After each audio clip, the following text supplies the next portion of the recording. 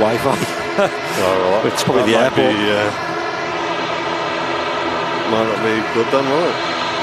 No. There you go, that's why. Whoa, look at that thing. Icy.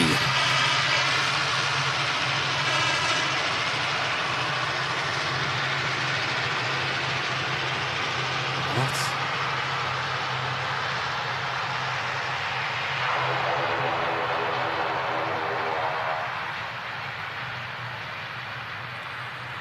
Are we live? Can we get a 5-5 in the chat from any mod who's watching?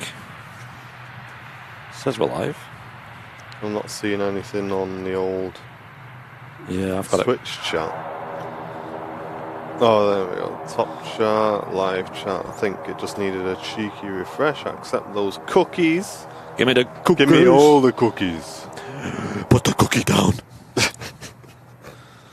Welcome everyone to the midweek madness show. Yeah, that last 20 seconds, ladies and gents, is what me and Andy are like off camera all the time. Put the cookie down. Anyone know that reference? We've been chilling. If you want to have a look at how cold it is today, can you see all the ice, all the snow? Looks very nice, actually. The ice is nice. There's you guys. Say hello to each other. Can you see that? Yep. So an FYI, we're still without a piece of hardware that kind of lets us do scene switching and have the clock on the screen and things. So just an FYI, if you're wondering where that's gone, it's just out for repair at the moment. It failed on us mid-show. Classic. My name is Andy, and we got Martin up on the camera to start the show. Hello. You okay? And I actually... It's a really nice morning, I think, because the sun's out. There's like frost on the grass. It's not. It is cold. I mean, the Metar says it's -3 degrees Celsius here in Manchester. It doesn't feel it though. I'd say it's about 0. Yeah, it feels more closer to that. Yeah, but overall, it doesn't feel cold because, the sun's out, which makes a big difference. So we're making the most of it. See if I can do things to make that sound louder. Bit of audio magic, I think. Yeah, that's the one. Okay. Oh, ripped. What? At certain points over there, I'm sorry guys, I cannot see that plane. Right. I've got, I'll show you. I'm hopefully not too close to the old camera here. But I've got these polarizing glasses on because the sun is right in front of us here. Yeah, it's like... And when the sun hits me glasses, I cannot see anything on the screen. Anything at all. Yeah, welcome back, everyone, to the midweek show. This is my first midweek show for a while, actually. I had like 2 weeks of not being on here. So welcome back, everyone. Let's see them VIP wave emotes in the chat as well. The good thing is, as well, they'll be on runway 1 within the next sort of 20 minutes. So yeah, we don't have to worry about. Oh, is that the? Oh, what have we got there? Oh, nice start. Look at it in the sun as well. Looks glorious. I don't think I've ever seen that in the sun before, that livery. No. Look how bright the blue shines. And can we get a bing, bing bong? In fact, a jingly bing bong for Paul Usher, signing up to first class. Welcome, Paul. Thank you for the VIP sign up, and thank you for your upgrade to first class as well, dude. Even the bing bongs sound like Christmas. Yeah, we're all going all out. I think shout out to John Fezzer for the jingly bing bong hype. Yes, he's had that on his show the other day, didn't he? It was a good show, that, yeah. The jingly bing bongs and the festivities were high. The banter was high, as usual, on the Monday evening show, 6 p.m. We're live in the flight sim with John Fezzer. Big welcome to everyone tuning in on Twitch. Matt A380, Mr. Matt Smith checking in on things in there. Gabs, hope you're doing well. Viva, nice to see you. G-Power, Provon and Cool Borders as well. Hope you are doing well. when it worked. Yeah, he did a few issues getting the jingly bing bong to work. Oh, did he? I think probably a lot of that is down to the wonky file format you're using, John. Well, I'm not surprised because John sent me the audio file, and I went to put it in the mixer, and it just wouldn't even recognise it. And then I thought, what's going on here? So I'm thinking, no, it's an MP3 or a WAV or whatever. I look at it, it's .ogg. Ah, yes. I'm like, no wonder it ain't working. Hey, that's an OG format, isn't it? It is an OG quite format. literally. The A350 landing video was awesome, by the way. The A350 landing video. Which one was that, Adrian? Was it a short that we uploaded? Who's seen the 4K plane spotting video we uploaded yesterday as well? I thought that was really good. I actually... so, I had a bit of a gripe with the weather because, as usual... yesterday morning, I woke up super early, like 5, and I was like, you know what? Instead of just lying in bed for the next few hours, I'm actually going to go do something kind of productive. So I floated down to the airport. I was there for about 7 to catch the sunrise. And the weather, the thing that motivated me to go was the weather said it was going to be sunshine for the first, 2 hours, up until about 10 a.m. So I was so hyped. I was like, yes, let's get down. Let's catch the sunrise at 8. You know, we'll catch amazing golden hour departures, 05. And I got down. It was completely overcast. And the forecast only happened an hour before the actual, time. So I was like, really? And then as soon as it hit 8 o'clock, the weather changed to say it was overcast. I was like, yeah, thanks for the update there. Yeah, it's usually like that. With Manchester weather, I mean, it's one of those where you just can't predict anymore. We've tried countless times we tried different weather sources, different companies, different providers, and the funny thing is at Manchester is they all seem to say the exact opposite of each other. Why don't you show the chat the little thing to you? Yeah, so we've turned up this morning. It looks like the Aviation Society have made a modification. Whoa. Look at this. Ooh. Oh, it stopped spinning as well, which means there's literally no wind today. Look at that. Anyone know what that is? See if anyone in the chat knows what that is for. And what's this, guys? That is called fake news. Fake news. I'd love to see what the meter says. Hey, what you need to do is Storm Eunice. You just go like that, and then you go windy arrivals at Manchester.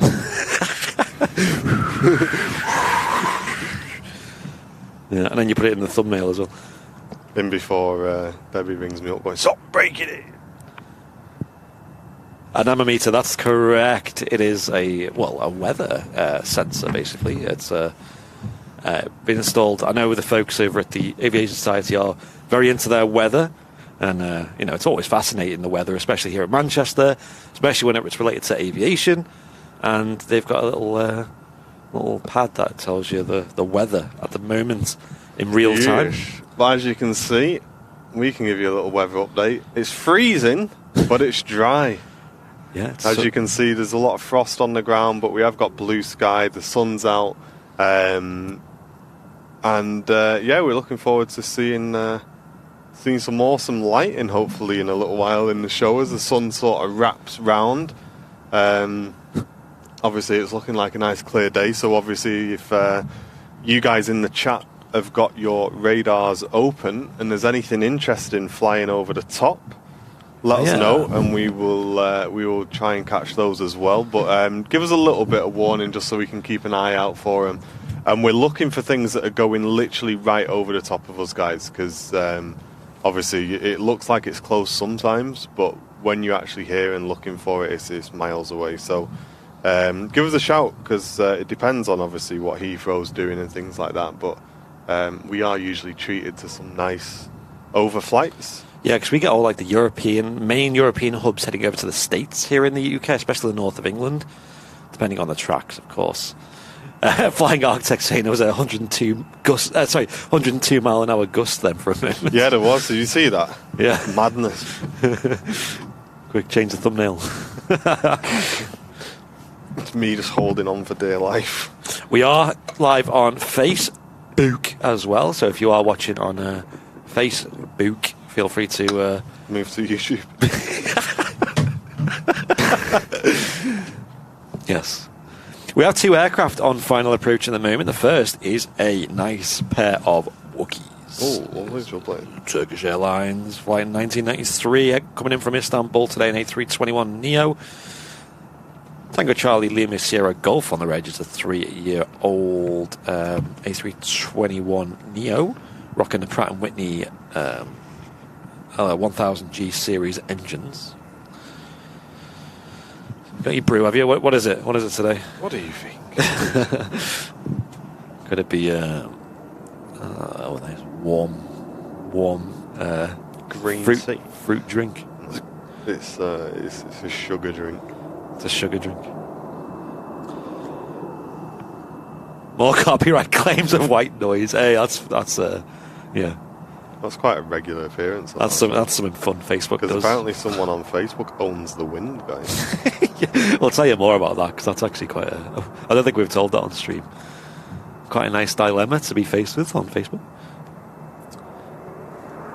Let's turn the sound up a bit out there as well.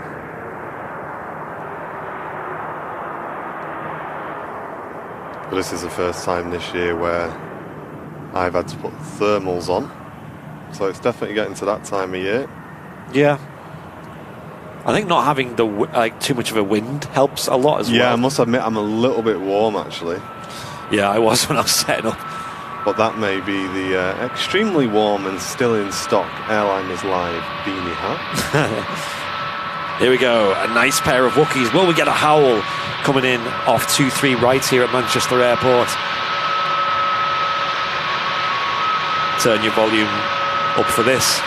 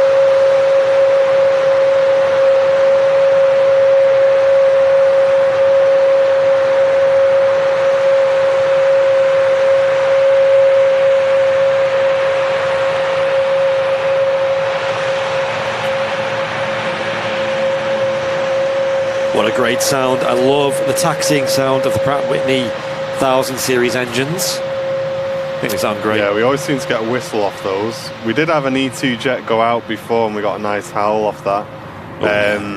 You also got an awesome E2 departure, didn't you, as well? Oh, yes. Go and have a look at the 4K plane spotting video, most recent one on our YouTube to find that out. Yeah, after today's show, of course. And look, we've got a Sky Team Special A320 coming in from Paris, Charles de Gaulle.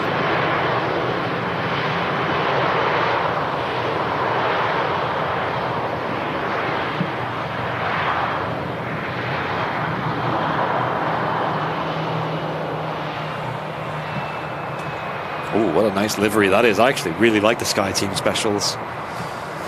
Matt A350 saying that that 4K vid was gorgeous, guys. I'll be transferring to YouTube for the 4K streaming. It's a shame I can't take my 6 to 7 month tower with me on Twitch. That is a shame. Yeah, we do wish we could kind of gift people towers and things like that because that would make our life a lot easier. But I mean, for memberships and stuff, obviously Twitch is fantastic, but the channel is based on YouTube, and a lot of our behind the scenes stuff goes out on YouTube, so it is best to be supporting us on YouTube. And I'll be honest, we find Twitch to really not sort of be the main place where people choose to support us on. Yep. It's very odd. There's a lot of streamers who get a huge amount of support on Twitch, but we've kind of never found that.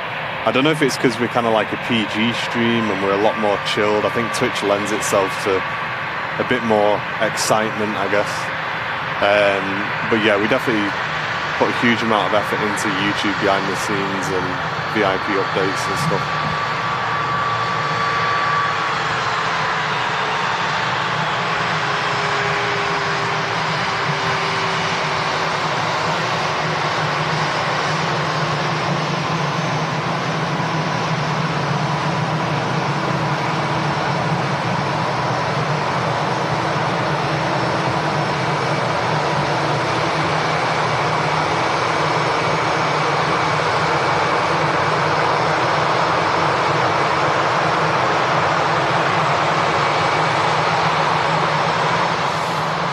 Beautiful start to today's show, catching a special livery right off the bat. This particular aircraft is only 5 years old. It's not too old for a shuttle. I noticed the shuttle aircraft can often be quite dated. Got a bit of support to catch up on. First of all, we got Carwyn Davies with the $2 New Zealand dollars. Thank you very much, Carwyn.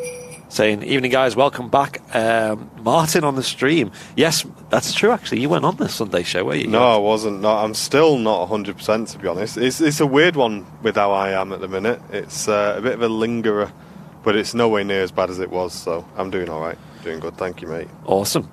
And Terry Edwards with a £1.79 super chat. Hey, thank you very much, mate. Towards a hot beverage. Stay warm, guys. Well, I appreciate that, and certainly will get something warm after this. It will be needed. And, I'd say I've been hyped for the winter, and today is one of the more fun days, I think, because, there's no rain, there's no real wind. We can just chill with the chat, the sun's out. It's good vibes at our favourite airport in the world, of course, on the midweek show. Tracy Carling with a 9 months of premium economy as well. Thank you very much. Welcome back. And Ronnie Middlehurst with a 6 months of cruise seats. Best channel, best mods, best community. What more could we ask for, saying Ronnie? Cheers, mate. Thank you, Ronnie. I really appreciate that. And then Loopy with a 16 months of premium economy, saying this is still wrong. I'm guessing that's a reference to something I was talking about earlier. Eddie Harrison with a 2 months of business class. Say morning, guys. Wrapping prezzies while watching you in the kitchen. Men can multitask. Hope Martin is feeling better. Yes, thank you, mate. Hope you're doing well. It's early to wrap presents, isn't it? I guess it gets it out the way. Oh, me and Jen are having a nightmare this year. We just don't know. Neither of us know what we want. And it's kind of like, do we just not bother and just go and book a weekend away or something, Yeah. But then... you can always do like an experience. Yeah, we kind of feel like for us, though, we like getting up in the morning, having a brew, having a bacon sandwich or whatever, and just like unwrapping presents and things. So it's kind of like, do you just get things for the sake of it, or do you just, like you say, book a weekend away or something? Yeah, because at the end of with presents, it can get a bit awkward, because sometimes you end up just buying presents just for like almost the guilt, like you don't want to let someone down, and maybe they're buying you presents, and it can get a bit awkward because you end up buying things that they might not even use or want. Like when you've got I'll always take socks and things that keep me warm. If someone wants to buy me some thermals, that'd be very appreciated. But I think when you get to certainly adult age, you kind of it's things that you have utility to them that are more useful. Like a new spatula or something. Spatula. And you don't just write that down. Your Christmas present. Honestly, because day to day, things break and you need new things like frying pans or maybe tools, and they make your life a lot easier. I remember my dad bought me a drill the other Christmas, and it was it's been the most useful thing ever. It's just it sounds so manly and boring, a drill, and it wasn't even like a fancy drill. I think it was just Aldi middle aisle. I'm on to you, Dad. Malky Stoddart with 8 months of cruise seats. Welcome back, dude. Roger, whiz bang and chocks away. Great to be part of the awesome community. Pass me a pie. Yes, Malky. You're in the right place for that. Thank you very much, mate. Cheers for the support. It is super appreciated on the channel. It keeps the channel going.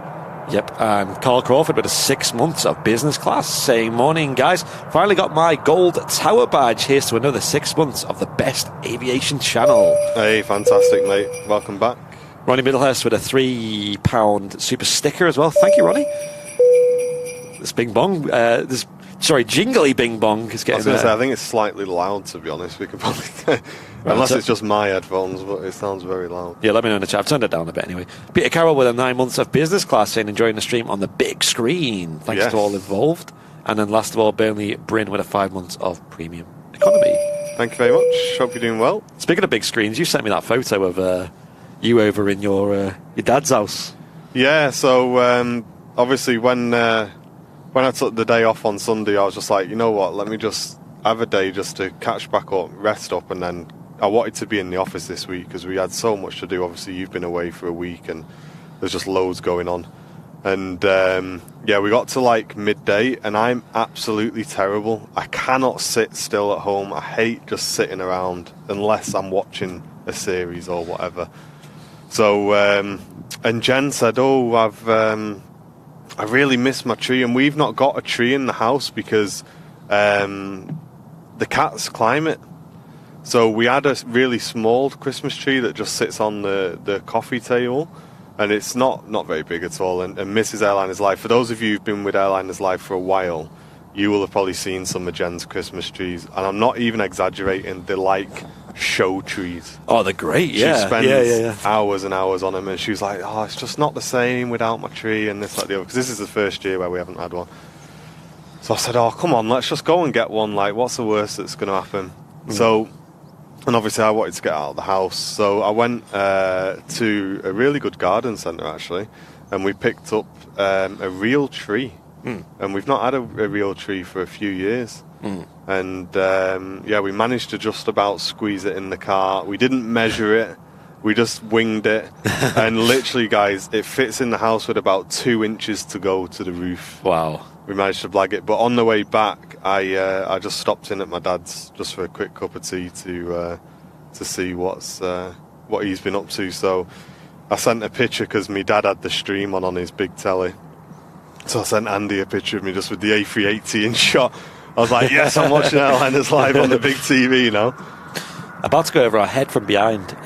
Melissa just pointing out that there's a United Airlines Flight 5 from Houston Intercontinental, should I say, to London Heathrow. So that's going to fly over us. Literally, it's flying over us now pretty much. But here on the ground at Manchester, we've got this Jet2 A321 HLYB on the reg, heading off to Tenerife South Airport.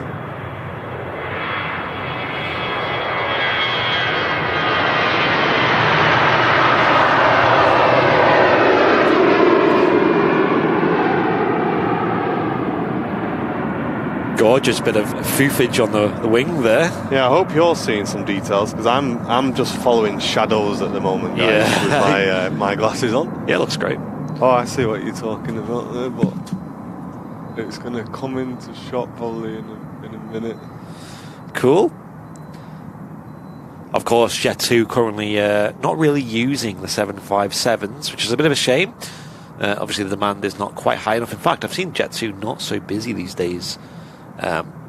Obviously Jet2 primarily like summer holiday style destinations, and they are still flying to the likes of Tenerife South, but also the likes of Turkey as well. Possible de-icing fluid on the wings, yeah, possibly Sam. Although I think a big part of that is just the condensation as the pressure changes over the wings. It's very noticeable. That's United Airlines flight heading off to London Heathrow.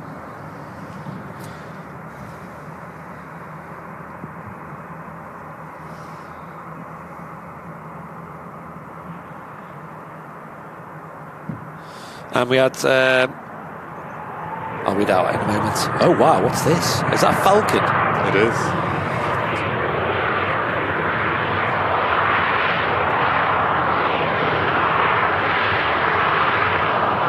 Gorgeous plane. It's a Falcon 7X. I'm not sure where this has come from.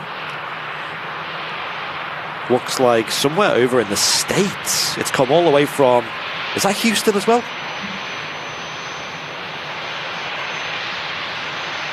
Yeah, Houston Airport, not the Intercontinental one. William P. Hobby Airport. Wow, it's come a long way.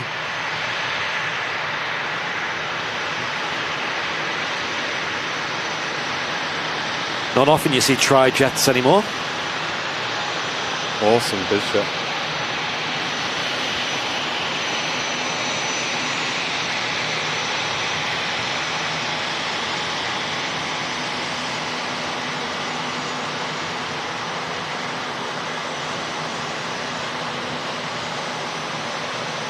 It's Noel Phillips. Yeah. Wouldn't surprise me.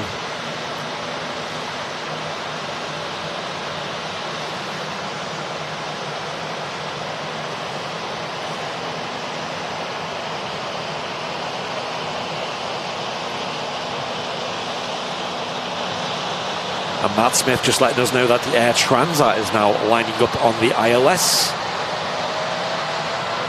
And for those of you wondering, you can tell it's an American aircraft with the reg starting with the letter N. Signifies it being American registered. Indeed. Hence the UK aircraft starting with the G as well. And you can kind of look up the rest, but yeah, every country has its own starting letter. So that kind of gives you, not necessarily always, but most of the time, a rough indication of where the aircraft's come from. Obviously where the aircraft's based, but that may not always be the case. Obviously it may just be moving around the world, but you can have a good guess. And Mark Oxley signing up for a Twitch Prime as well. Thank you very much, Mark. And is it Circa Critica? I can't remember how you pronounce this one. CRTKA. I know you say it quite well. I usually say Circa, but... Circa, that's probably it, yeah. With the Tier 1 for 11 months, almost to the 12-month mark. Welcome back, dude. Thank you for the continued support. And Semrab Cram with a £2 super chat with no message as well. Thank you.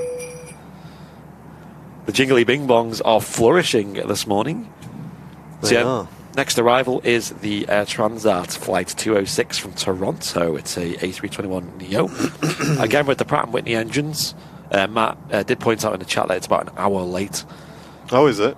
Yeah, and it's only a 2-year-old aircraft, so pretty new. And you've seen taxiing out the Ryanair as well on the ground. Flight 1175 heading off to Porto, which is an 18-year-old Ryanair 737. Yeah, while you were away, there was a particular show, I think it may have been the midweek show as well, where we just seemed to have Ryanair aircraft coming in that were a lot older than what I usually see. So 18 years, 17 years. Yeah. So I'm going to quickly jump on to planespotters.net. And Ryanair. And that tells you the average fleet age. Let's have a look. So the average fleet age of a Ryanair aircraft is 11.7 years old. So, I mean, I see quite a few fairly new ones, especially the Maxes, of course. But I feel like here at Manchester, there's like a bias towards the older aircraft. I wonder if like we kind of just get the older planes. Maybe. In shot there is the Air France Flight 66 heading from Paris Charles de Gaulle on the 11-hour flight over to LAX. Wow. Big shout out to our friends in LA Flights, Peter and Joshua. Good friends of the channel. They really are. Great guys as well. What's next to this Air France then? Because I can't get it, 'cause it's right above it, but to its left there's... So that will be Emirates Flight 161, a 777, heading from Dubai to Dublin. I may adjust this handle on the tripod today, because I think we're going to be getting quite a lot of overflight stuff. From dub to dub. From lub to dub. Thanks for everyone tuning in today. Hope you're doing well. Hope you're having a good week so far. And the aircraft currently taxiing out, I can't remember which one it is, but one of them don't appear on the radar on the ground. Is another Jet2 A321. But lining up is the Ryanair flight 1175 to Porto. Yeah, he's going to have to be quick, because this Air Transat's not too far behind. There it is. We'll stick with the Transat, I think. And also just completing its pushback at Terminal 2 here at Manchester, Virgin Flight 75, Airbus A330-300 heading off to Orlando. GV WAG. Martin just picking out of the sky the beautiful Air Transat A321 Neo. A nice pair of Wookiees on board this.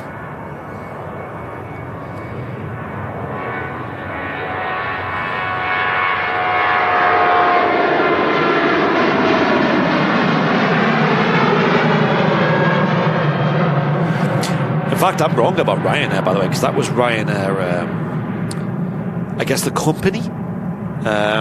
Whereas Ryanair Holding Group, which obviously the group that own all of the individual Ryanairs, such as Ryanair UK, Malta Air, Lauda, Buzz, their fleet age is actually younger. It's only 9.4 years old. And that has 519 aircraft in the fleet. Wow. Whew. Absolute greaser.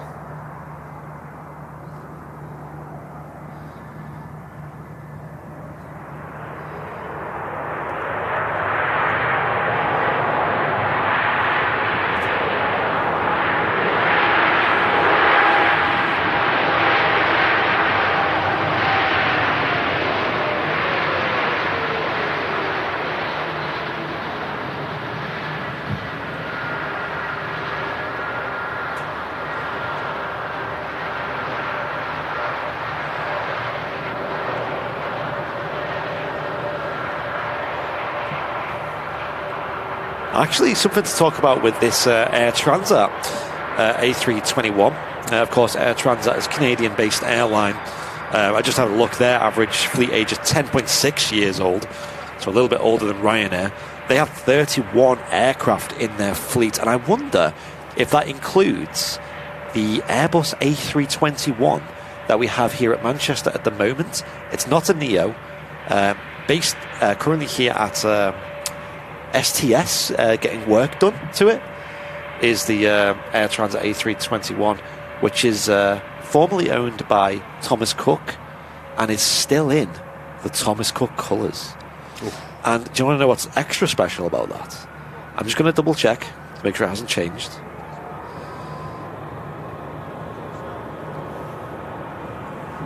Yeah, extra special about that is its departure from Manchester Airport is scheduled today at 2 p.m. Ooh. So we might actually see a Thomas Cook aircraft. Well, in the Thomas Cook scheme on today's show. What a throwback that'd be.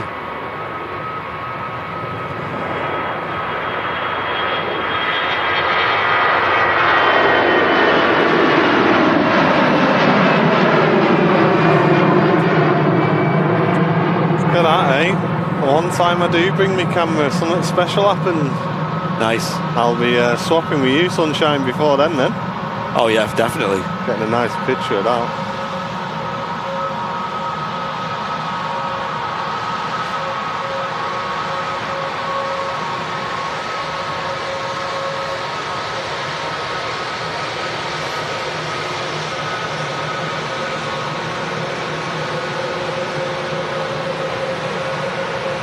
Just shy of 3,000 nautical miles, the journey from Toronto to Manchester.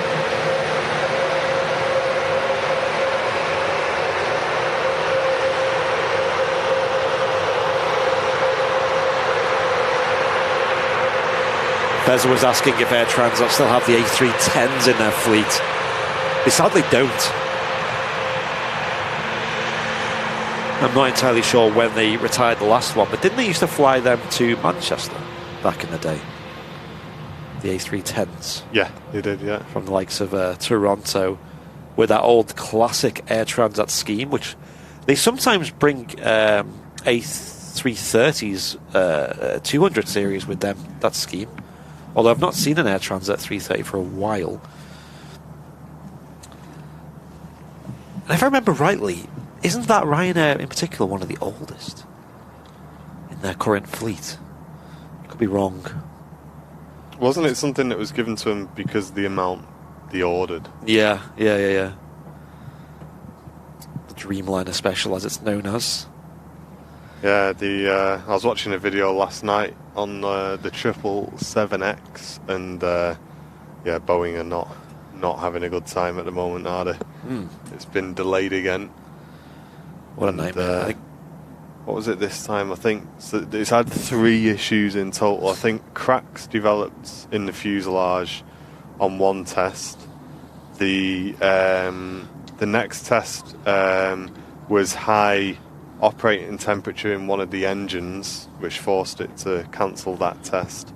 And then, which is probably maybe one of the most worrying, is it also had a involuntary pitch issue during flight, again, which signifies potentially some of the max issues have transitioned across to the 777 line, which obviously Boeing are going to want to fix pretty quickly.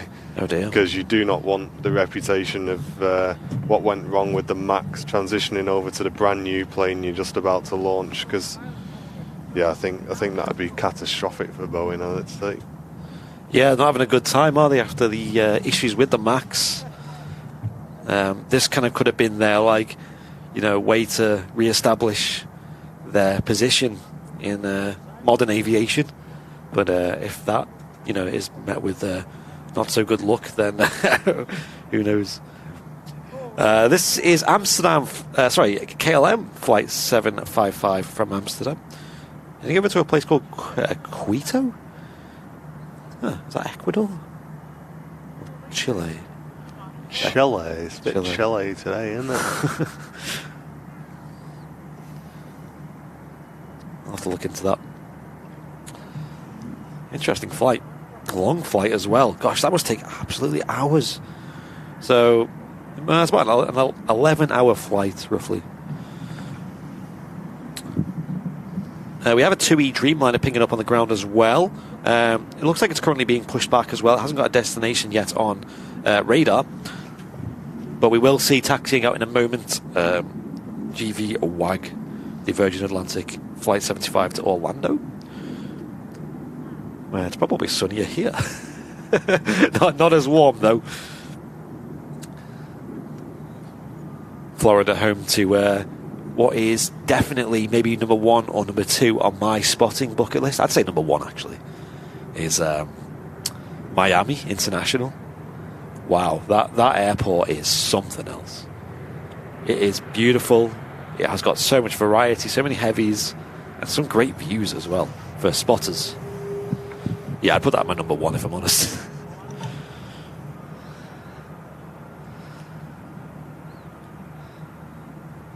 Here we go, Virgin Atlantic A330-300. Let's make some camera adjustments. Stand by. Love seeing Virgin Atlantic here on the streams. Their fleet age is actually quite young, 6.7 average. They have got 38 aircraft currently in total, with 1 on order as well. I believe that 1 will be the Airbus A330 900 series, which is a Neo.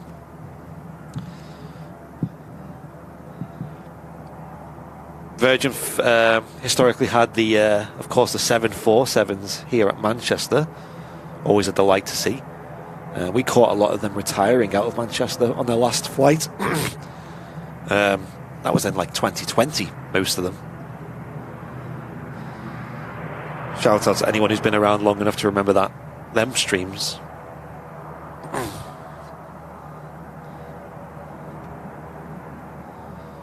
Virgin have got 10 A330-300s in total. They used to have A330-200s as well. Not long ago they retired them. Ooh, the third of the Jet2 A321s making an appearance, but this one's not flying anywhere by the looks of it. Looks like it's getting plonked into the engine test bay this morning. So might hear a bit of testing going on in the background. It's always nice to see. It's extra nice when you see the 7.5s getting loaded in there. You know you're in for a treat. Going to take them engines in for a few spin cycles. High lift, that one. Going into the bay. Yeah, the oldest of the Jet2 A321s in terms of how long they've had them. Liff, the original celebrity. We are waiting on Jet2 to start receiving their new orders. I believe they've been pushed back slightly, but we are going to start seeing them with them mainly being based at Manchester and Birmingham. That's amazing. Going to be pretty lucky to catch quite a few of those. I wonder what livery they'll be in. I'd assume most of them will be in the holidays. I would assume the holidays as well. It would be nice to see some in the .com scheme though. That'd be 10 out of 10. Or maybe even a Channel Express retro scheme with the snooker table green that they had. Yeah. And we've also got a Loganair ATR taxiing out as well. You can see the props spinning over by the Virgin. That's heading off to the Isle of Man, which is actually Manchester's shortest route.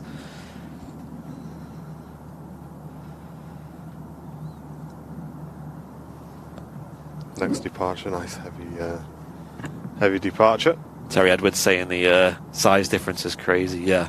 And Graham Russell just saying he's just ordered the 2023 calendar. Yes, only a couple of those left now, guys. Yeah, not many. Let me have a look how many, folks, because we're at the end of the stock levels now.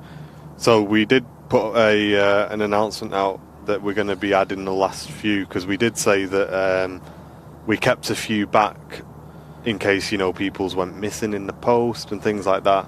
But it's been about 3 weeks and we've not had any reports of that, so we put the last up yesterday. We also put the last of our notebooks up as well, folks, and there was only 8 on the website, and I know we've sold 3 or 4 already, so if you missed out on notebooks, the last 4 or 5 or 3 or 4 are literally on the website now if you want to get one. And they're in stock and they will be with you in time for Christmas, unless Royal Mail spices us. But there you go. They are in stock and available. And don't forget your Christmas decorations as well. Get those last minute decorations for the tree. We have pilot baubles. We have Airlines Live logo baubles, both felt, and nice little designs to go on the old tree. Yeah, they're great. 9 calendars and 5 notebooks, my dad says, with the update. Cool. Here we go. Great sound from the Virgin 330 blasting off to Orlando.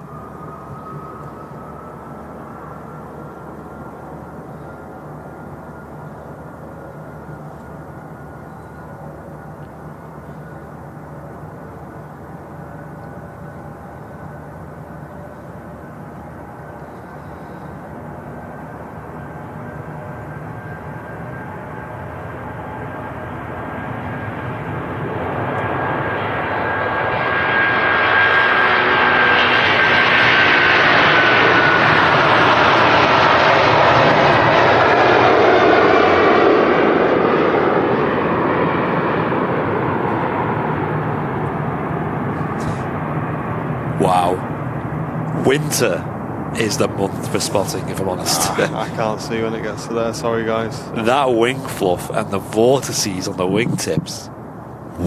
Whoa. Switch, can you give that a clip? Thank you. Yeah, it's at that exact point there where my head is like horizontal to the sun and the screen. So it's like everything just goes black. And speaking of Twitch, Pan Am. Literally Pan Am. Signing up for a Twitch Prime for 2 months. Thank you very much, dude. Really appreciate that. Have a jingly bing bong. Yes, if you want to get your own jingly bing bong, guys, you can support the channel by becoming a VIP, by clicking the dollar symbol, then clicking memberships or join. And if you're watching on Twitch, don't forget to check those Twitch Primes as well, because you can get a free membership. Or you can gift some subs on Twitch by the usual methods and help us hit our sub goal as well. And the same with you guys on YouTube. You guys know what to do if you want to support the channel. Yes, Seki saying, technical term, just a nice amount of wing fluff. And DJ Angel Writer saying, good morning from Detroit, Michigan, USA. That was pretty cool. Thank you very much. How cold is it over there? Because I know it gets pretty chilly over in Detroit, right? George. Go on, yeah. Yeah, George saying, what does Neo mean? It's a new engine option, so it's like the newer range of engines on the Airbus aircraft. So the A320 and A330 family have them as an option.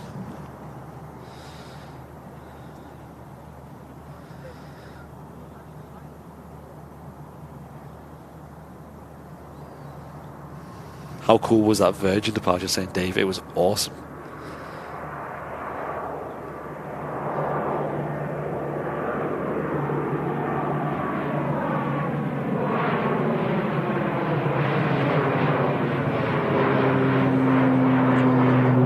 Great shot of the Loganair ATR 72 heading off to the Isle of Man. Terry Edwards saying he's just booked his Riyadh tickets for next year. Oh, nice, dude. Oh, jealous. I hope you have a great time. I might make my way over to that, but I quite like the ones here in the northwest, like Southport and Reeling things. That's enough for my air show fix. Although for me, I think one I definitely want to try and attend in 2024 would be Farnborough, the Farnborough Air Show, because that looked like a lot of fun, and even had a 777X demo at that this year, didn't they? Yeah. Look at here, we're looking at a United Airlines flight 908 heading from Amsterdam to Chicago. It's a 777-200. And it's going to be arriving in Chicago in about 7.5 hours from now. Loads of overflights today. Loads. And there should also be up there somewhere. Maybe you can't see it, maybe you can. I can't really see it. The Air France that Matt put in. Yeah, Air France. I was looking, I couldn't see it. Okay, yes. It's a bit lower. Yes, I can. Air France, flight 84. Heading to San Francisco, also flying over. These are the kind of overflights we always get, but here at Manchester, let's say 9 out of 10 days these days it's overcast. So, or overcast, raining, or the likes. Yeah, there's no chance of getting that, guys, today, I'm afraid. It's just not. It's not leaving any sort of. It's not leaving anything behind. That one. Mrs. Airline is live saying that she's off to ski. Enjoy the rest of your day, guys. Yeah, no worries. Yeah, I'm on camera today, gents. I've not really been paying attention, but hope you're doing all right. Yeah, it is. Oh, it's pretty. DJ Angel Writer saying it's pretty chilly. It's going to be about 1 degree Celsius today. Wow, that is chilly. I think that's much colder than here. Although at the moment it's probably not much different. I think it will warm up here, especially with the existence of the sun. And look what we have. A TUI Dreamliner taxiing out, heading off to Puerto Vallarta. Stumpy little 787-8 Dreamliner. Angel of the Sky, the name on the side of this 9-year-old aircraft. Oof, that looks beautiful.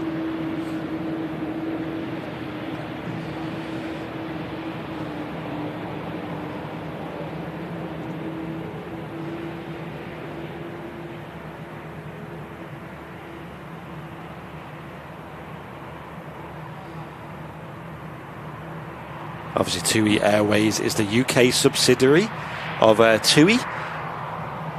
This particular aircraft is a British registered, owned by TUI Airways. TUI also have a lot of other airlines in their group, such as TUI Fly Nordic, TUI Fly Airlines Netherlands, TUI Fly Airlines Belgium. They also own Corsair as well. I didn't know that last one. Is this Finnair off to Helsinki? Yeah, what was it? I missed that stream. No, Jen just misread. She was trying to read really quick, and she was like, yeah, it's going to Helsinki, and then she instantly realised what she just said. So there's another one to add to the list. Yeah, but blurry plops in Helsinki. There's always blurry plops in Helsinki. Yes, this is indeed the A319 off to Helsinki.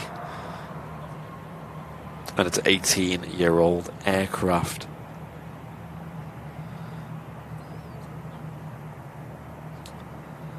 Yeah, like when I flew, I know with the shuttle service with British Airways here at Manchester, they quite often use the 321 and the 320 Neos, which are really nice, usually very modern aircraft. You either got them or you've got the rather dated A319s and 20s. Both journeys I flew going to Heathrow last week, there and back, were both the older type. And yes, they definitely were showing their age. Yeah. In fact, the aircraft we flew out on to London Heathrow was about an hour late, which was worrying because we had a connecting flight to catch with not much time between. And the reason for it being late was we were stuck on stand. It was really warm on board because the aircon wasn't working. And the reason for that was the aircraft's APU wasn't working at all. So they had to air start the aircraft, which means getting a unit over to basically force air into the aircraft to start the engines.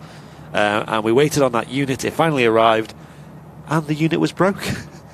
Oh no! So another one had to get found at the airport here, and then that was starting another aircraft, or it was in use, and we had to wait for that to come over. They plugged that in. They finally started the engine, and I've never seen a BA shuttle taxi so fast. Just straight out, no waiting around. Just yeet over to runway 2 and straight out. And we ended up being about an hour late on destination. So we had about an hour and a half to get through everything, which was enough time in the end. Wasn't too much of a worry.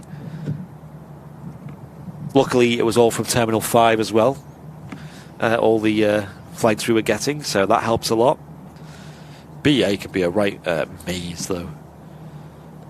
We literally had to get a, the little metro, the little train they have, from the main Terminal 5 out to, is it the B stands, I think? Mate, it's mad how that airport is that big that it needs its own train. Oh, it's mental, to isn't move it? people around. Yeah.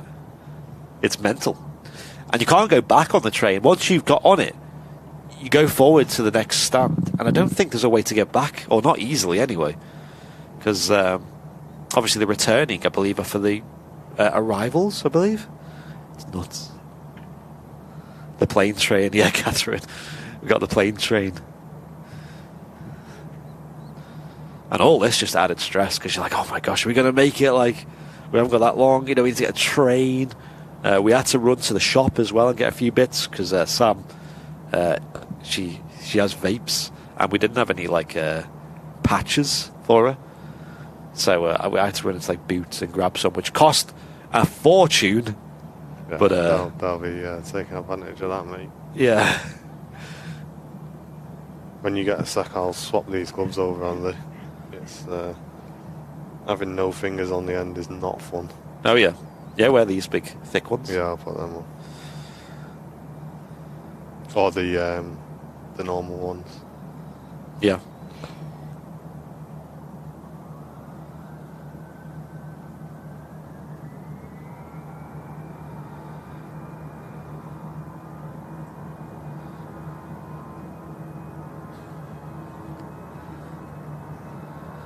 Here we go, Finnair A319 heading off to Helsinki next out.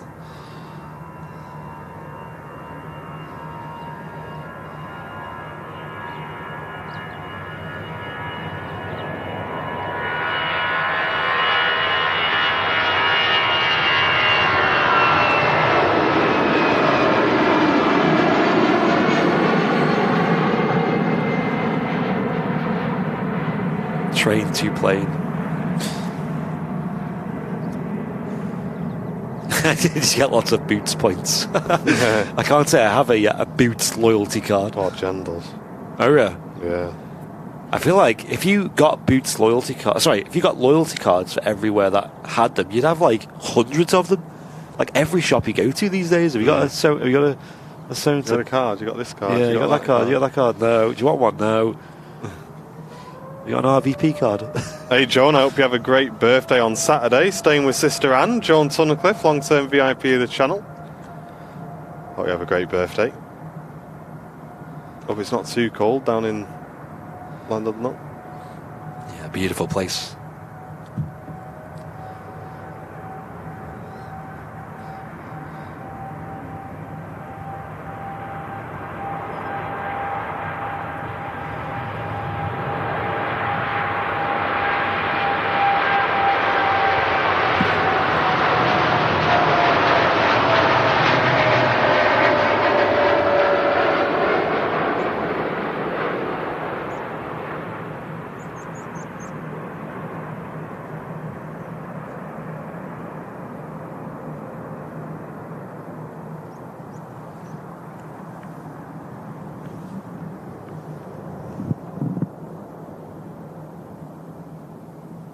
The amount of wing fluff you're getting today is crazy. Mad, isn't it? These two Dreamliners really, the wide bodies in general, really putting on a show for us. Next in, we got an EasyJet flight coming in from Paris Charles de Gaulle. It's an A320neo. EasyJet flight 21926. And this is a nice, fairly new aircraft, 3 years old.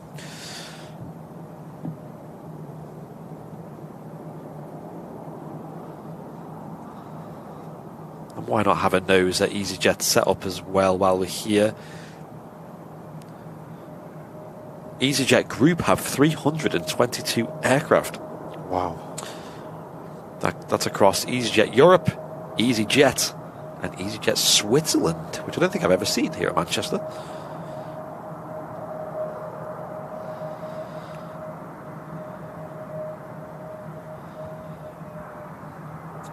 Of course, this is an EasyJet UK aircraft. They have 161 planes, 10 of which are A321s. Which again, I don't think I've ever seen. No, I've still not got to photograph a 21 EasyJet. No, I think I've come in a few times though. Yeah, and they've been to Liverpool as well.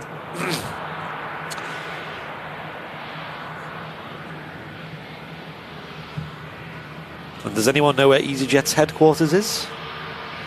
Where their home base is? It's not here at Manchester, believe it or not.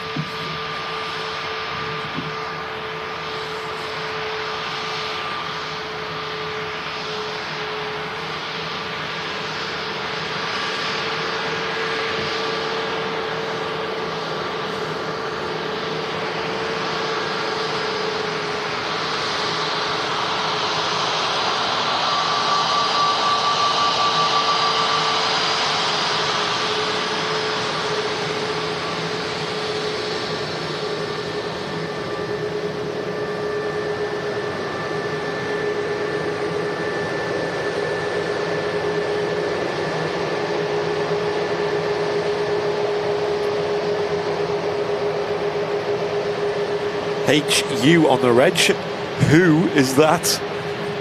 And yes, Fez is right. It is indeed Sunderland. No, it's not. It's it's Luton. Is their home base here in the UK.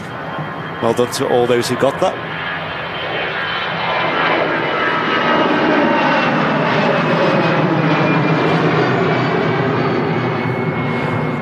Where's the special guest? Maybe on later we might have a fairly frequent special guest, should I say? Later on the show, maybe for the last hour. But they said they'd see. This is Andy Comms 101. I'm gonna get a T-shirt that just says Andy Comms because so far this week it's been he's on today. John put an announcement saying he's on today. Then I got told yesterday he's not on today, and now he might be on today. But yeah, he said hashtag Andy Comms in the chat, guys. He said he might be on if we're lucky. Something came up basically. Yeah. Where's the emote? Yeah. We need an Andy Comms emote. Let's do it. Keeping you all on edge. If you are enjoying the show today, guys, and you can afford to help us out a little bit, help us cover the cost of these live shows, and you're watching on YouTube, if you hit the dollar symbol, then click Super Chat to send in even a small donation. It all adds up. It does help the channel. There are a lot of our competitors these days, and I'd say probably most of them now, are starting to charge for shows, hide shows behind paywalls, make VIPs only shows and things like that. That's not something we ever will do on Airliners Live, but that does mean we do rely totally on you guys just supporting the channel just because you're enjoying it, not because you're missing out on content. And speaking of support, Dan Arthur signing up to 12 months of business class. Thank you very much, Dan. Glad you're enjoying it, mate. Means he's finally got his red tail badge, and he said he's buzzing over it. You guys are amazing. Your hard working is unmatched, and it shows, he says. Thank you very much, mate. I'm glad you're enjoying the channel. Thank you, Dan. Yeah, it is odd. I'd say a lot of channels now are realising that it's very difficult to sort of cover costs without hiding things behind paywalls. I mean, we've managed very well for the last 5 years to not do that. Yeah. And it's not something we ever plan to do either. It's hard live streaming. It's not easy at all. But yeah, we do rely on your guys' support. So if you can support us in any way possible, and don't be worrying, because there are people who say, oh, it's only a £2 donation and this, that, the other. Listen, as we say every week, if all of you put a £2 donation in, it would add up very, very quickly, guys. So do not worry about that at all, and it all goes towards keeping our shows free of charge, as they always will be here on Airliners Live. Yeah, this EasyJet's not on my radar. Aha, there it is. Heading off to Hurghada is the A320 Neo. This one's 4 years old.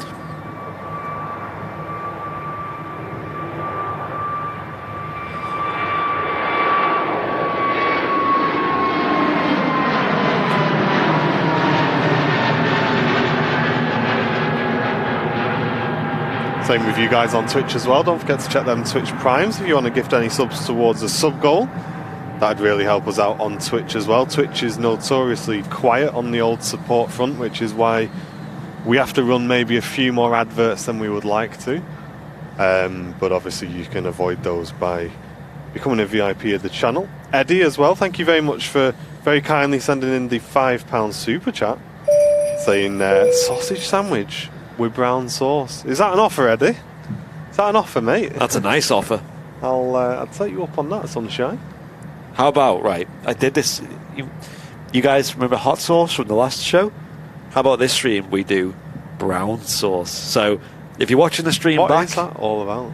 Well, if you're watching the stream back on like pre-recorded, so not live, and you've made it this far, leave a comment and make sure you include the term brown sauce. Maybe be a bit creative with it, and we'll see how many people comment that. Because I just said hot sauce last time. Oh, right. And leave a comment with hot sauce in it. And there was a fair few people, because I'm always curious how many people watch these shows back, and we'll see how many people comment brown sauce. Nice, Eddie. Yeah, mate, Eddie's on a sausage sandwich. I got one from the cafe at the office yesterday. Oh yeah, it was good. You were buzzing with that, weren't you? They're not bad there, you know. Your Scooby snacks. Mate, it was a proper Scooby snack.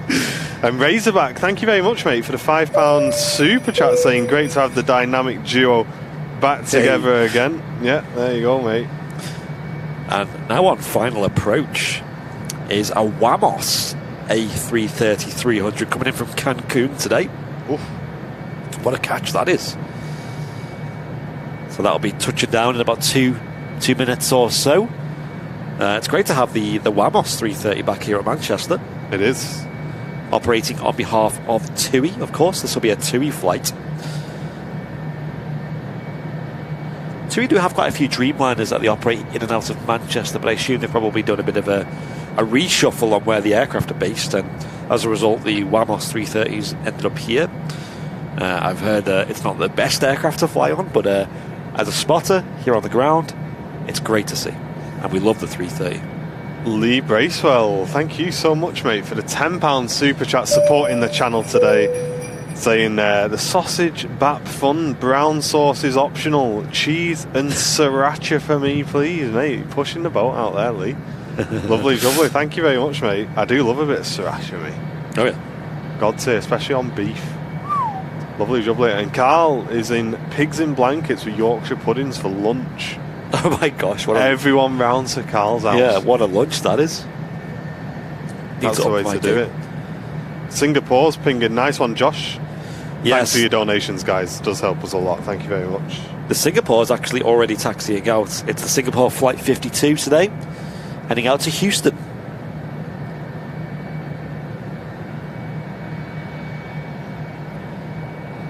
Yeah, I think Morrison's do a crazy expensive sandwich which I always avoid, but it's beef with sriracha mayo on it.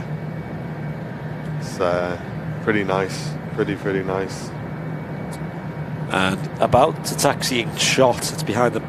Oh no, it's by the tower still. Yeah, I'm keeping my eye over that. Is the direction. We got the Lufthansa A320 heading off to Munich. Oh, we caught the duck as well while you were away, Andy. The duck? The duck. What's the duck? Duck. Oh, the bad timing. The Lou duck. The Lou duck. Lou the duck. Wamos should be visual now, maybe? Yeah, it is. Here we go. Look at that Pratt & Whitney's on show there from the Lufthansa A320neo. Heading back to Munich today. Look at that lighting. Oh my days. I'm going to be swapping with Andy very shortly because we're getting to photography heaven very, very nearly it. But massive thanks to those in the VIP lounge who commented on my wildlife pictures the other day. That's not something I usually post all over the place. It's just something I like to do as a bit of a hobby, really. Yeah. But because it's nice, you know, to have something that's kind of in the background that you just kind of do just to sort of time out a little bit and not sort of social media everything. But no, you guys in the VIP lounge are super kind about those pictures, even though I'd say they were, I don't know, I think they're pretty average, but you guys seem to really like them, so thanks for commenting on those, guys. If you want to see more of them in the VIP lounge, I don't mind posting them in there whenever. It's not somewhere where I go too often, but I do like the winter. Yeah, Jane saying, I bet I'll be on the Wamos when I go to Mexico next year. Jane, I think there'll be a high chance you'll be on the Dreamliner. But yeah, I guess the possibility's there. But yeah, you definitely want to be on the Dreamliner for that flight. Here it is, the Wamos A330. Isn't it? It's a 300 series as well.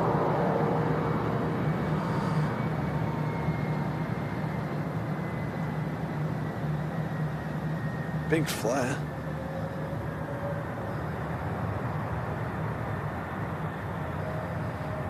There it goes.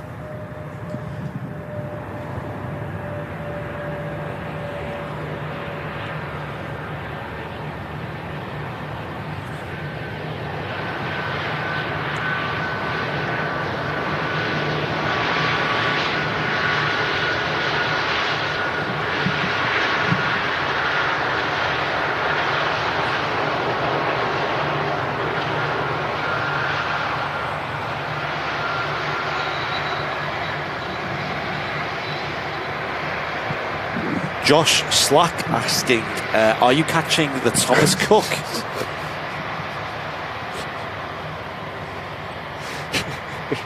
What is that? What is that picture? Is that the new Andy comes in mode? What's that even from?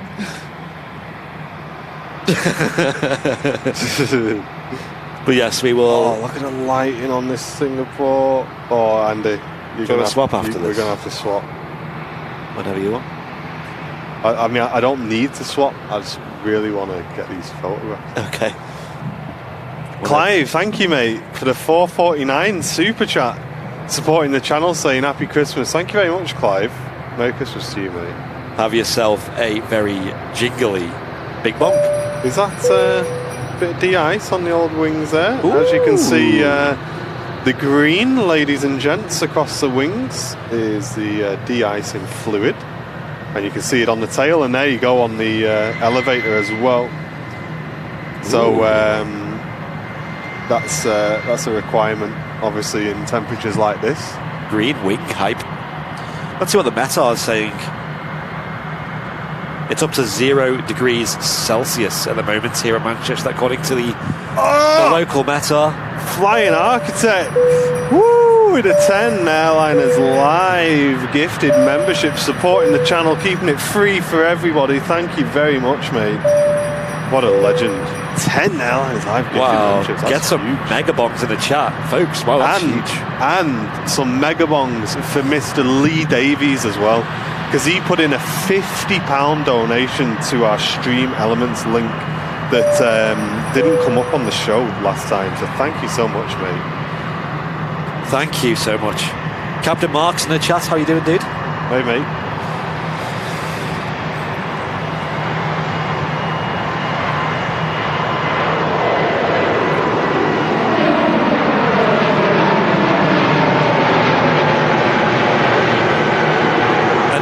T with a £1.79 super chat saying keep up the good work. Hey, thank you, Alan. Cheers, guys. All the support is super, super helpful. Thanks, everyone.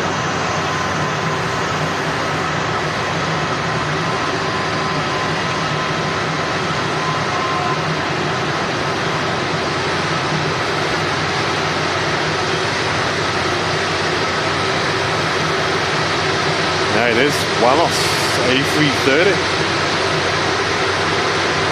Lovely.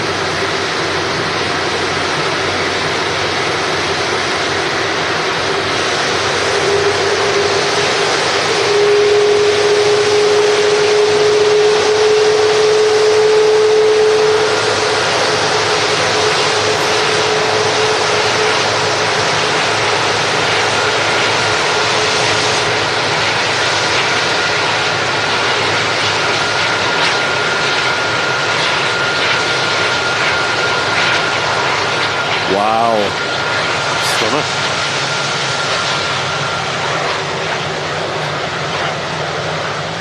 Yes, I'll get one last jingly bing bong for the Flying Architect for that huge 10 gifted memberships in the YouTube chat. Thank you, dude. If you just received one of those, guys, enjoy your 1 month's free membership. You get access to all of the channel emojis in the chat.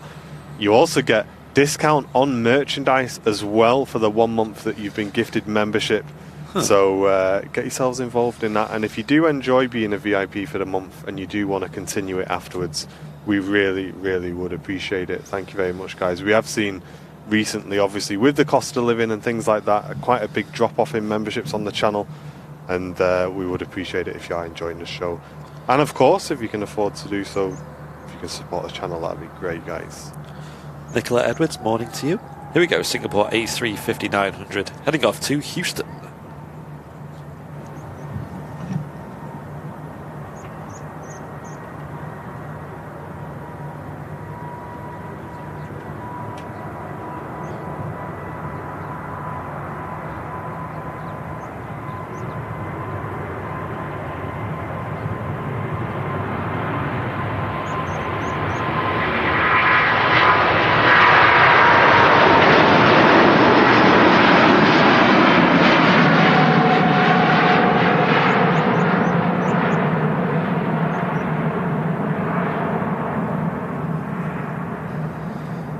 Chris saying I first saw Wamos with their 747s when they were doing the repatriation flights for Thomas Cook. Yes, I remember that. Yeah, I forgot Wamos with the 747s. I forgot about that completely.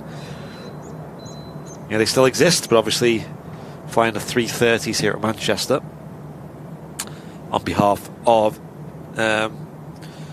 TUI. I think they actually did some flights as well for Jet2 over the summer as well, because they had the two air tanker 330-200s, but I think they also dabbled with the Wamos 330s as well. Matt Smith just pointing out that the next arrival is a British Airways shuttle service to Quebec, coming in from London Heathrow today. Heathrow. Sadly, we're not seeing the Gatwick shuttle anymore, and I believe a lot of that was down to BA stopping the Islamabad service from Gatwick. I think they're still flying it from Heathrow, which kind of made that shuttle service obsolete. Because I think that was the only real reason. I think there was others, but the only real significant reason why they were running that service.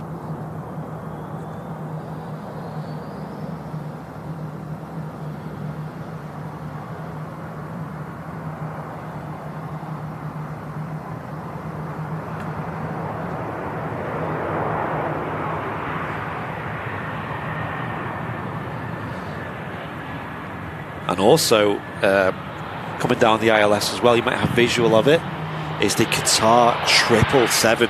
Yes, I'm just about seeing the lights on that one.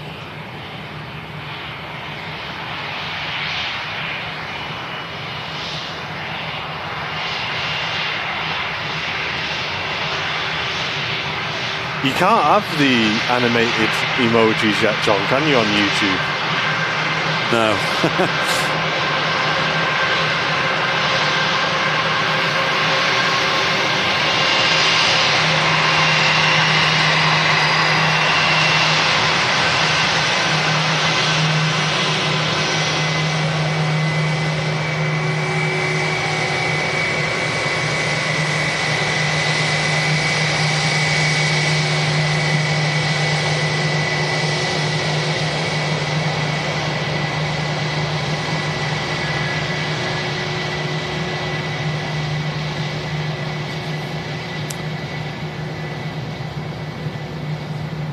classic Royal Mail sticker there on the rear of the aircraft. Of course, Royal Mail use BA aircraft to shuttle their parcels around the country, which makes a lot of sense. You can get a first class stamp from 376 pushing. Oh, nice. You can get a first class stamp from Land's End to John O'Groats, so it'll still take just 24 hours to deliver. So we'll get this triple in and then I'll jump off and get a nice sunshine shot of this 767. Never know how many opportunities you'll get of that. Right, Captain Mark, we'll see you soon, I guess. Enjoy your whatever you're doing. And yes, in view there is the Qatar triple coming in from Doha today. World Cup Central.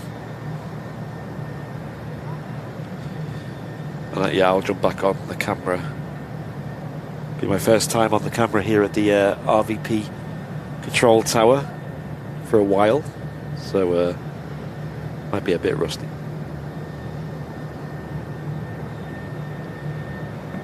Alvin Showtime 88, welcome to the Twitch chat. Welcome, dude. Hope you're doing well. We are awesome here. Bit chilly, but it's not too bad. It's a bit early to say it's coming home, isn't it? Well too early, guys. Well, this plane's coming home to our home.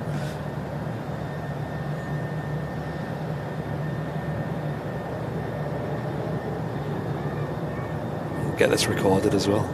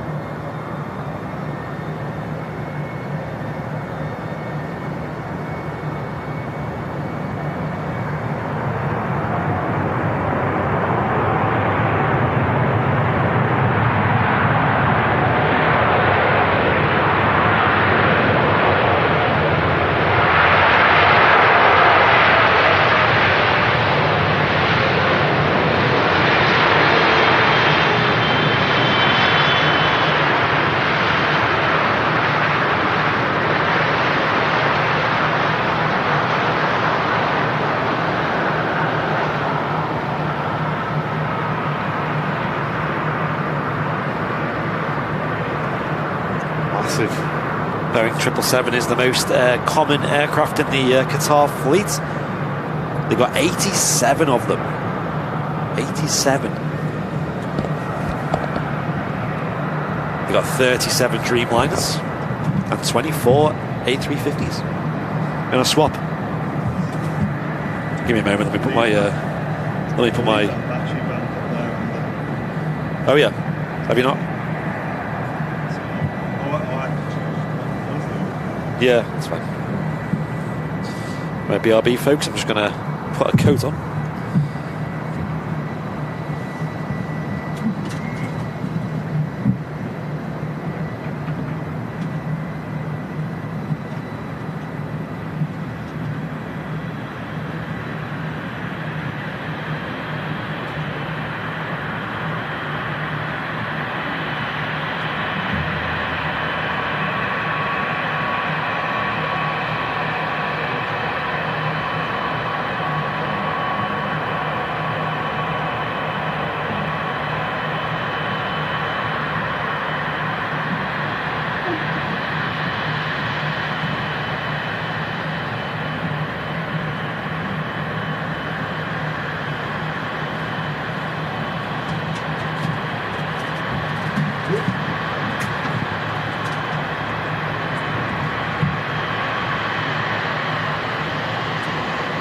Right, get my camera set up. Hopefully get some nice pictures. If you want to see the pictures we take on the channel, then we post most of them on Instagram and also our YouTube channel as well. So you can tune in and watch on there.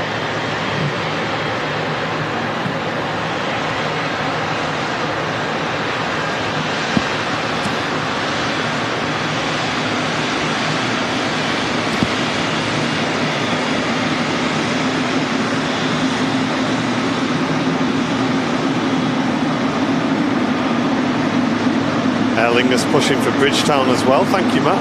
Nice. For the info, dude.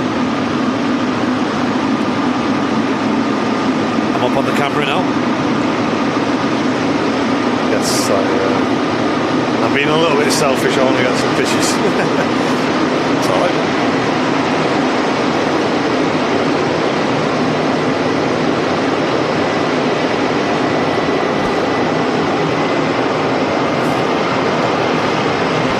Liam saying the A380's just gone over my house in West Yorkshire. Nice, not far away from us there.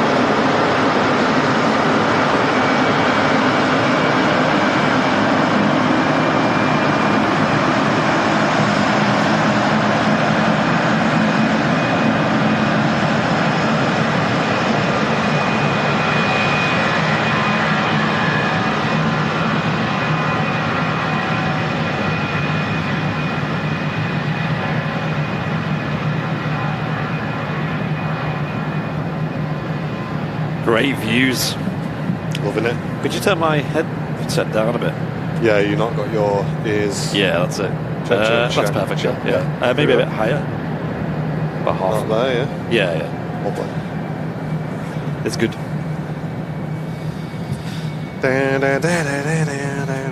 I am hyped to see the remainder of the World Cup games, though. Definitely have them on. Yeah, so I was a bit miffed at the first game, but then the last two games have been okay, actually.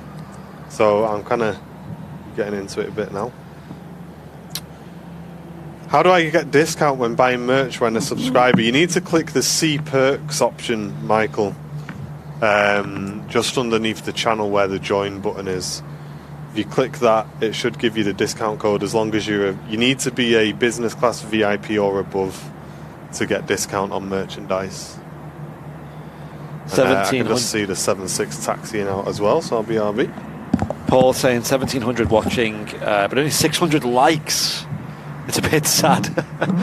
Yeah, feel free to hit the like button, folks. It really does help us out a lot.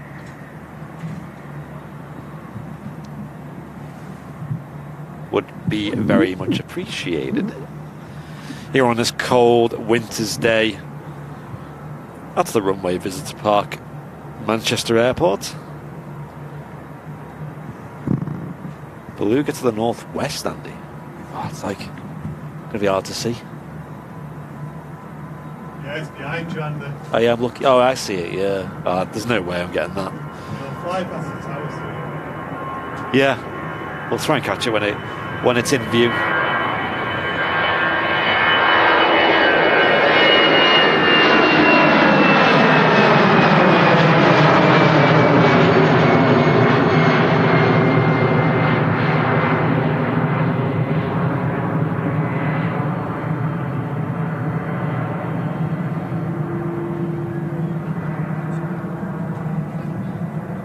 There we go, the 2E767 now in view.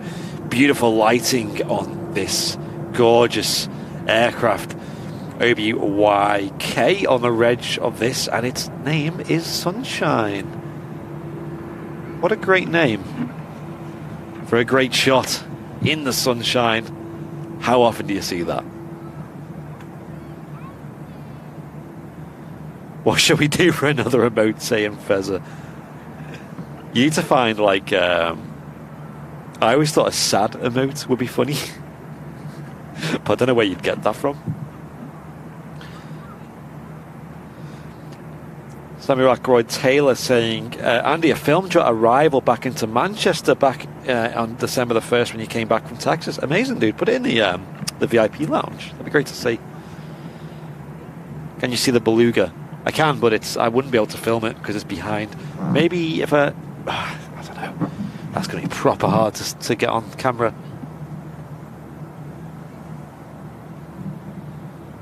There it is. Hey, Beluga. I assume that's coming out of Harden at the moment. Off to either Hamburg or Bremen. Carrying some delicious A350 wings over to Germany to be fitted with hydraulics and electrics before making the final journey over to Toulouse in France, where they'll be assembled. Anyway, speaking of large Airbus aircraft, the Emirates A380 coming in next from Dubai.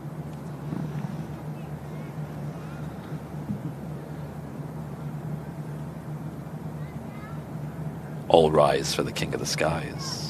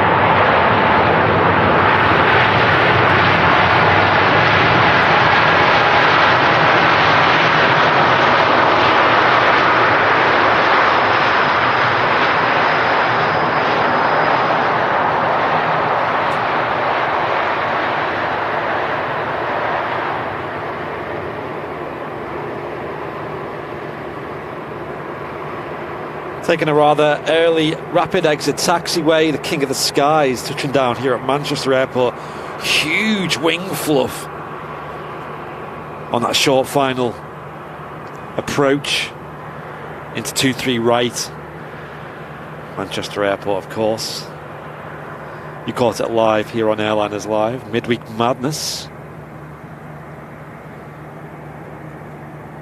Fluffy A380 indeed.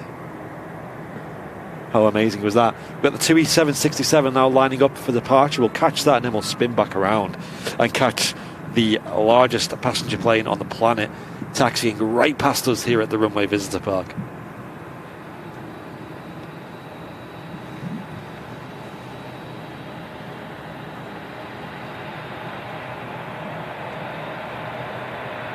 Jordan McMurray saying, no book ordered. Yo, enjoy, dude. I don't think there's many left at all now. There might be 1 or 2 left if you're lucky.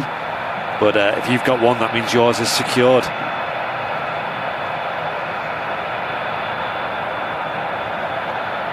Here we go, 2E767. Next out.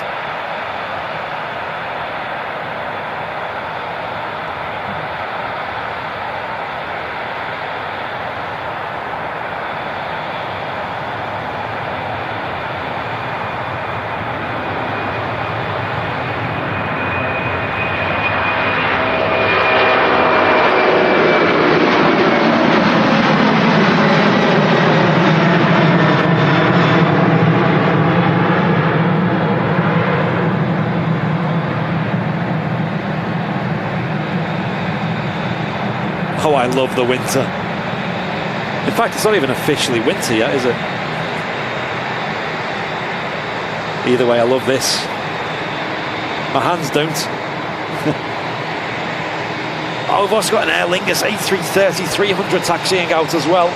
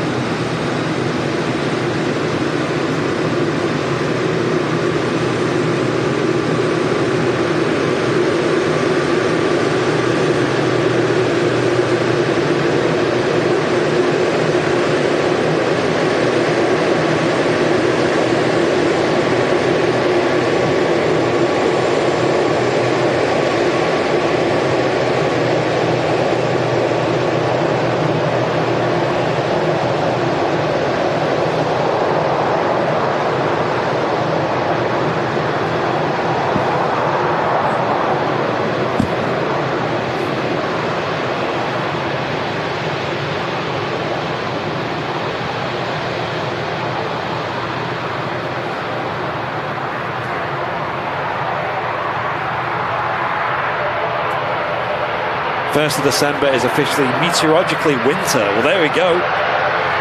Well, I'll take that. The weather's definitely proving that today. Yep. If this isn't winter, then I don't know what is.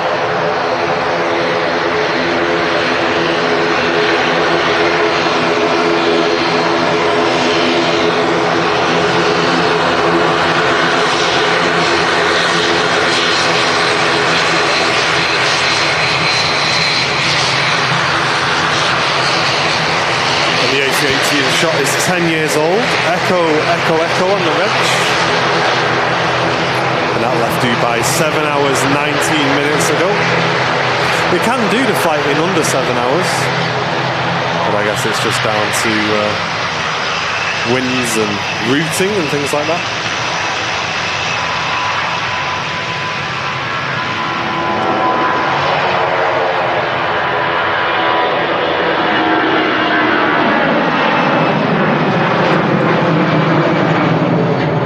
Fantastic to see the Sky Team special heading back to Paris Charles de Gaulle. Awesome stuff. Really nice to see that on the shows. Seen it a few times recently, and it's nice to actually catch it in some nice light as well on the taxi out. Another aircraft on the approach now. It's getting busy. Is that Ryanair? I think it is. Yeah, it is. And I think after this might be another arrival, or they might squeeze out the Aer Lingus A330. Yeah, we got the Pegasus in from Istanbul, A320 Neo. But there may be space as long as he's ready to go straight away to get the Aer Lingus out. And Tony P Gamer on the Twitch channel, waking up the Twitch crew. You Twitch crew are asleep this morning with the 5 Airliners Live gifted memberships.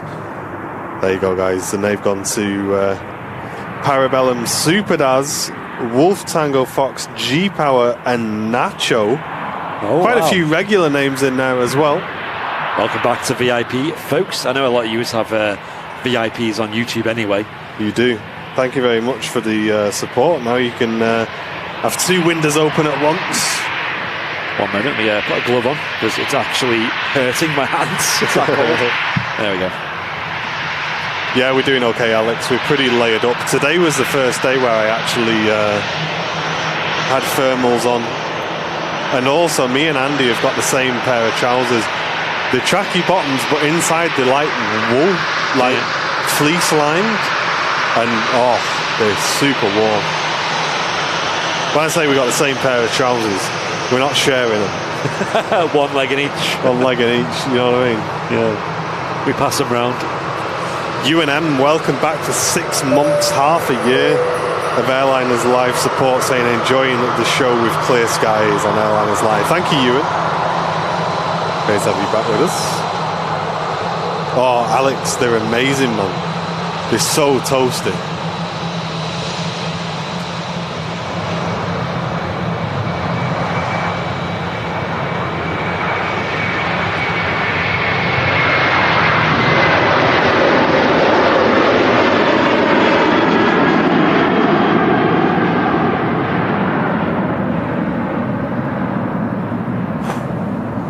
Lovely departure.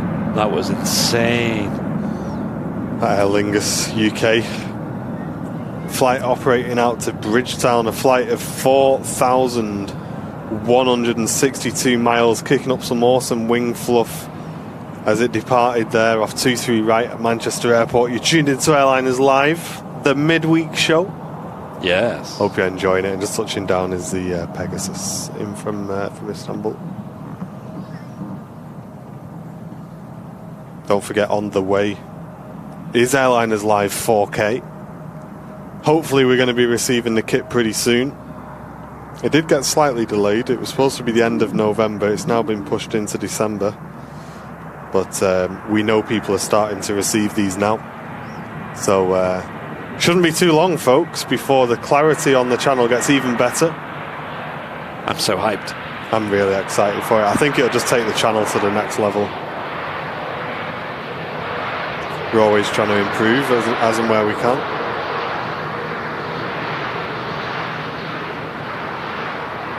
rolling out nice and slow, the Pegasus Neo. Idle reverse thrust being used. And just making the exit to our right there.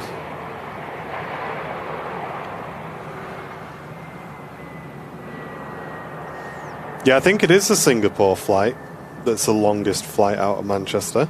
It is indeed. Tony says, hey Martin, if you change the wind direction on the weather station on the roof, will you get reverse ops? Mate, you never know. You never know. Hey, don't. Fake news. Spin it the other way. I don't know how does it get the wind direction? I don't get it. No, because there's a vane, isn't it? It's like it'll turn based on the direction. Or, oh no, it's fixed. Yeah, just how does that? It's that thing on the bottom, and it's the one that looks like a tail on the bottom there. That spins. There it goes. See, it's moving now. This? Yeah. See? Yeah, I can see it. Yeah. Yeah. So it's this way, the wind. Yeah. Okay. Yeah. You can see the windsock in the background as well. Hey, Jenny Watts starting a £2 super chat train saying sunshine in Manchester a rarity. Yeah, we're loving it. We're enjoying it. Thank you very much, Jenny, for supporting this channel today. Thank you, Jenny. Appreciate it. And Bob saying my Airliners Live socks arrived yesterday. They're great for cold weather. They really are. They are. Got my yay or nay socks on for Christmas. And the red ones are nice and festive coloured as well. But we're going to be treated today by not one but two. Oh, actually, well, that's just changed. I'm sure it said that was a 7.6 a second ago. Well, I'm sure it was. Has that just pinged off? Never mind. There's a TUI Dreamliner out to Cancun, guys. There we go. So either I'm going mad or that was a 7.6 a second ago. Huh. Probably the former. Probably. And there we go, the King of the Skies now on stand. Stand 12 here at Manchester at Terminal 1. It's residential stand. And you can see the flurry of activity now around the aircraft. Getting the baggage off. They'll start to pull the cargo off as well. You can see now the aircraft's depressurized. The elevators have gone down into the rested position. And the tail, the rudder on the aircraft will move in whatever direction the wind is blowing as well, if there's enough of a breeze, that is. And Mr. Fezzer, Matty Mohype, with a £2 super chat. Well, where is it? I can't see it. Jingly bing bong. I think he's asking the question. Oh, right, okay. I think, a lot of the mods, well, I think the mods, especially the ones who have frequented the show, should maybe have their own emote. Yes. If it's something that's like unique, I guess, of an emotion, right? Like I said, there's a few emotions we don't have. We've got the Fezzer Kappa, or the Fezzer Smug, should I say? We've got the Chapper. We've got Martin's lull emote. We've got my smile, as well as my pog, as well as now my. Yeah, I think there's a bit of an imbalance here, chat, isn't there? Actually, there is. I didn't ask for this. I didn't ask for this fame. Hey, thanks very much, Alex. I'm glad you enjoyed the 4K video from yesterday. And Donna, a very warm welcome, tuning in from Birmingham, Alabama, USA. Oh, yeah. Very warm welcome to you. Do we have any other USA viewers in the chat? If we do, get a wave in there, say hello, let us know where you're watching from. And Big Berry on Twitch, a very warm welcome to you as well. Yeah, we'd love to welcome some more US viewers to the channel.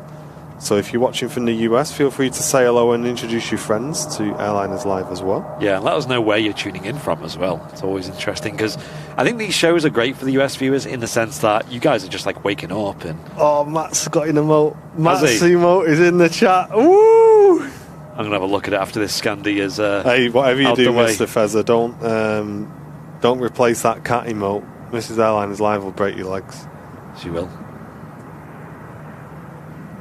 And then Harry and Theo will break your legs as well. Yeah, mate, Harry is solid. Ooh, beautiful livery with a white nose as well.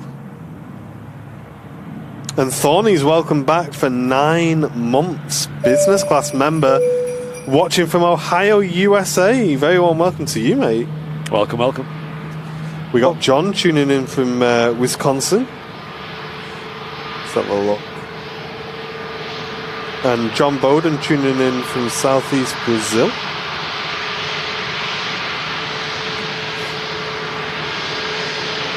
Weaver grad tuning in from Fort Wayne. Tim from Florida. Florida. I was reading the next person's message at the same time. And Transport tuning in from Rayleigh as well. Welcome, guys.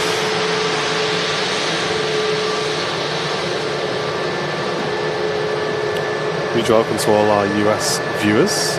Yeah, great to see you guys in the chat making an appearance early in the morning. Just as there. Sometimes you get people. I've only just realised what you're singing. Sometimes we get people from like the West Coast tuning in, like California and things, which is pretty nuts.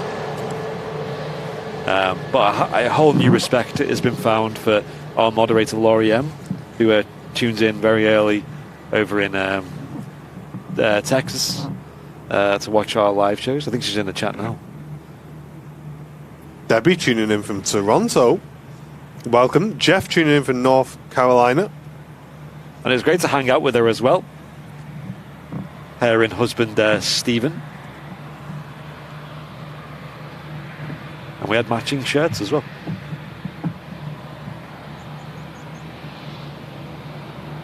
Here we go. Next aircraft taxiing out at TUI Dreamliner. India Oscar on the reg.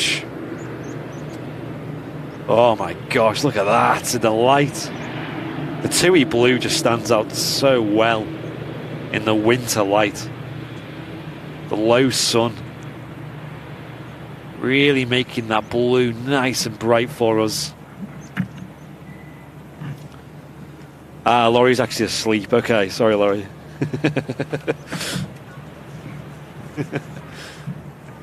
Laurie's asleep. You what? How you manage that?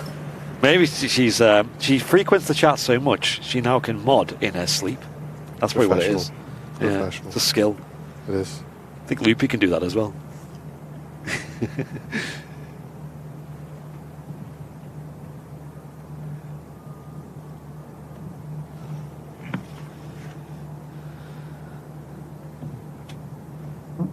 Gardner is tuning in from 300 kilometers south of Chicago in the USA. The whole chat is just going to be icons of our faces soon. I know. Melissa repping the Matt emote. That emote can be when something goes wrong in the stream, but we don't know yet. I know. If there's no sound, everyone could just spam that emote. Which one? Matt's face, because that's what that's from, isn't it? When you had the camera. Oh yeah. The camera on you guys when there was like a Virgin 330 going out. And Twitch Q, we got Bucky tuning in from South Carolina. Russ from Leeds. Lord Secret Spy from Australia. Karen saying it's 16 degrees Fahrenheit in southeastern Minnesota. Wow, that is... I don't know what that is in Celsius, but that must be pretty chilly. Stephen really loved hanging out with you. He's heard so much about everyone. Really? I can imagine, actually.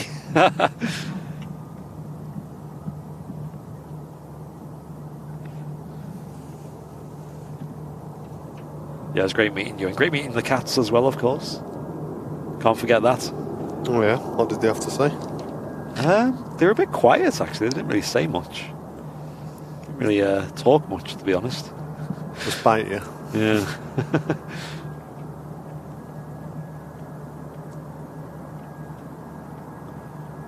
You would have loved it there. Was it 3 different cats, Laurie? 3 different type of cat?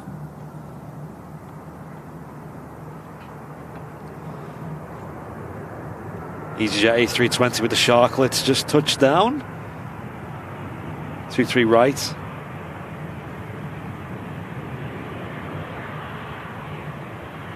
Whiskey X-ray on the reg. This cold winter's morning here at Manchester. Me just talking, my face just gets like full of condensation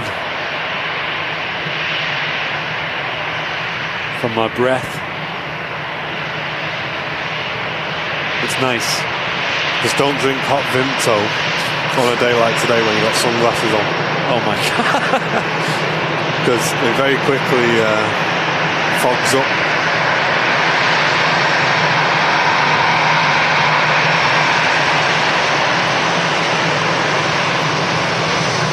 Whiskey X-ray on the reg of this EasyJet in from Copenhagen.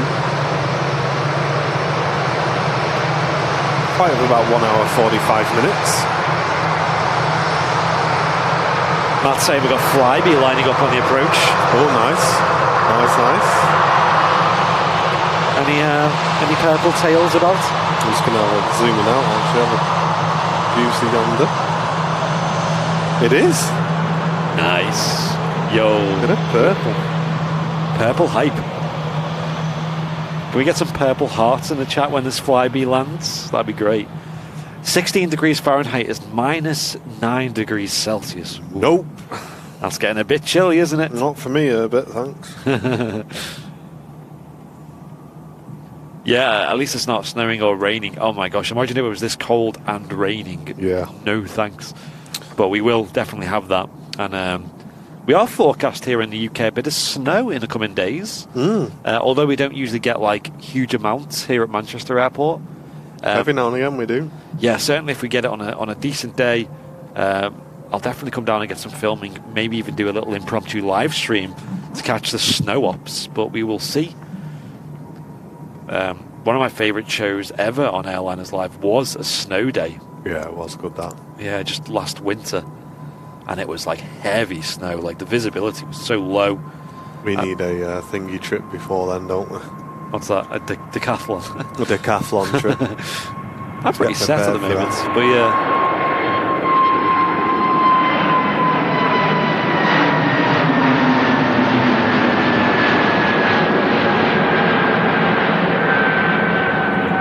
Yeah, Laurie, what's going on with that? Because Andy told me about that while he was away, where the temperature just swings like mad. So she's saying it's 25 degrees yesterday, and they had to turn the air conditioning back on. Like, why?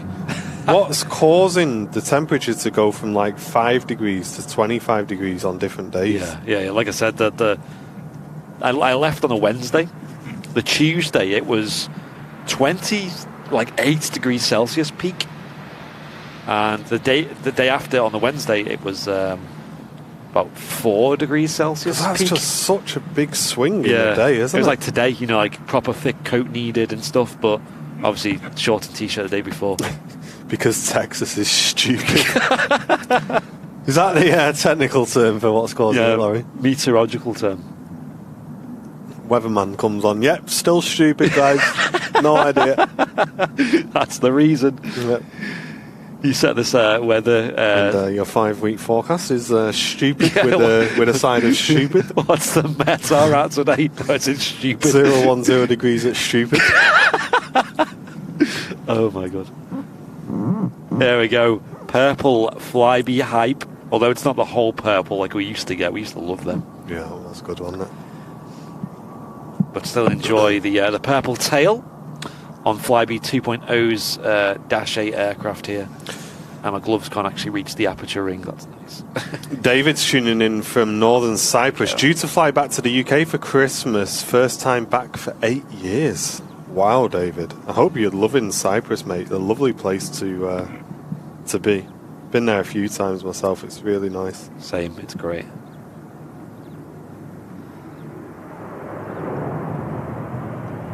Oof.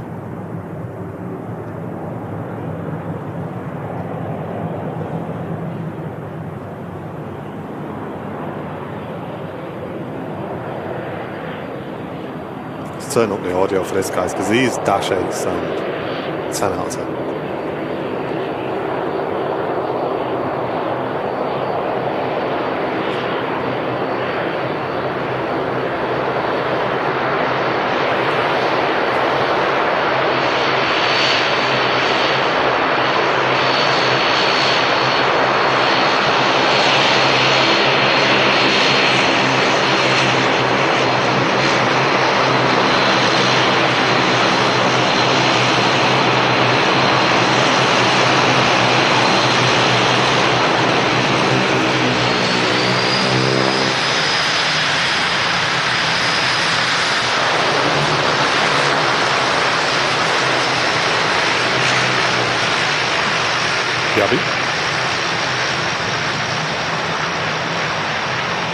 Really do make a great sound. Q400-8, and it looks like it's the left engine this time that they're shutting down for the single engine taxi.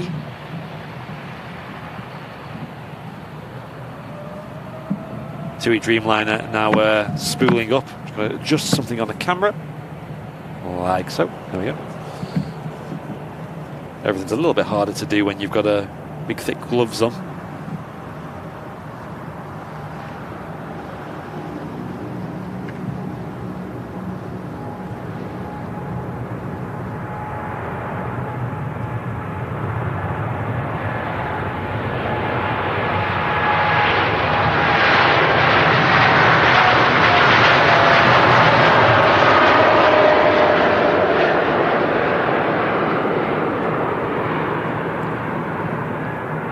Wow, that was amazing.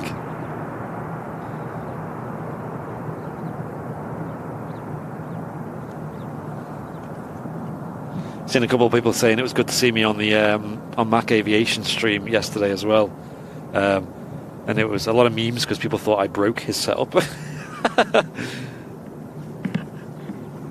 remote stopped working. That's fun. Has it just come unplugged? I hope so. As I mentioned, have I broke something? The remote stops working. Oh, nice! It's just completely died. That's good. I have a spare actually in the bag. There we go.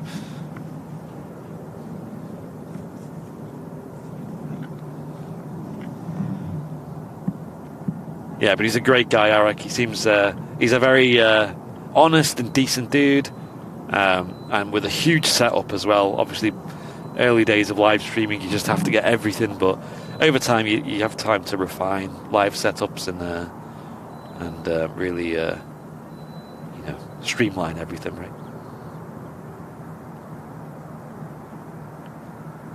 Ryanair 737-800 just touching down.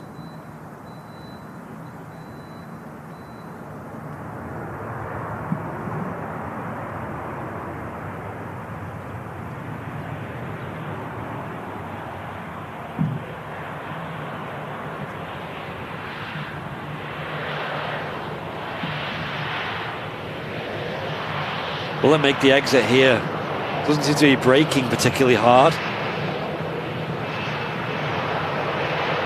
Oh dear, hang on. Okay, I think it's time for a new remote. That one's not having a good time. I'll leave it there for a moment. Oh, there we go. I think we need a new remote. This is just packed in. Could you get the new one out of there? Yeah. Coming right up, boss. There's another 20 quid. Exactly. Even though it's been nothing to warrant that braking, but we'll have a look at it. Honestly, we go through these remotes, ladies and gents, faster than hot cuppers on this channel. So all your donations do help towards keeping us online. It's silly little costs like this which do add up over time. Thank you to everyone who's supported the channel today. Appreciate it. And believe it or not, these are the cheap ones. The ones from Sony are about 50 quid, 60 quid. Yeah. And they break just as much, don't they? They do. Insane. To be fair, we are using them out in all weathers. Yeah. Another aircraft coming in. Is this a jet? No. Is it a Jet 2? No, I don't think so. Or is it an Austrian? I can't really see from here. Hey up, Paul, how you doing, mate? Or is it a Star Alliance Special Austrian? I think that's what it is. Oh, nice. That's what it is, yes. Clink film's gone missing. Don't need it today. Yeah, I think I'll be okay.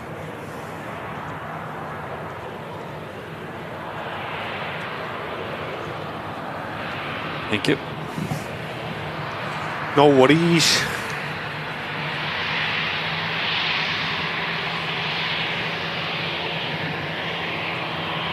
Matt's broke the remote. Yeah, it's Matt's fault. Well, it was working fine at the start of the show, and then it stopped working. No, it was doing it to me a few times. Oh, okay, fair enough. Let's plug the new one in. Stand by.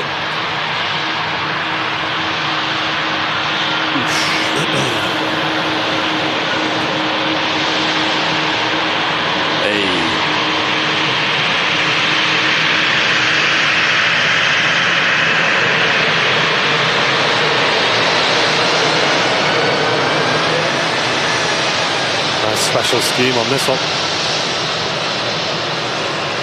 Star Alliance. The red Austrian engines, of course.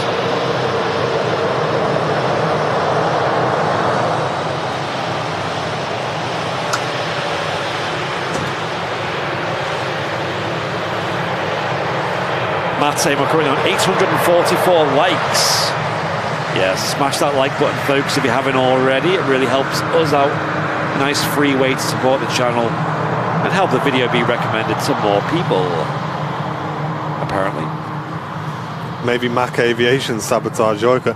I think we sabotaged his equipment when we turned up yesterday, because Andy went to say hello, and the minute he went to say hello, his HDMI cable failed and his stream went off. Yeah, and the audio went off midway through me talking to him as well. I got cookies. Hello to you. Good morning. Hello. Morning. Yeah, it was. Yeah, I think a wire came out from his mic when he pulled it over to get my voice, and I don't know what happened then, but I left, and then I got back to the car, and I think Matt sent me a photo of his stream with just the bars, like the colour bars. It's like. And I was like, you know what? It happens to all of us. Like, it really does. And Mac is, I'd say, one of the best content creators at Manchester. He's a great guy. He's doing a really good job. Yeah. And he's just a nice person as well. He's not one of these people who are just easily led, you know. Because there's quite a few people who obviously seen Airliners Live get quite popular and have kind of jaded their opinion of us, which is a bit weird, but. Yeah, people. Mac is a super nice guy, super genuine, and yeah, he's great to talk to. Andy Probs.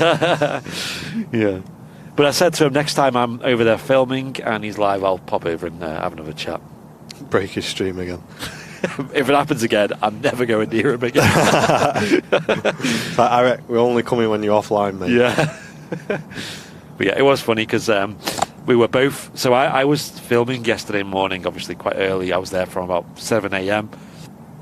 pre-sunrise, just trying to keep warm. And I was really layered up, right? And I was like, I had my hood up, I had my beanie on, I had my snood on, and you just couldn't recognize me. Obviously, I have this red coat, which I've started wearing these days, which I quite like. And it's actually well smart. Actually. It's really warm as well. Yeah, you just get your own. I think I will. After I've seen yours. Jen will break my legs if I come on with another coat, though. Yeah. It's not the cheapest coat, but I managed to get this one at a cheap price. Oh, right. It was actually used, but new, if it makes sense. Anyway, so, yeah, I was all wrapped up in, I couldn't, no one would be able to notice me unless you knew the clothes. And then he walked past me the same, all wrapped up, hood up. Oh, yeah. All layered up. And he walked right past me. And I seen his, he's got one of them trolleys that you pull along. What me and Charlie used to have one of those. Yeah. And then he starts setting up, and I'm like, that guy has a big setup for someone who's just filming. I'm like, who is that guy? And then he starts pulling out, what looked like, tripods and kind of 4G equipment and things. I'm like, wow, this guy's got all the gear. And then I look on YouTube, and he just went live, and I was like, that's who it is. That makes sense. So I went over and said hello. Hey Louise, thank you very much for the 12 months of VIP support. Police nabbed your dad to you as well. Thank you very much for supporting the channel. Thank you, Louise. I did see a lot of people suggesting ideas for our little Christmas special, which will be the last show we do before Christmas. Yeah, quite a lot of them will not be happening, ladies and gents. Yeah. I was more just trying to get some ideas from you guys of what you wanted to see. A mince pie showdown was quite a good idea, which is kind of similar to the pork pie showdown you were saying, where we get some mince pies from different supermarkets and just taste test them and just see which is the best. I think that'd be nice. And I mean, I'm glad that was your explanation of that, because I got a bit nervous and I thought we were just going to see who could eat the most mince pie. I ain't getting on that. Not at that time in the morning. Not for you. There's that. And yeah, I mean, there was some kind of cool ideas. Santa suits, another one. So. Yeah, we usually do a bit of Santa dressing. I don't mind doing a bit of that. That's all right. Yep. Brian Clark, thank you, mate, for the £5 super chat supporting Airliners Live today. Saying hello from Brian and Linda in Coventry. Have a great stream. Hope you're well, guys. Thanks very much for tuning in today.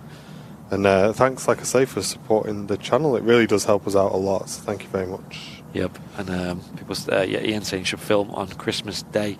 No, we're all about just having time off. You need it, guys. Well, it's not just that. Like, Christmas Day for everybody is a family day, guys, and that's the same for us. And it always will be. I'm not going to leave Mrs. Airliners Live sat at home by herself on Christmas Day, guys. I don't. Yeah. Listen, true. I'm going to. You know me and Airliners Live. We're always completely honest with you, and that is not happening. Sorry. It's not fair that. I got cookies. Thank you very much for the premium economy membership. Yo. And also, Mr. Bing Bong himself. He's what is this? What are we calling it? A jingly bing bong. Jingly bing bong, yes. There you go. Have a jingly bing bong. You can have another jingly bing bang, bing bang bong, bing bing bong, bong bing. For the 22 months of first class membership, saying resubscribed for Santa dressing. Well, not long to wait. We'll get that, yeah. So, like I said, our piece of equipment that does like the different cameras and stuff is out for repair at the moment. But that doesn't affect the Super Sunday show, guys. Yep. And also, that will be... The last show will be a midweek show. So obviously, on that show, we will definitely... if we haven't got the equipment we'll back bring by it then, all upstairs. Yeah, we'll have it all up, and we'll make it a bit of a special one, because that means we can have like overlays and make it really Christmassy. Yeah, we'll do that. The Super Sunday show is a lot of equipment. So that's why on the midweek show, we kind of take it easy and we chill out a lot more, you know. But yeah, for the last show of the year, of course, we'll make the effort, bring everything upstairs. Because as Andy said, that piece of equipment went faulty. It's gone back to Blackmagic for repair. So we're kind of without our multicam setup on the midweek shows at the moment. But I don't mind it, really. I don't think it's really affecting viewing numbers, and I think it doesn't really affect the shows too much for the midweeks anyway. Yeah, the midweeks are nice and chill anyway, so it's not really a big deal. And Mr. Owen Flemmo with 15 months of business class saying, I'm still here. Nice one, dude. Hope you're well, mate. Great to see you in the chat. I got cookies asking who that emote is. So John Fezzer has just gone ahead and just added some emotes during the show today, including one of me, which I think it's called Andy Coms, which is just like... And then that one you're pointing to is Matt Smith. And that is a bit of a meme, that image, because it happened when Martin and Matt accidentally had the camera pointing at them while an A330 was going out, and it was just their reaction, and Matt was just sat there like patiently watching. Matt knew, guys. Matt knew, okay. He saw the screen and then he looked back and he kept quiet. Oh yes. And thrown under the bus. Well, to be fair, I mean, it's not. I didn't even notice it, so it's not my fault. It's not Matt's fault. It's my fault. I didn't even notice it. So I'm the one who's clicking all the buttons, and it just went past. I didn't even realise. What's happening? Where's all the aircraft? I've no idea. There's nothing showing at all on flight radar. What's happening? There's quite a bit for me showing. Is it? What was I just about to read out? A message. Phil Walsh saying, afternoon, my daughter Hayley is on board the 12:10 service from Virgin from Manchester to New York. Phil, we will definitely look out for that. That must be due out any moment now. I hope to see that, though. I hope they have a great trip and a great time over in New York. I assume New York's quite a big deal over like the Christmas period, right? Do they have many like kind of like almost Christmas markets or festive things to do? Because it always seems around this time of year that I see people visiting New York. Yeah, it was funny that, because the chat was going, you got the wrong camera on, and me and Matt were just watching the plane, just enjoying it. It's like, oh, that looks nice, doesn't it? And everyone in the chat's like, oh, you got the wrong camera going on. Mad, Oi. Anything can happen when you're live, right?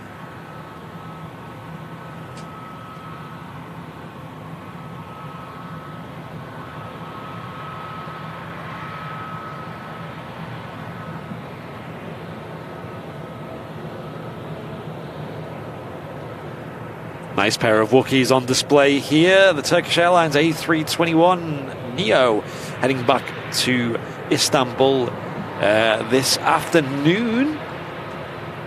It's crazy how low the sun is still, though, you know, in these winter months. Even at midday, still not that high. But it has moved significantly over to the right, so the aircraft are much nicer lit at this point. And for those photographers, the time to get to Manchester Airport, if it's sunny like this, would be like sunset, like golden hour, because the sun is in a position where it's perfectly lined up with the runway. So if you're on like the approach path, like let's say Shadow Moss Lane, and you've got the aircraft coming in, they should be perfectly front lit. Assuming you got like a nice clear evening.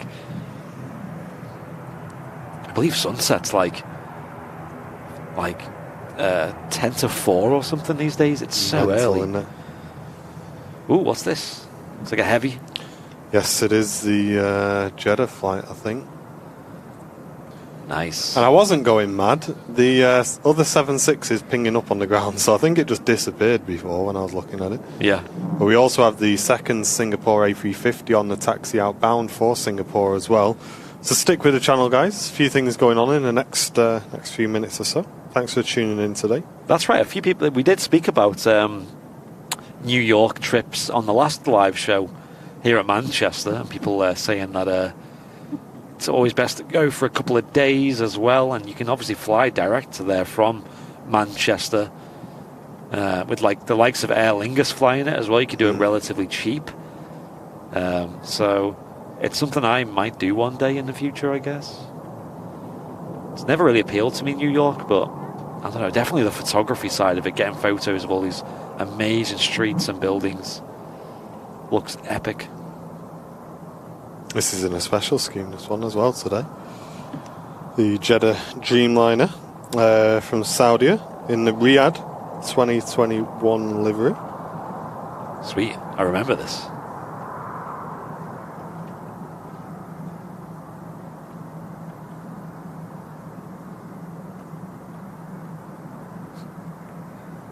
No waiting around, getting it down.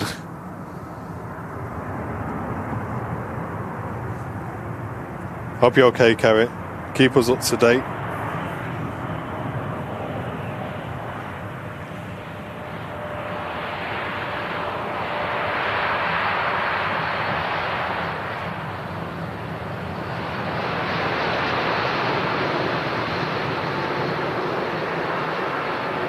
Let's have a look at this special scheme on a Saudi Dreamliner coming in from Jeddah today. Ah, yes, I remember this.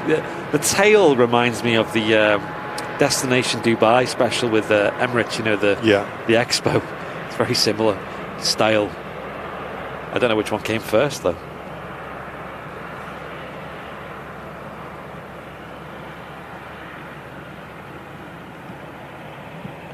On its taxi out.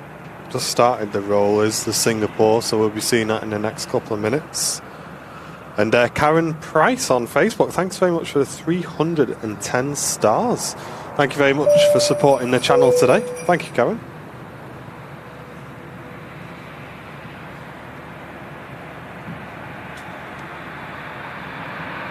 And Debbie loving the close-up shots.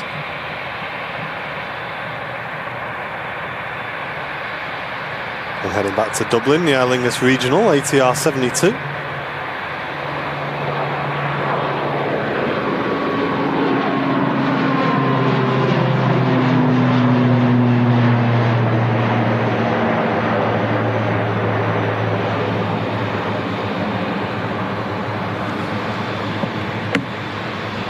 No, it's not too bad, Ian. It's not bad at all, mate.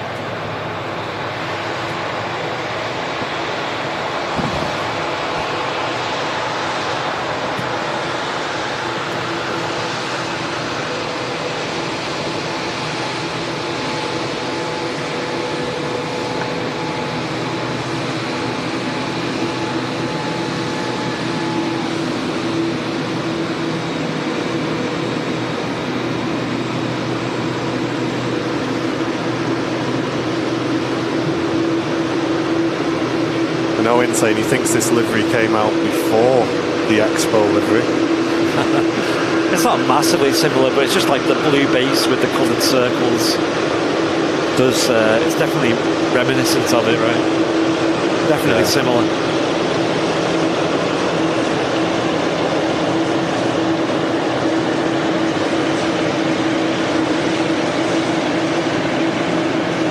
Thanks, Annette. Glad you're enjoying the show. Cheers. A bit nippy on Bridlington Beach this morning, but the dog loved it. Yeah, I bet. Yeah, it's definitely getting chilly nowadays. Yes. But this EasyJet coming from somewhere a little bit warmer. It's in from Alicante. EasyJet Neo.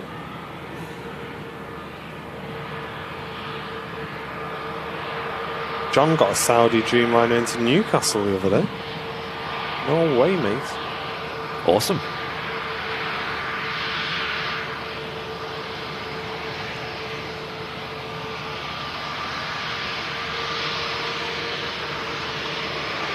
Hey, welcome, Lucas. Hope you feel better soon, mate. Don't forget to hit that like button, guys, if you're watching the stream. And subscribe if you're new as well.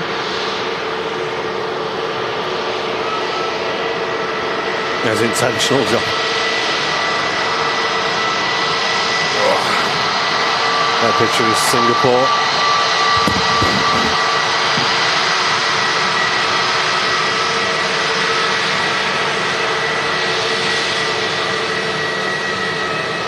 We have the other Singapore going out. Nice. Look at this. Singapore A350-900, number 2 of today. This will be heading direct to Singapore itself. Oh, them Trent XWB engines looking gorgeous in the sun.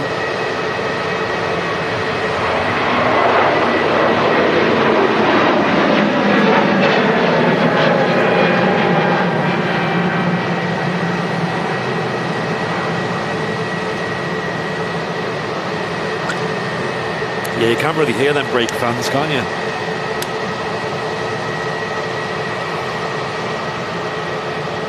Did Andy say he was going to New York City? Bring 30 bars of soap, you'll need it. What's that about? Well, thanks for that, EasyJet. Appreciate it, guys. Couldn't have gone a bit quicker now. Blocking me picture. Oh well. Singapore Airlines A350 next out. I don't think I'm going to New York anytime soon, but if I do, I'll let you guys know.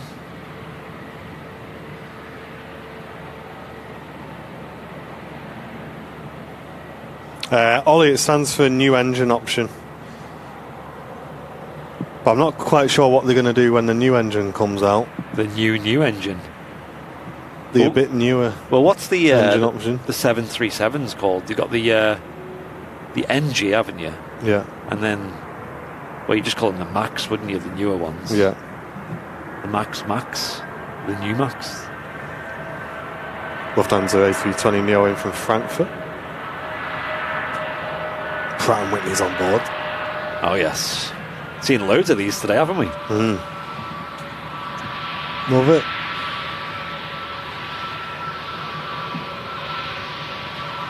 Just mute my mic for a second.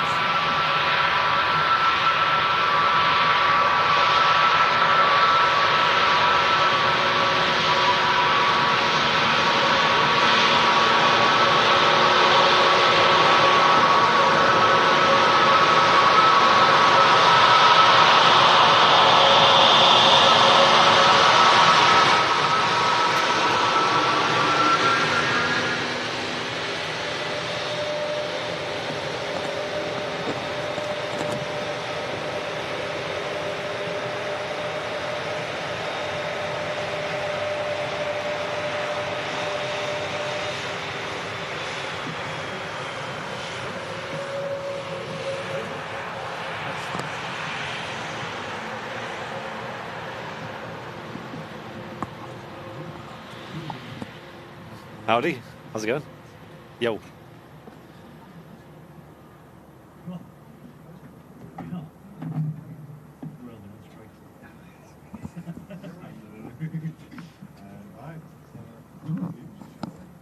Okie dokie, right. Let's have a mic check Mic check. on this mic here. Hello. Who's that? Who's that? Who's that? Who's that? Who's that? Who's that? Who is that, ladies and gents? Anyone in the chat know? I don't know who he is. He just grabbed the microphone and just ran up here. Yeah. Well, I've just come here to take the mick out of my favourite Macamere. You click that one and then click that one, you'll see a lot more messages. Excellent. There you go. Oh, that's And they're all on here as well. Yeah, that's the Twitch, isn't it? Gordon Ramsay. Gordon Ramsay. He doesn't swear as much as me. No, he doesn't. Hello, Flemmo, you all right? We have Mr. Captain Mark joining Hello. us for the last hour or so of today's show. I've only come to see the Tommy Cook. Oh, yeah? Yeah. Keeping fingers crossed it goes out then on I know. time. I don't know about you, Mark, if you've seen any, but I'm yet to see any of the STS departures yet. Because I know they've had a few aircraft so far. I haven't seen any departures. We have a good look at that 330 that's parked up there with the funny reg when we go past. Oh, yeah. right. I can't. Hello, Laurie. You all right? I don't know. I haven't seen any actually go out yet. Yeah, because I think they've all been in hours of darkness, so I just don't know, are they off and on time? Is it off? Because this was actually scheduled to go out yesterday at like 5 p.m, so everyone was going to miss it. And then I looked at Alpha 5 last night, and it changed to today at 2 p.m. So whether it's frequent for them to change, who knows whether this will be on time. I mean, fingers crossed, it'd be nice to catch it if it does. I mean, we're usually still live at 2 anyway because of the 380, so Yeah. it's no biggie, and it'll be amazing. Flemmo saying it's due out at 2:20 p.m. I assume that's from the airport app, is it? That's what I mean. It's like That's what I mean. It's like, oh, yeah, we'll extend the stream, and then it's like, well, hold on, now it's not going out till an hour after we finish, and then you wait for that, and then it's another 40 minutes after that. It just never ends, does it? and it's dark. Yeah. But to be fair, though, with it being a Thomas Cook, it would be nice to stick around a little bit longer to see that. I was hoping you're going to stick around and get my departure when I go off to Germany later. Oh, yeah? Yeah, I was hoping you would stick around for that, What time's that? About 5:30. You'll just see the Yeah, I thought as much. Yeah. just see the strobes go Yeah. past.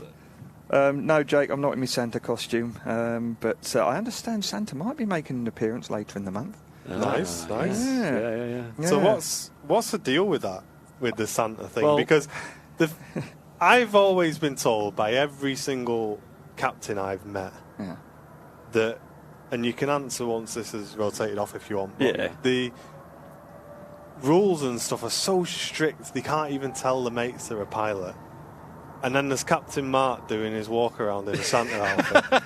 You know what I mean? Yeah. Well, no, I mean, there's an old joke, how do you know if there's a pilot at a party? Because he'll tell you. Some of them are, there's a lot of egos in this industry, and they'll gladly tell you how wonderful it is to be a pilot. I'll wait till this goes.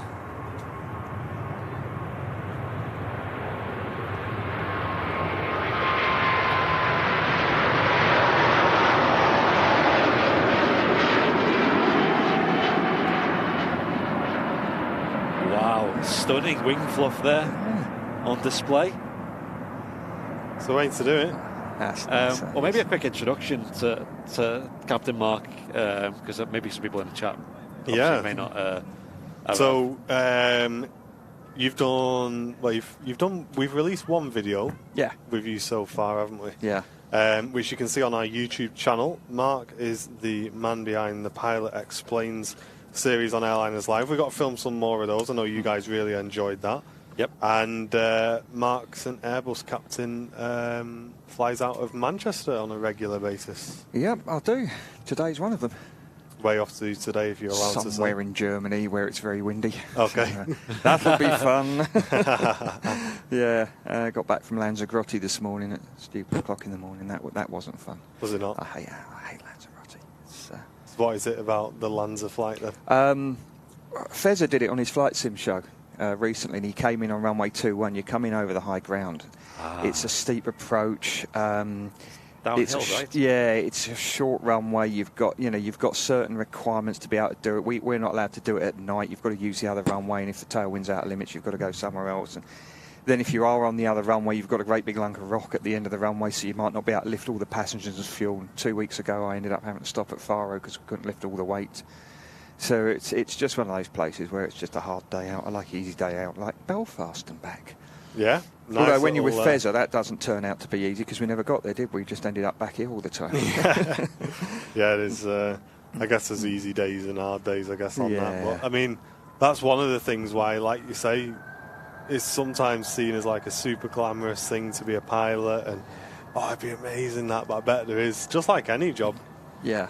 Things that you think, I wouldn't mind it's the job itself's great. You know, you're working with great people, you've got great crew, the DHL ramp lads are fantastic, all the cabin crew and the first officers are all great.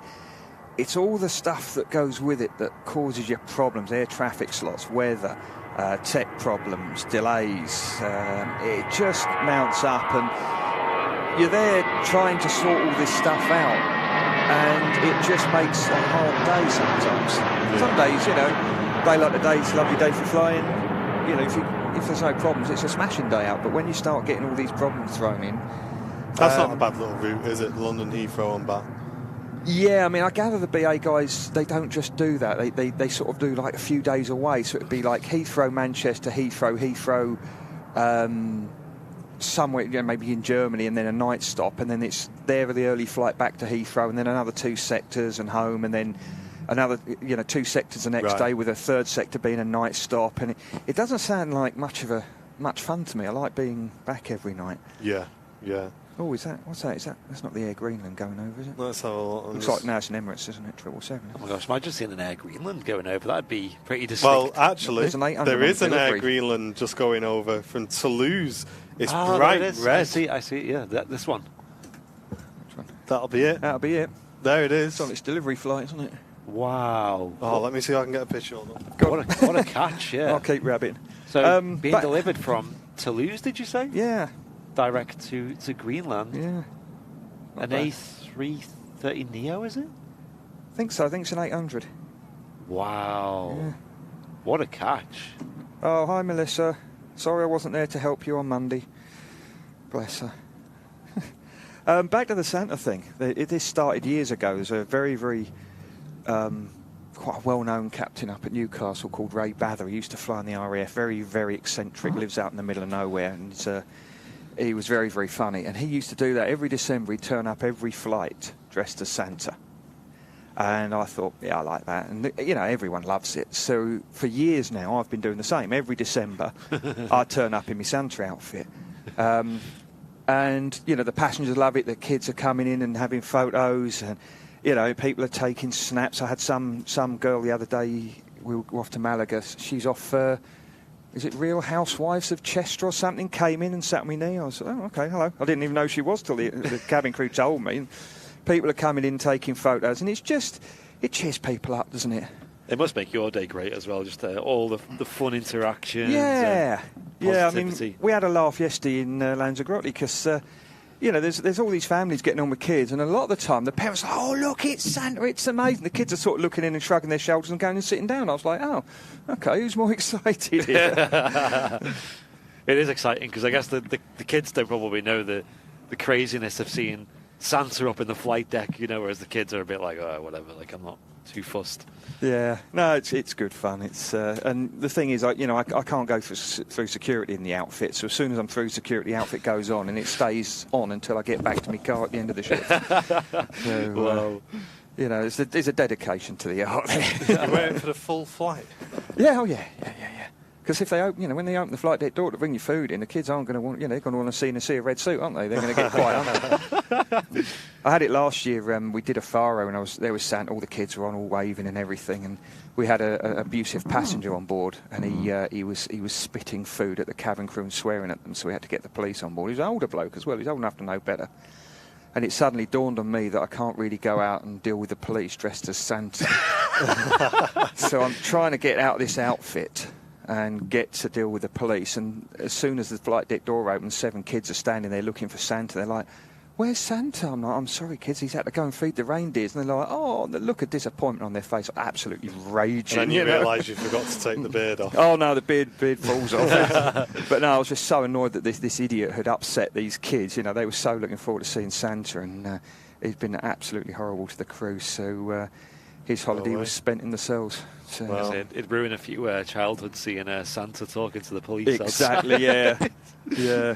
Well, this is the problem, you know, that picture on your on the VIP page with me doing the walk around with a high vis on.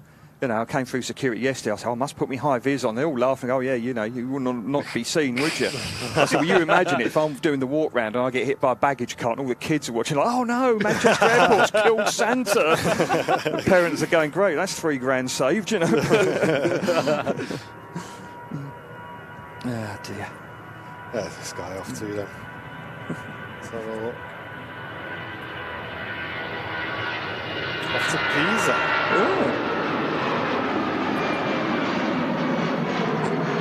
Oh, Flemo said Santa's upgraded from a sleigh to an Airbus. Well, actually, tomorrow on the VIP page, I'm going to put up a picture of something of Santa's sleigh. Santa's sleigh is now made by Airbus. Didn't know that. Yeah, because of the new regulations that have been forced upon him, he's had to have eCam fitted. So yeah, we've got eCam screens on Santa's sleigh. So I'll put a picture up on the VIP group tomorrow so you can all see it. But there you go. If you want a reason to become an Airliners Live VIP, there it is, guys. Hit the dollar symbol and click join. You will not regret it. Yeah. I didn't know it refueled with a.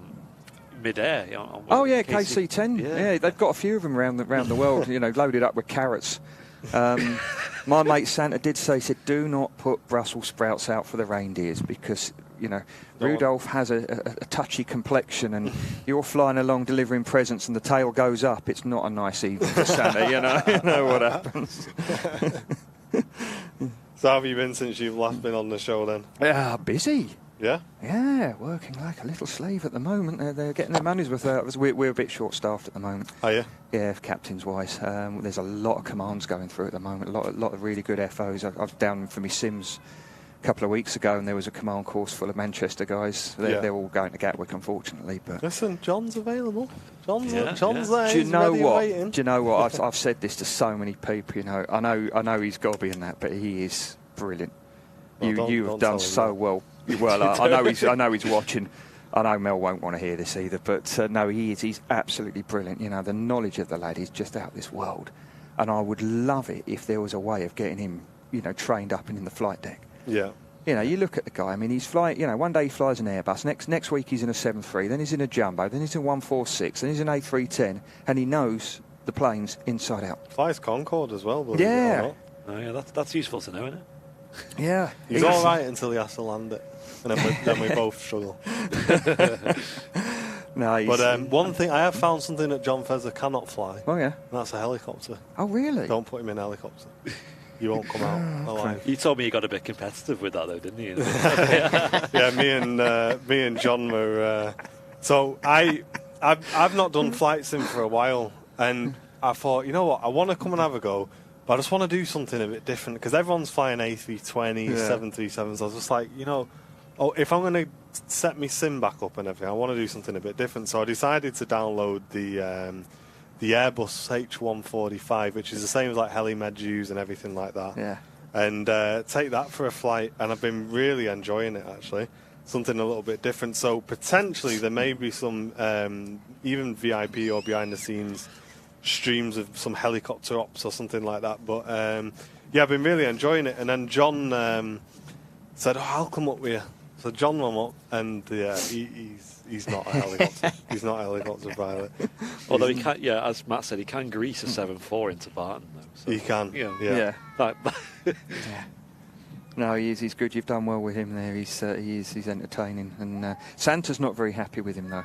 I'm not surprised. No, I don't think he's been on the nice list once, to be honest. No, he's not on the nice list. He's, you know, Santa did say to me, he said, Dad, Fezzer, he's a very naughty boy. Everyone knows you don't drink and fly. You might spill it, and that would be a waste of good westerns, wouldn't it? He has had his presents already, though, from the channel. You see all his new bits of merch. box. I'm surprised he can walk with all of that hanging. Oh, notice that I am wearing my hat, my lovely warm hat. Honestly, this This beanie hat's been keeping me nice and toasty recently. Yeah, It lives in my jacket for work. Yeah. It does. It's great. Any more plans for Mark and Fez's streams? Well, I'm sure there will be some. Yeah, so we are still trying to work things out, but Fezzer Obviously, it's timings, isn't it? Yeah, Fezzer is up for the task fair at the end of February. I've seen a couple of people mentioning in the chat that they've already booked that off and things. Yeah, make sure you come down to that because it'll be the full team again on that show. Yeah, even more maybe. We don't know. And it's great to have a big meetup at that. That's at the end of February. We make a big VIP meetup or a big community meetup at our stand in the Concord hangar for the memorabilia fair. And Fezzer comes up for that. And he's might be sticking around for the Monday, and we might be able to do something again with the Manchester Flight Sim Centre, or maybe on Sunday, or maybe another day. So we will. We'll see. It's in the plan. Yeah, exactly. Yeah. It's all about just, as you know, in this day and age, everyone syncing up with each other. I'm not sure my blood pressure could take another one of them.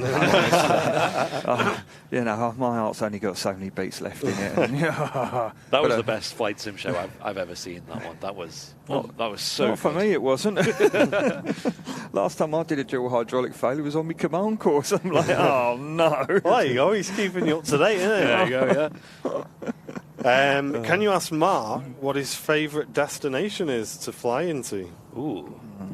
It used to be Newcastle because it meant I was going home. Out Manchester.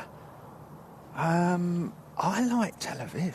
Yeah? Yeah. It's a longer flight, though. That is a long flight. It is a long flight, yeah. It's a difficult flight because we have a lot of passenger issues and baggage issues, you know, and getting everyone seated. It always goes late, but I like it because on the way in I can see Bethlehem and I can see Jerusalem. I see all these interesting places that I really want to go to. I quite like that one. I don't mind that. I like the longer flights. Belfast is great. It's an easy day out. And where would you say is the best place for a stopover in terms of where would you like to be and stay, you know? Well, Manchester, because I don't go home to my flat and put my feet up. I don't know. I mean, we don't get many stopovers, which is handy, really. Right. I think they are talking about putting more in because they want to put more aircraft into Manchester, but there's nowhere to park them. Yeah. So they've got a night stop. Ah. Yeah, I mean, my two least favourites, like I said, are Lanzarote and Corfu. They're just difficult. I don't like them. Yeah, some guys they like early starts. I like the late. Some guys like short flights. Or 4 flights a day. I like 2 flights there and back, and the longer, long ones are fine. The Tinhead UK, thank you very much for the Touch Prime sub. Really appreciate you, dude. Thank you, mate. Nice. Mike's asking, opinion of winglets versus sharklets and Neos versus old engine options. I'll wait for that noisy thing to go.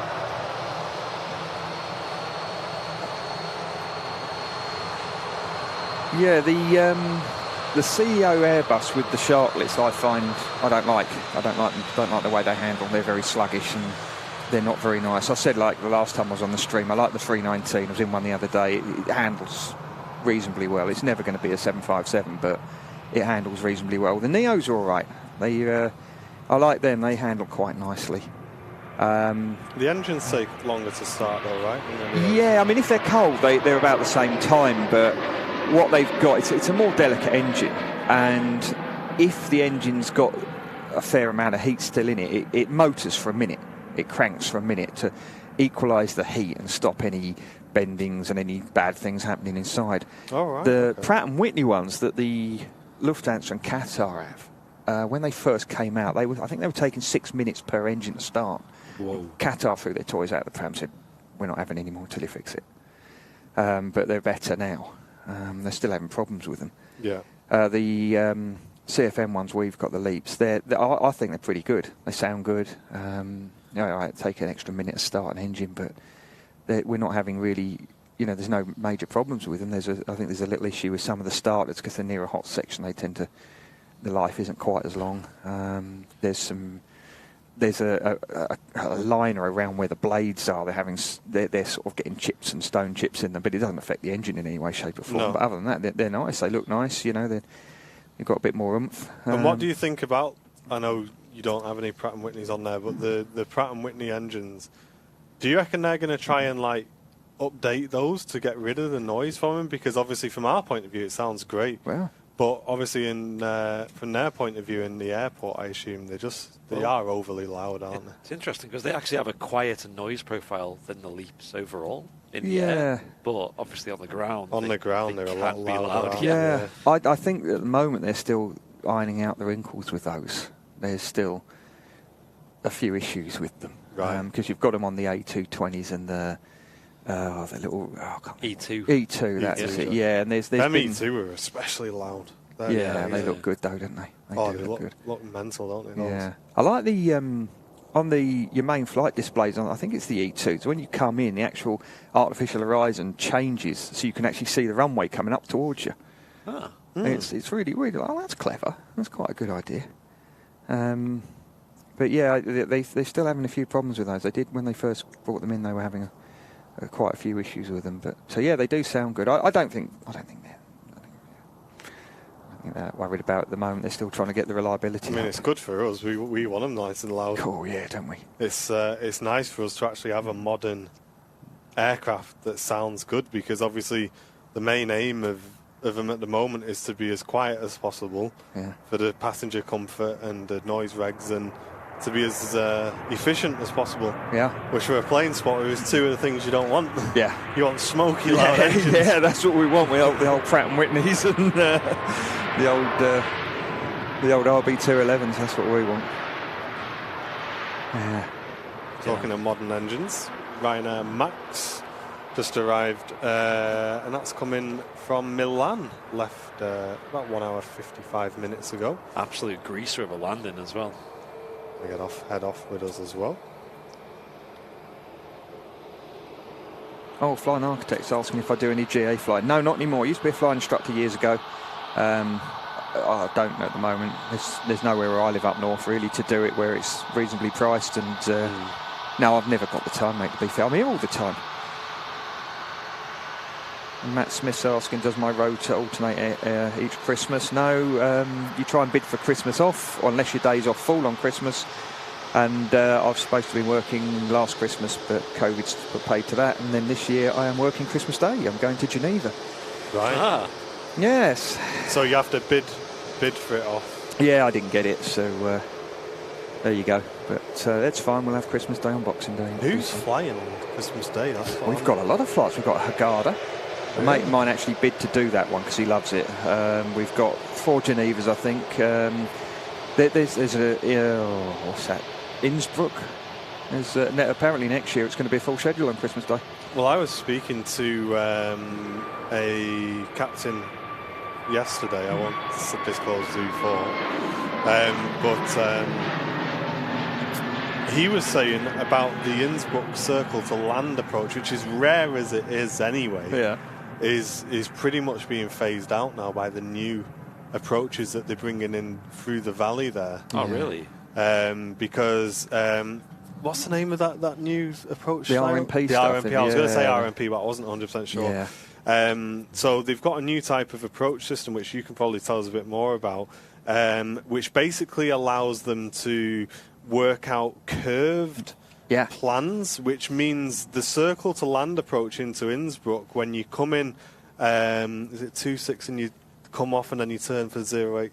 Don't know, I don't do Innsbruck. So, right, well, you come in on the approach path, you come over the rock, you come down, and then you break off, you make a left turn, you come up to the church, and then you make a right turn, you turn, and you come in. Yeah. And you're about 200 or 300 feet off the pylons on that turn round. Yeah. But what they're doing now is to get that approach is rare as it is anyway. But now they've got these new RMP approaches, and they're certing all the pilots for it. It can basically fly in and curve round the valley there and just come straight in now. Yeah, so you've got your normal RMP stuff, which is based off your GPS, and we've got them here. Most airports have got some sort of RMP. 07 at Belfast is one we do regularly. And an RMP, for people who might not know, just as Andy picks up this Emirates A380 heading to New York. It's required navigation performance. It's using satellite-based technology to find out where you are. In the old days, you use beacons. You go from a VOR to a VOR to an NDB to that. and then you'd have a VOR and NDB to land. You'd track a beacon or a needle on your screen. Yeah, which is basically a beacon, which is like a building on the ground somewhere in the country, and that emits out a frequency, and you connect to that, and you can do some calculations, and you can see whether you're flying towards it, flying away from it, and you use them to and the Manchester one's around. on the other side of the airport by the windsock there. It's got the orange dots on top of it. It's a big grey round thing with all these knobs on top. And then you would track towards it, and a needle would point at. The old NDBs were pretty poor. There it is, that's the Manchester VOR, 11355. And that's why you'll see aircraft on some departures, after they've lifted off on 05s, make a right-hand turn and then a left-hand turn again. That's to line up with the Manchester VOR, because you can see it's offset as well there off the runway. We had the old NDBs. They were poor. They would be affected if you were flying near a coast. The water would bend the signal. If you were near thunderstorms, the needle would point at the thunderstorm and not the beacon. So they were being phased out. And then we got the VOR, which was better. And then years ago, the ILS was designed. It sends out two what they call lobes. They're like big, massive teardrops that are sort of overlap in the middle. One's, I think, 90 hertz and one's 160 hertz or something. And in the middle, if you're in the middle, you get a needle or you get a bar, and it tells you if you're in the middle, so you're lined up with the runway. And it also gives you a path down to the runway. That's the glide slope. That gives you the path down to the runway. And then the British years ago invented automatic landings. So you can use that, and with a bit of onboard kit, the aircraft can track this all the way to the ground and land in zero visibility and stop on the runway. But now what they're using satellite-based navigation, so we don't need any beacons at all. So you can go where you like. And they're pairing it up with the others at the same time. Yeah, you can use that as backing it up. And the modern kit's great. It uses GPS receivers. It takes readings off the VORs. It uses ILS frequencies, distant measuring equipment, so it knows where it is. And going back to the Innsbruck thing, that means they can basically, where they couldn't do this accurately before, actually follow a flight plan that weaves through the mountains with mountains either side of you, essentially, to come in and land on a place where before you wouldn't even be able to come in from that direction. Yeah, there's different specifications for it. I mean, for the Innsbruck one, you need to be able to do 0.3 of a nautical mile accuracy. No, I think it's 98% of the time. The 319s can't do it. The older 320s like this one can't do it. The Neos can. I think some of the later 320 CEOs with sharklets are fitted to do it. But is that something which could be upgraded over time on the older aircraft, or is it just literally not even worth the money? It can be, but I don't think it's worth doing it. The amount of times we do it. Dubrovnik is one of the main ones we use this, and it's called RMP AR, authorization required. So you've got to be approved to do it. And I think I know we are at Dubrovnik in the Neos. Yeah. I was in that one the other day. I went to Malaga in it. Oh, lovely. Nice 319s. So I know I think out in Tibet and places like that they use it because of this new way that it can do. It's called radius to fix. So it'll fly an accurate arc. I call it wiggly wobbly lines. Technical term. Technical term for me, yeah. The thing is, it's all well and good, but if you lose all the kit in the middle of this turn in a valley, in cloud, I like to ask the question to the trainers: what are you going to do? Yeah. You lose both FMGCs. It's not a Boeing where you keep your automatics and you can still auto land. On the Airbus, you're back to flying it. And if you're in a valley in a turn in cloud, you have to have a little think. You have to before you even make the approach, brief how you're going to have escape manoeuvres, how you're going to get out of this. So I'm in the middle of this turn. I'm going to immediately climb and get out and turn this way, and we know it's safe there, and head for that sort of thing. Yeah. So. And a question coming in from Terry saying, would it be possible for Fezzer to be in the cockpit on one of your flights or one of someone's flights? Do the rules allow for that? Unfortunately, not anymore. They don't. No, in the old days, absolutely. We could have got him in without any problem whatsoever. But now, no one is allowed in the flight deck. You used to be able to do visits mid-flight, didn't you, to the flight deck? That's what got me into it years ago. I had a visit on the way back from America. Okay. And I can't remember what aircraft it was, but I do vividly remember the captain, because there was an aircraft coming towards us and it was kicking up all sorts. And he was saying, the combined speed of them was 1,000 mile an hour. It's like faster than a bullet, and he was. So I remember that because my dad asked on the way out, and he said no, but on the way back they let us in. Oh, that's cool. But yeah, they. So they just don't allow that at all now. Not at all. No, you can on the ground. You can pop in and have a look. Yeah. If you're a passenger, before if we've got long slot delays, then we regularly do flight deck visits, right at door, do a PA.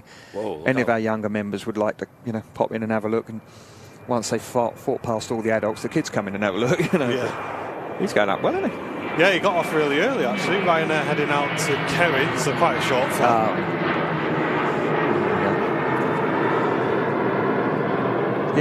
Got me into it. I flew up to Newcastle once on a 7.5 years ago. That BA had a special on, and me and my poor old mum were on it years and years ago, and they said, would you like to have a look at the front? I went, yeah, go on then. And like you, they were looking, there was no TCAS back then, so they were looking for another aircraft, and it was a 7.5, and I was like, oh, I love this, I want to do this. Want to have a go? Yeah. And then, look at that Virgin Atlantic catching the sun there. That red is something else. It's lovely, isn't it? Yeah. Good. Yeah, cause we always try and make the effort to have a flight deck visit, especially if it's on like a bit of a special plane, like a. Your 350 one looked nice, didn't it? Oh, that was great. That was so good. My first time flying on one, so I was like, I've got to go and ask him.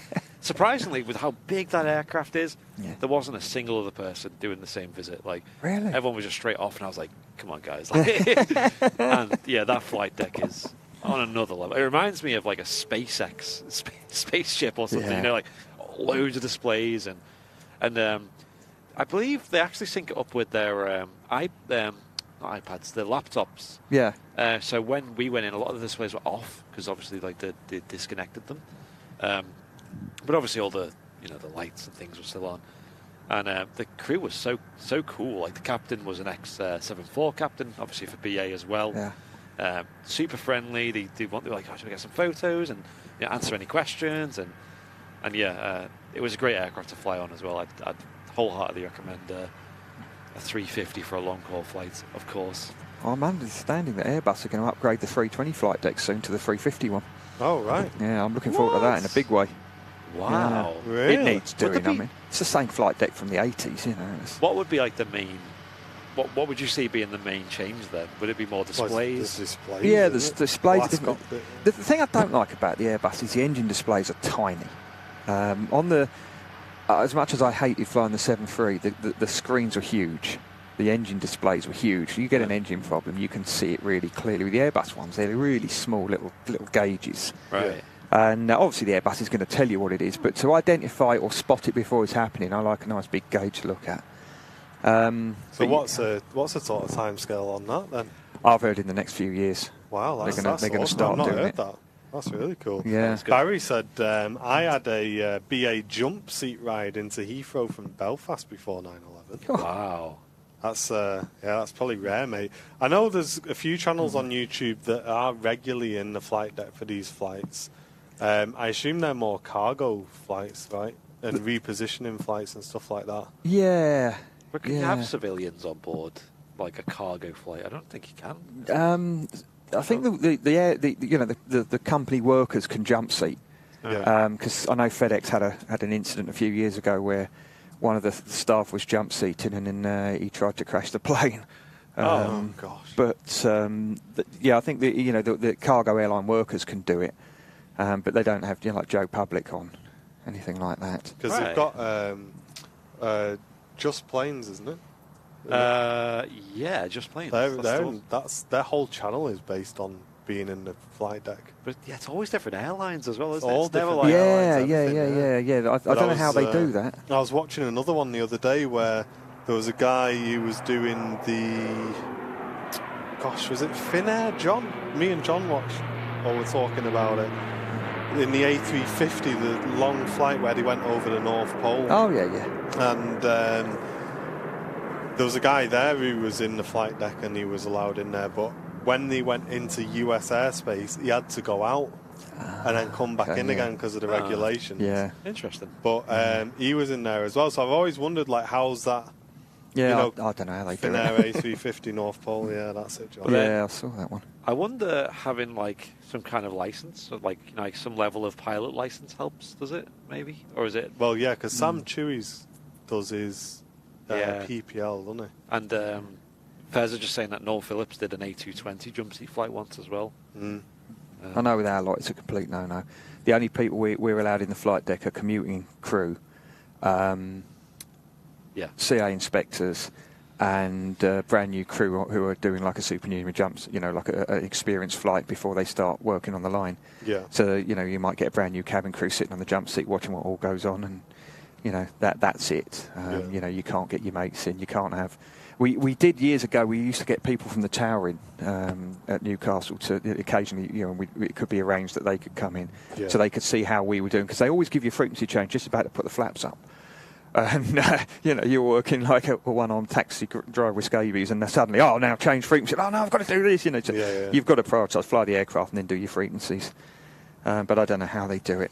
Mark on Facebook saying my wife sat in the jump seat before 9/11 back from Barcelona as the plane landed. Excellent. I feel like I missed out a lot here. Yeah, you did. You did. Michael B's asking, who's my favourite YouTube pilot? It's Fezzer, mate. It's got to be. He is, if he ever realised how good he actually is, you wouldn't get his head through the door, but he's so good. Yep. Louise is asking, Neos can do a lot of stuff then, is it Cassell like that? No, not really. It's just the engine's a bit more powerful, and they've got a few little tweaks on them to make them nicer. And newer as well, aren't they? 330 on the roll. They should be a nice little blast off for us, off 23 right. Is this the New York service? Bridgetown, I think. Oh, right. I wonder where the New York one's gone. Josh Slack's asking, what's the best aircraft I've flown? It's a 757, without a doubt.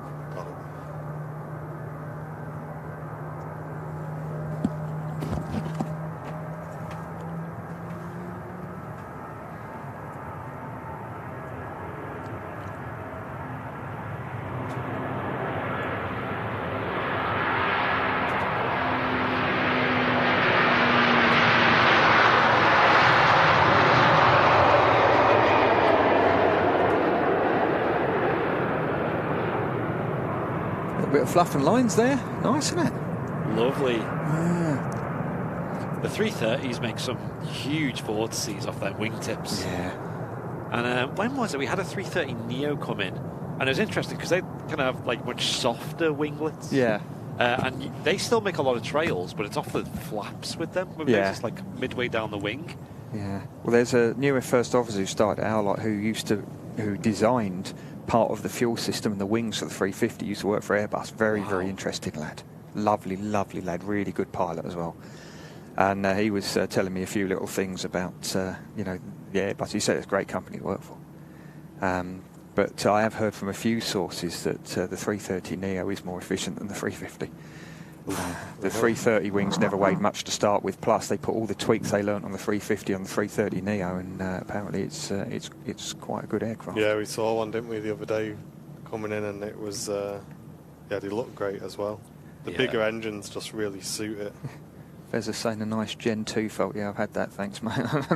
Last week, I don't want another one. I don't know what's going on with my camera, or if it's just an atmospheric thing, but I'm shooting over there, and they're all coming out slightly blurry. Which is very odd, because it looks like there shouldn't be an issue. It's very misty when we started, wasn't it? Like with the backlit conditions, things on runway 2 were so hard to see.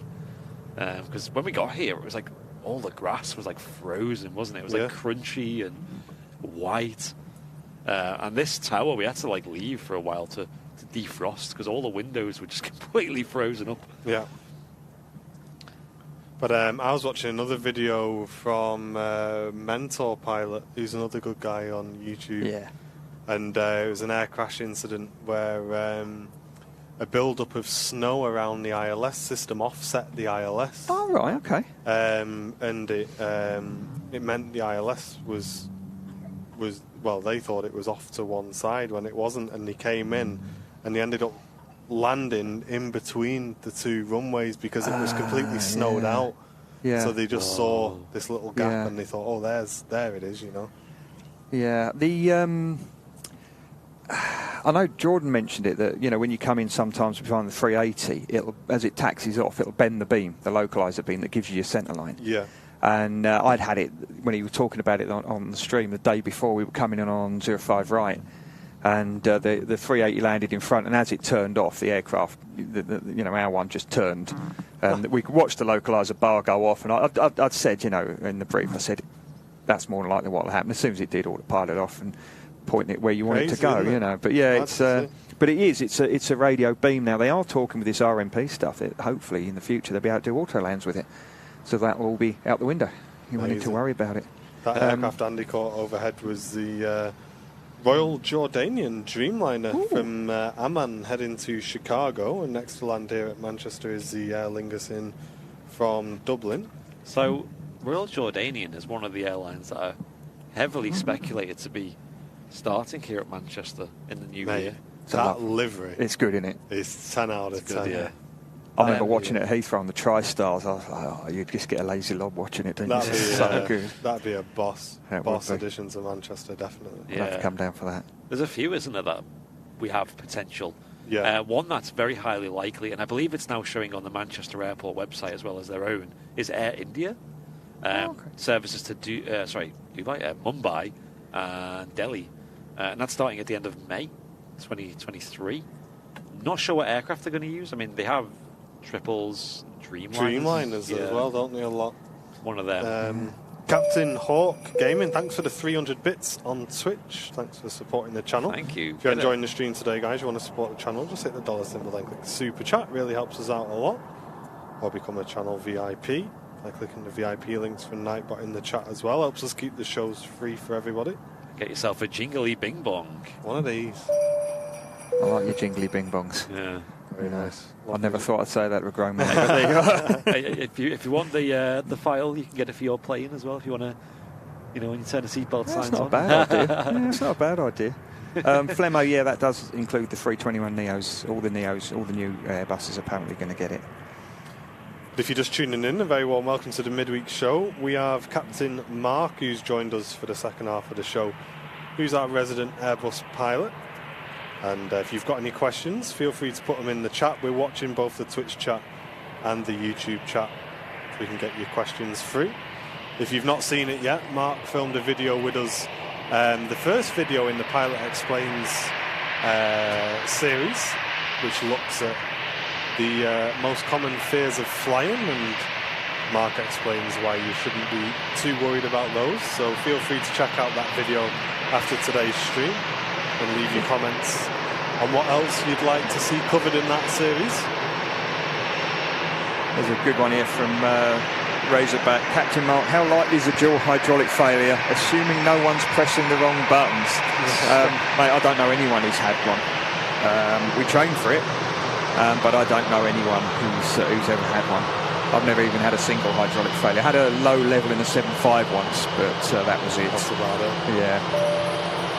Mr. Paul Davies with a 449. Super Chat saying, say hello to my fellow 757 fanatic for me. Cheers, Thank you very much, Paul.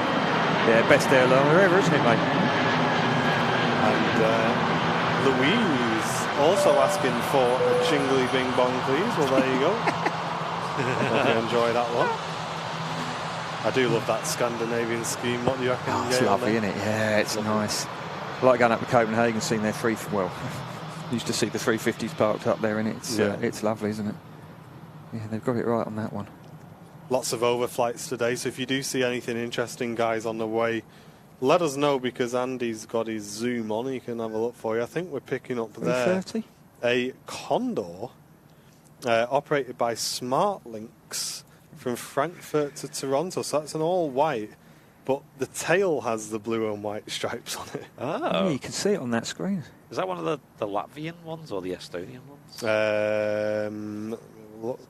LY or ES, I think. Maltese registered. Malta registered. registered. Oh. Right, we never had them here at Manchester. I'm glad the radar app, actually, when you hover over the flag, tells you what country it is, because I am not the guy who plays fun with flags, you know what I mean? Carl's asking, do I get to fly the 321? Not yet, but I'm told it's coming to Manchester soon. Nice. Yes, Don't know when. I've not seen it yet. It has been in a couple of times, though. Yeah, we had the Milan ones in, haven't we, a few times? But I don't really want to fly it because it's not a 757, but there you are. What choice have you got? It's nice to see the full squad here on the chat. Louise and Matt and Terry and Owen. Obviously, we've got Fezza. Mel's there. I mean, you say obviously, but it's a miracle he's out of bed, actually. He knew I was coming down, that's why. He wanted a pro Heckle team, you know. Well, Martin rang him before the stream started, and he answered. Wow. Yeah. He wasn't dressed, but he answered. It's like you didn't do a video call, then, isn't it? I did. Oh, That's the dear. problem. What has been seen can never be unseen. So is Susie B on today? I hope she's doing all right. I haven't seen sure. her on the Obviously, chat. she does work, though. Yeah. Four-letter I think words. this is quite a bit of a, what do you call it, antisocial hours for most people in it. But It's great to have the regular midweek crew, though. It's like a little family, isn't it? Yeah. It's so good. That's what a lot of people say about the streams, and that's kind of, for us, that, like, I'll be completely honest, like, for us, the midweek shows are not the best in terms of viewership and things like that. But we keep them going because obviously people just enjoy them, and it's nice to just be able to have a more relaxed stream and, like you say, a bit of a hangout with everybody. And every now and again we see something special coming in, so it's well worth it. Yeah. Josh is asking who I flew the 754. Yeah, it was Astraeus. I can't remember. Someone put up. Yeah, it was Astraeus. On the VIP group, I have put some pictures up of the I Maiden 75 that I flew one of my last flights at Astraeus. I flew down to Djibouti, and it was in the I Maiden colours just before the tour in 2008, I think it was. Wow. But yeah, see, if you're VIP, you get all of this good stuff. There you go. Get yourself in the VIP lounge, and Sue Slack, you can have 2 bing bongs for that 17.99 super chat. Saying great show, guys. Thank you, Sue. That helps us a lot. That. Thank you very much for supporting the channel. I really wanted to see the new headset, actually, the one that wasn't wet. But well, it's not. It'd be exactly the same, identical as this anyway. But yeah, but it'd be newer. So yeah. Another question I just saw come past here. Where was it? Question for Mark: which Airbus do they use on the Tunisia flight? As I'm flying on the 9th of January from Manchester. I don't know. I can't look that far ahead. I mean, I did it a couple of weeks ago, and I think I was on. I'll have a look. Hang on. I think it was a CEO. But any of the Airbuses we've got will make that journey quite happily because it's only 3 hours, I think, something like that. It was a good little flight actually. It was the airport was quite good. It looked all modern, and it was quite a simple day out, which made a change. And this EasyJet Whiskey X-ray on the reg is heading out to Tenerife. Lovely little place that. Be nice and warm there as well. Mark's got that one on, John. Usually gets pretty warm. Pretty windy, the Canary Islands this time of year. Yeah. Whiskey Bravo. It was a CEO possibly with Shartlets that I went to Tunisia in a couple of weeks ago. Yeah, it was at Arrecife last night, and it was a southerly breeze. Oh, so right. we had to come in over the top of the high ground, and we said to them, I said, look, you know, it's not that strong. I'd rather have 0-3 in the tailwind than come in over the high ground. They're like, oh, no, you've got to do 2-1. But the good thing about the Airbus is the 7582, you have 2 flight plans in the computer. So you have your main one, which you're actually going to fly, and then you have a secondary one. Yeah. And luckily, the Neo we were in yesterday, it has an ability to swap them. So I'd set up 2-1 in the secondary. I had runway 03 in the primary with the ILS. When they said, no, you've got to do 2-1, I just went, right, swap. And they just completely swapped. So if at any point they change it, you can swap it back. That's something, when I'm flying in the sim, I'm very lazy with. Just all that extra stuff, you know, like that's, for you, something you do all day, every day. But something like that for me, I'm too lazy. Well, I mean, I'm a grumpy old, as I say to the first officers, I'm a grumpy old Boeing pilot. So I actually flip on your audio control panel. I flip the switch, manually dial in the frequencies and the radials for the beacons for the ILS here and the VOR. Yeah. Manually do that. I put them in the radio nav page in the FMGC. I set the secondary up. So if we're doing the ILS on the 2-3 right here, in the secondary I'll have the VOR on. Yeah. Set up there, ready to go. And I say, as I brief it, I say, okay, we're doing the ILS. If the ILS drops off for any reason, we activate the secondary. We press the approach. We don't press the second autopilot. If that doesn't work, we've got the rad nav, we've got the VOR dialed in. We can do it in track and VS. We can actually manually select it and fly it. And if we lose both FMGCs, we flick that little cover, hit that nav button. We've got all our instruments back. Because they like to give you dual FMGC failures in the sim. Because on the Airbus, it's quite a big deal. You lose your autopilot, auto thrust. You lose your maps, whereas on a proper airline like the 75, you lose both FMCs, you can still auto land in 0 visibility. Yeah. It doesn't rely on them so So it's much. just good practice, isn't it? Yeah, it's just, I mean... And a good habit, I guess, to Yeah, keep. because the day it happens is the day, you're going to get caught out, and it's always a good idea to, Have that just ready. back it up, belt and braces. Carl Denton, thank you very much for the 179 Super Chat, saying, any Lapland flights scheduled, Mark? I haven't. I really want to do them, but they're on early shifts, and I prefer the late shifts. But yeah, as I dress up as Santa, I've got a big spiel planned if I ever end up doing one, go out, talk to the kids and all that, Nice. And yeah, it's, these nice people have lent me this aircraft so I can practice flying, and yeah, I'm looking forward to it. Good. Fingers crossed you get it. And we also had a £5 Super Chat come in from Jack Harrison saying, hi to everyone, another great Wednesday. Thanks for supporting the channel, Jack. Glad you're enjoying it. Thank you, Jack. Simon's saying about the 2 airports in Belfast. I've only been into Aldergrove. City is a shorter runway. It's a smaller apron. Yeah, fine, but I don't like short runways. Yeah. So I like Aldergrove. It's nice and easy. Matt Smith's asking top 3 liveries for me. The old British Midland one that had the dark blue and the dark grey, the dark blue and the dark grey United, and Royal Jordanian, I would have thought. Not bad choices. Yeah, I didn't. If it was 4, I may have thrown in Sun Express just to cause a bit of stir.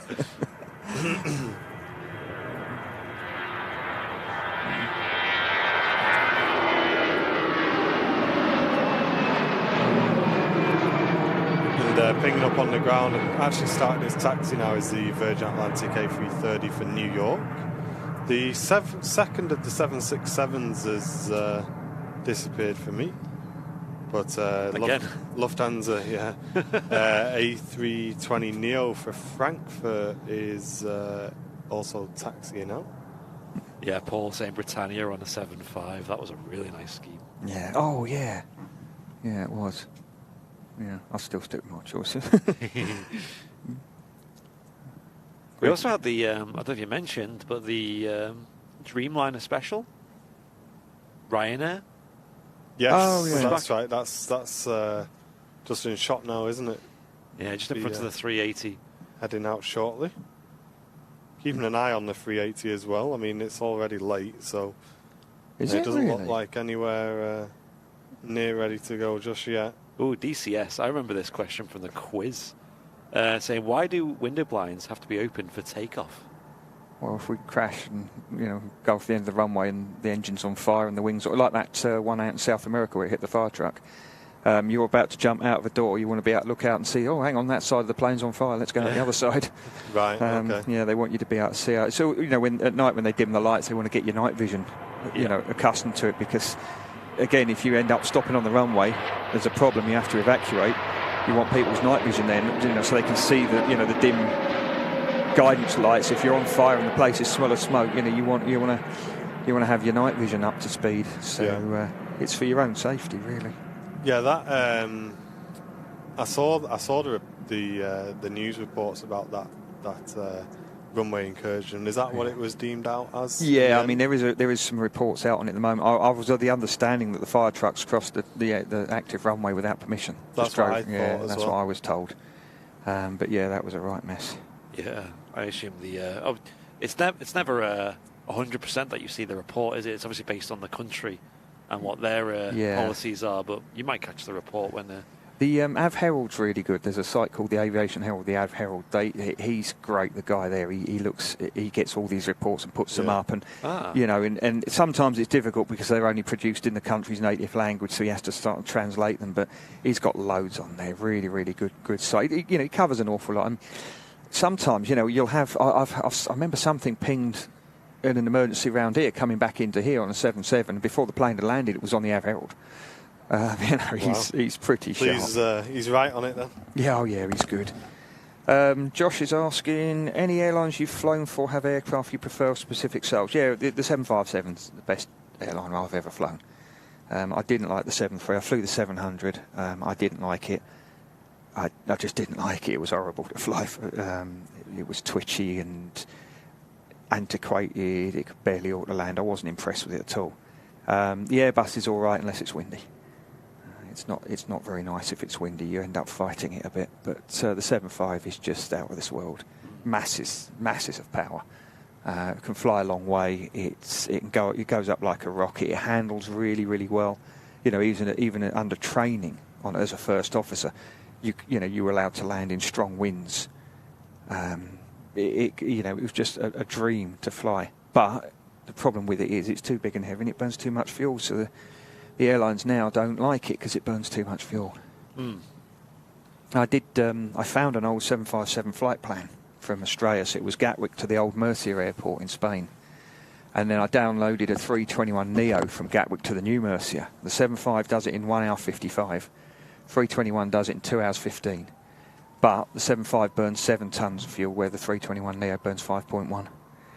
So it's nearly 2 tons, a difference over a 2 hour flight. Yeah, that really. So you adds can up. only imagine over a longer flight, isn't it? Oh yeah, yeah. Not as fun though.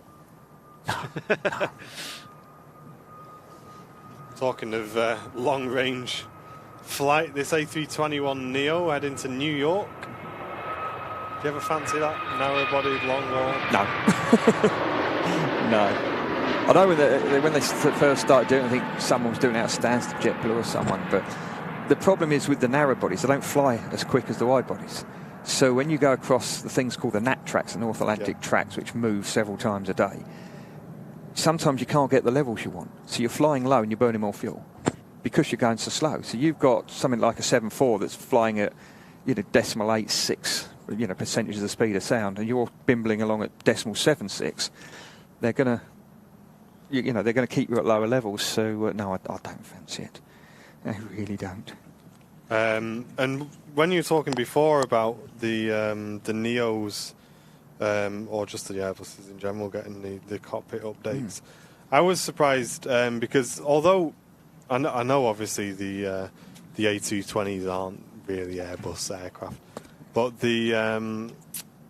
I was surprised that they hadn't looked at updating those cockpits to be a bit more Airbus-like, because if you look at those inside, there's quite a big difference, isn't there? Yeah. The thing is, the A220's got all the modern toys and all the kit on, so it would be a backward step, and no one really wants that. No.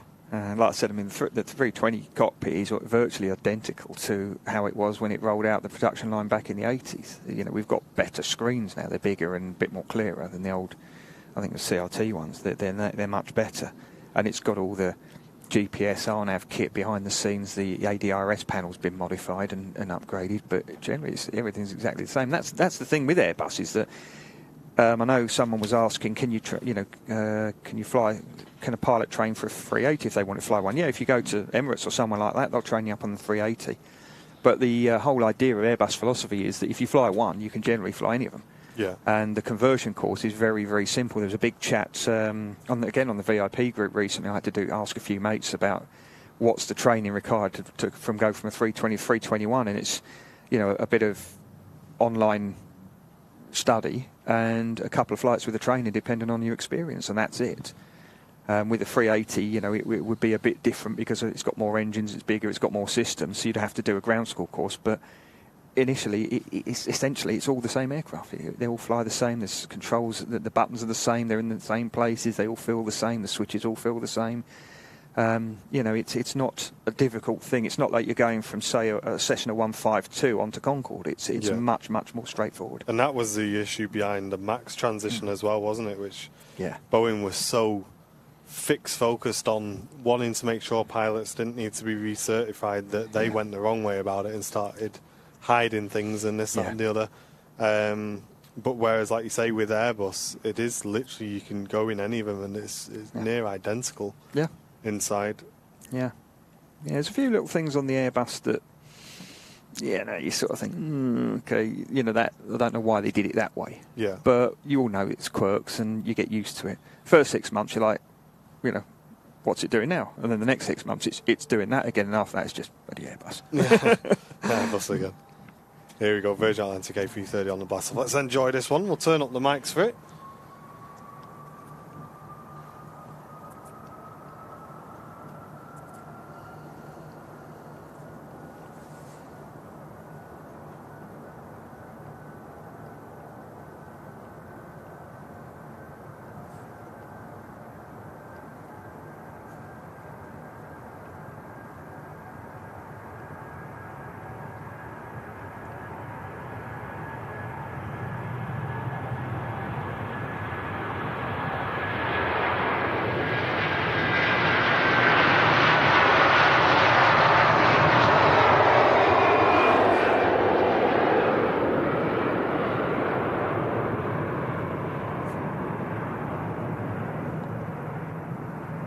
Love it.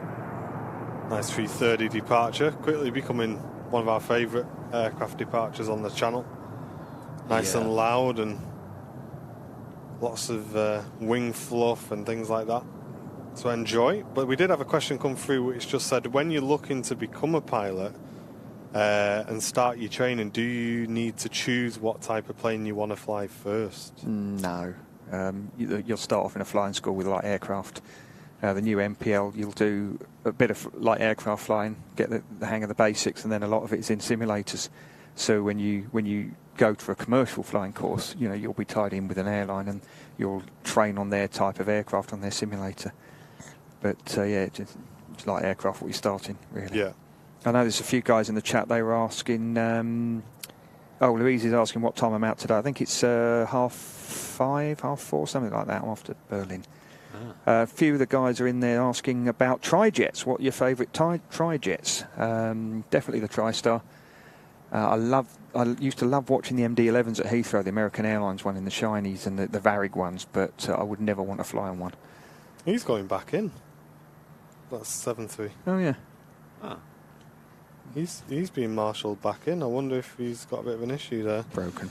Greg, thank you very much for the $5 super chat, saying as always a great start to the day here in Manchester VT.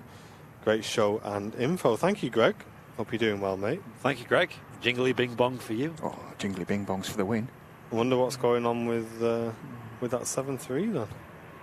Did it come off that stand before? It got pushed back and then it's just been pulled back on. Is that a ground power unit? Yes. Next to it? Yeah. Ah. So they'll be putting it on that to keep the aircraft energised, I guess. But not quite sure what's going on there. We'll keep an eye on that one. Who was asking? Ivan was asking how many hours have I got. I haven't got a clue. Well over 10,000, over 11,000. I don't know. I don't know. It's all online, and I never look anymore. Josh is asking 757, 200, 300, 200 every day of the week. There wasn't many airlines that had the 300. No. Where do you still see them in the Condor colours? Yeah, Iceland Air have them as well. Yeah. Mr. Fezzer, Eagle Eyes says it's got yellow hoses, so it might be a high pressure unit. Maybe the starter's broken, he reckons. Yeah, that's what I was wondering. Eagle Eyes, isn't it? He is, isn't he? Eh? It shows that old wives' tale's not true, doesn't it? Got the Wamos heading back out now, which is doing flights on behalf of TUI. A330-300. Moody Rocket, yeah, we've had to increase it, man, because the support on Twitch just drops off a cliff. It's really strange. We still get the same number of viewers, but yeah, obviously we need to just cover costs, so we've had to put some more ads on there. But obviously you still don't see ads if you're a member of the channel anyway. Prime membership, things like that. Still some cargo being loaded onto the 380, even though it was due out, 20 minutes ago? Yeah. So, standard. Yeah, standard. It's because Jen's not here. I know, if Jen was here, it would have been out perfectly on time. That's definitely a GPU. It's not an air start unit, it's too small. All right, well, there you go. The yellow hose, let's have a look. I can see his yellow hoses he's on about. Like actually, no, that's the electrical hose. The air start hose is about 4 times as big as that, and they plug into the bottom of the plane under the wing. Bill Walsh, thank you very much for the £10 super chat, mate. It's very kind of you, saying good afternoon, everyone, and thank you for my gifted membership. I've been watching the channel for about 18 months now and love the content. I enjoy it, Bill. Thank you very much for tuning in for so long, mate. I'm glad you're still enjoying the stream. They've got the stairs out as well. Yeah, keeping an eye on that Ryanair, then try and work out what's going on. No worries, Moody. Yeah, it's all good. We're always open and honest with you guys. But yeah, Twitch is a weird one. Twitch was doing really, really well, and then, like I say, it's just it's like everyone's just disappeared. It's really strange. Do you remember where it was meant to be going, this Ryanair? No, because I didn't actually look at it when it was being pushed back. I'll try and keep my eye on it. Can't really read the reg. They're putting cones out now, so I think it might that's be not looking good, is it? Something along the lines of like a passenger may need to be removed or something along those lines. We will see. Would they cone off an aircraft if it was going if it wasn't going anywhere anytime soon, sort of thing. Yeah, possibly. All safety first, you know. It's like, Ken's asking, do I know his mate Chris? I know the name, I don't know the person, though. I'd probably know if I saw him, maybe. Steve Hurst, thank you very much, mate. Glad you're enjoying it. Fez is saying it was off to Nonce.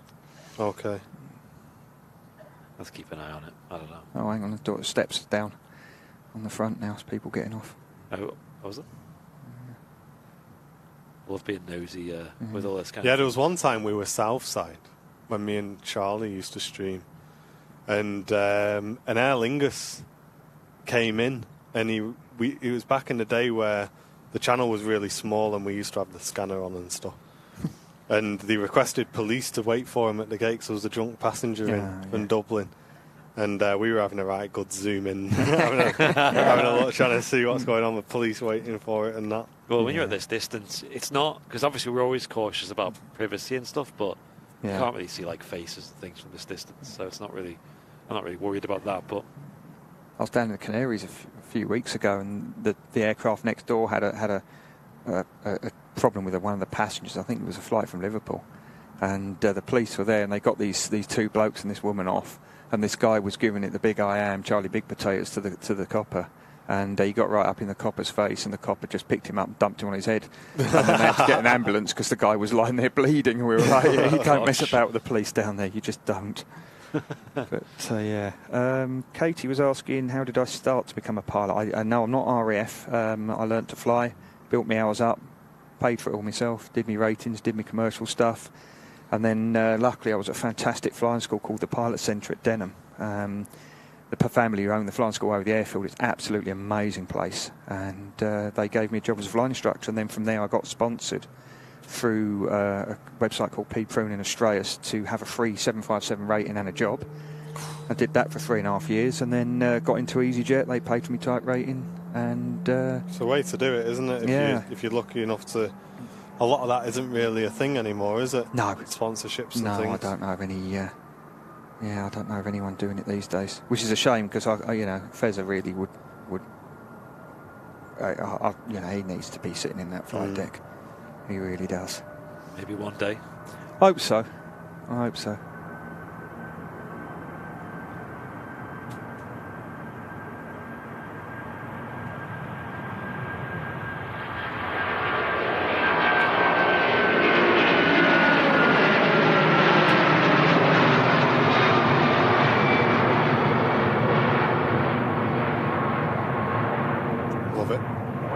Gliding off the runway, the A330. Yeah, it sprung off the ground, didn't it? Yeah. Really early. Yeah, type ratings cost about 30 grand these days, John's saying, yeah. Plus you've got to pay for the training to get to the commercial license and all that. So I think some of the lads who have come in through at the moment, they're 160,000 in debt. Katie's daughter would love to do it. Yeah, best way, Katie's just Google it, have a look. There's flying schools like Oxford do complete courses. They take about a year. You go off to somewhere nice like New Zealand or Texas or somewhere and do all the light aircraft flying, then you come and do the sim work. But you do need an awful lot of money because no one's going to pay for it anymore apart from you.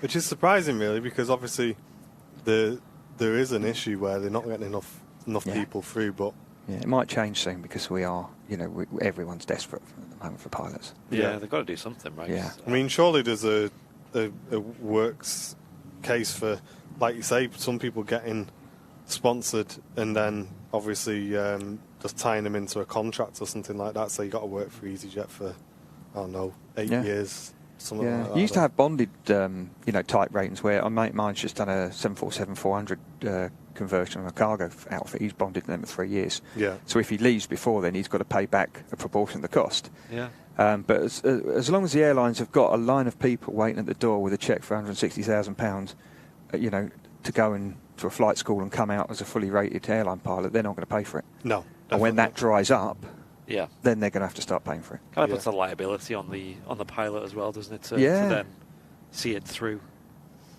The aircraft we were just picking up overhead was the Etihad A350-1000. Was it? Which isn't something don't think I've seen myself before, but Abu Dhabi to New York, that one. So a long flight. That left Abu Dhabi 7 hours, 8 minutes ago, and there's still 6.5 hours left on that flight. So not for me, thank you very much. But the Wamos Air has just departed. That's off to Madrid, covering the flight for TUI. Madrid. So that'll TUI flight to explain why it got off Did it have pretty quick. What was the call sign? Was it just a regular Tom call sign. No like P on it. Yeah, 167 Papa.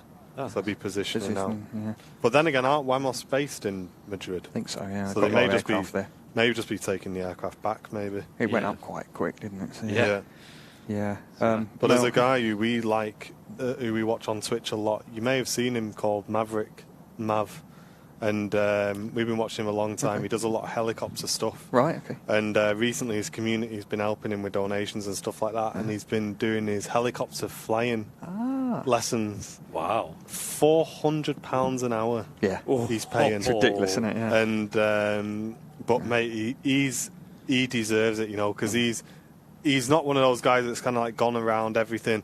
He either flew Concorde, which he can't fly anymore, or a helicopter. Yeah. And it was always one of those Yeah. things, apart from when he's doing DCS and doing like F-18 stuff.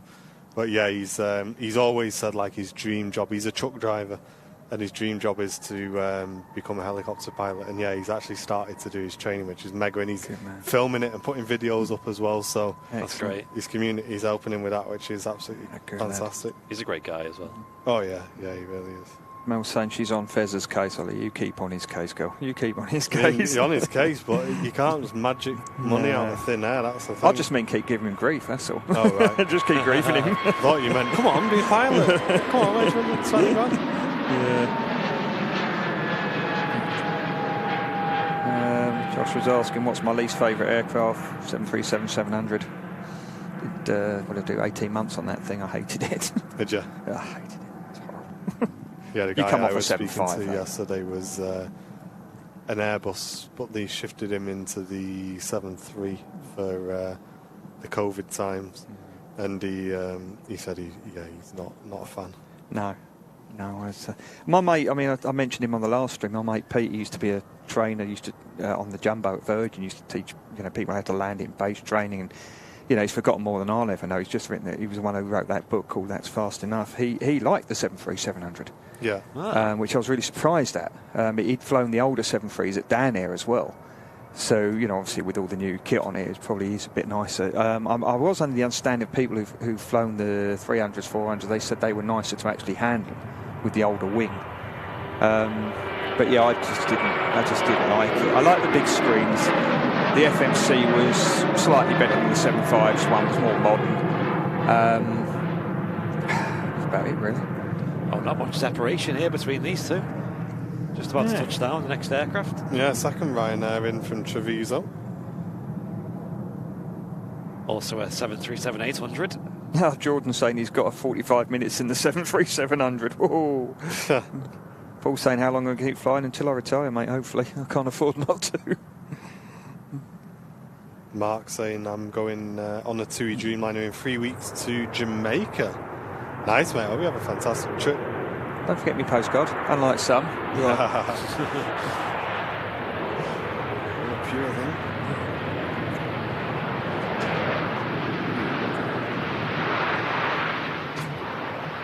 I enjoyed our little chat when Jordan came back to the Flights and Centre and he was telling us about the Max and stuff. It was good nature. Yeah, it was I'd good, love to have a wasn't sit down and have a good chat about that and compare my thoughts of the 737 to what he thinks of it when he flew it or he flies it. I'd love to have a get together and a chat about it. Yeah, because as I said a few times, the 737 Max to us seems to be a lot more stable, but obviously we've not flown it, so yeah, we don't know. But we've been out in enough storms to kind of visually see a difference anyway. Yeah. Oh, it's Mac Aviation. Hello, mate. Yo, how's it going, mate? Hope you're well. Yeah. Great to see you, dude.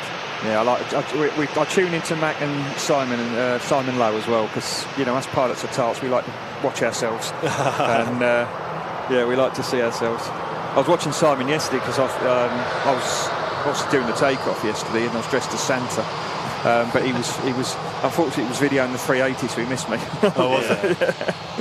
Something similar happened to us when we flew down to London Heathrow. Jerry was live and catching arrivals while we were arriving, but there was also a triple behind us, so that got the spotlight.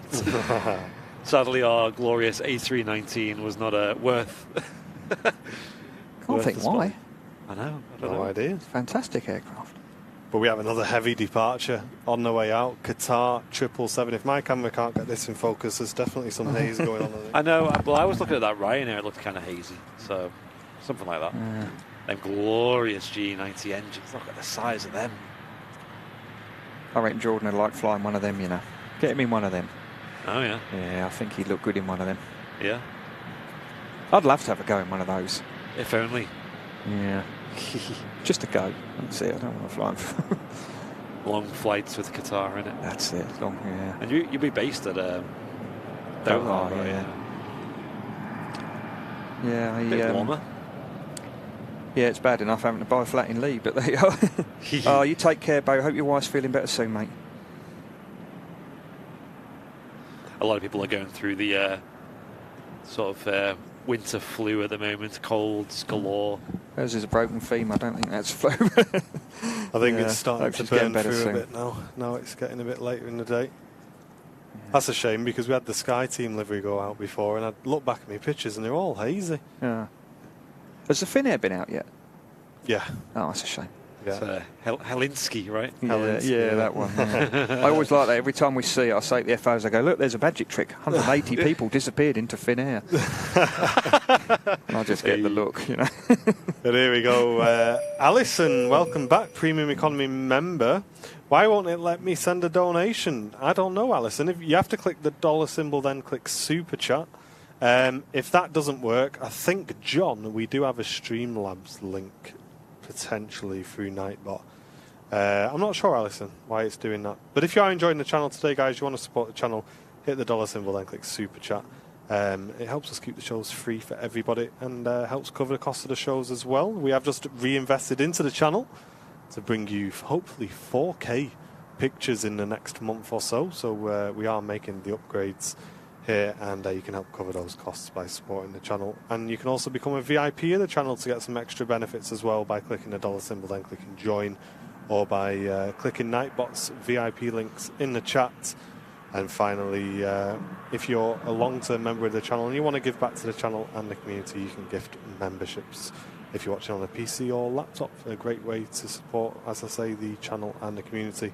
You guys on Twitch, you know what to do. Help us hit that sub goal. And check those Twitch primes as well, Twitch crew, if you can show your support on there. We do have the option, obviously, to reduce the ads and stuff on Twitch if we can build the support back up. So if you want to support the channel, feel free to do so. Just as Owen Flemmo, Gifts and Airliners live membership, and that's gone to Ollie Davies. Thank you very much, Owen. Cheers, mate. Cheers, Owen. Appreciate that. Go5's asking if I have any social media that they can follow. Not aviation related, I'm afraid. I do have a YouTube channel, but it's not aviation related. If you want to see more, follow these guys. I'm on here from time to time. Jordan's on here. He's a Ryanair guy. He's really, really good as well. And obviously you've got Fezza. So the best place for any aviation stuff, obviously, is this channel. And yeah, that's where you can see more of this sort of stuff. We'll be filming more Pilot Explains videos as well. Look at the light on that 7.3. Gosh. Should have had your camera for that one. I know. It's moving round enough now, isn't it? Yeah. Yeah. Grab them. They're very photogenic as well, the Maxes, aren't they? Yeah, I really think they look great. Yeah. Especially the Ryanair scheme. There you go, Alison. You've got it with a £5 super chat. Thank you very much, Alison. Thanks for supporting the channel. Cheers, Alison. No message. Joss is asking who I flew the 737 for. That was for EasyJet years and years ago. It was about 15 years ago when I flew it. Did you ever fly the Carrot? I didn't. No. We did have it at Newcastle for a little while, and apparently it was a bit of an old knack. It kept going wrong, so I was quite glad I didn't. But it's they didn't stay at Carrot for very long. Sounds like a euphemism. That. Yeah, it does really. Yeah, for anyone who doesn't know, just type into Google the EasyJet Carrot. There was basically an all orange livery from top to bottom, and it kind of got that nickname. So. Michael B's asking, do you think there'll ever be an aircraft that was overpowered as a 7.5? I think, I don't know. I mean, I think the 777-300s is slightly overpowered. It's a good power to rate ratio, but they don't want this. They don't want overpowered. It burns too much fuel. And, the 350 seems pretty powerful as well. Yeah. I think with the 7.5 it was so massively overpowered. Yeah. I think what you want, ideally they want something with enough power to get you out of trouble and to help you when you need it. But they don't want it stupidly overpowered where it burns too much fuel. Oh, Melissa, thank you so much, darling. We need a bit jingly bing bong. 4.49 super chat from young Melissa for Mark, always protecting me from the Monday night flight sim abuse. Bless her. I think she's my favourite Scouser, that young lady, Oh, yeah? Yeah, I think so. I don't know many Scousers. Not Owen. Have you ever met Flemmo? I don't think.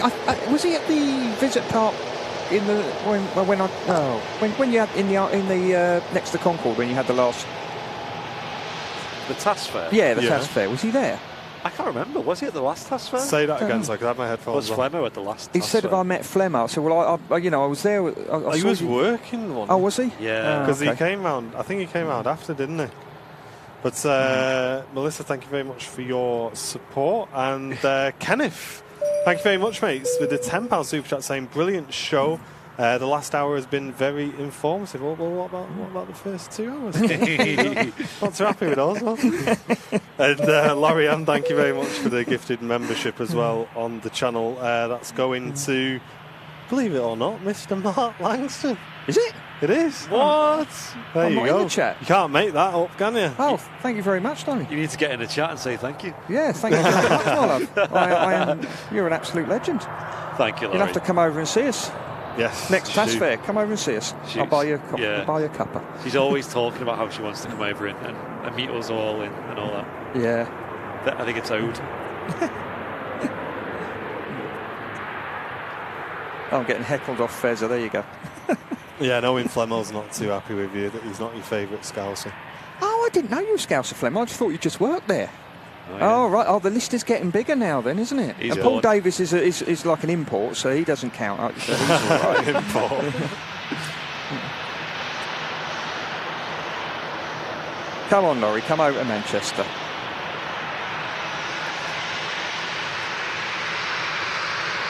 And the 7-3 vacating in front of us is in from Mercia. And lining up at the end of the runway, ready for its departure, is a Qatar 777. Be next to depart. Should sound absolutely fantastic. Oh, apparently Andy's a Plaka Scouser, according to Melissa. Oh, yeah. Well, I was born there. Oh, you're not Plaka one then, are you? I'll pop over to Texas to pick Laurie up. I'd love to go to Texas. I would love to go to Texas. It's so good. It's so good. I'd love to go and see my old mate, the Texas Bushman. He's brilliant. I'd love to go and have a chat with him. Oh yeah. Do you know where that is? Like what?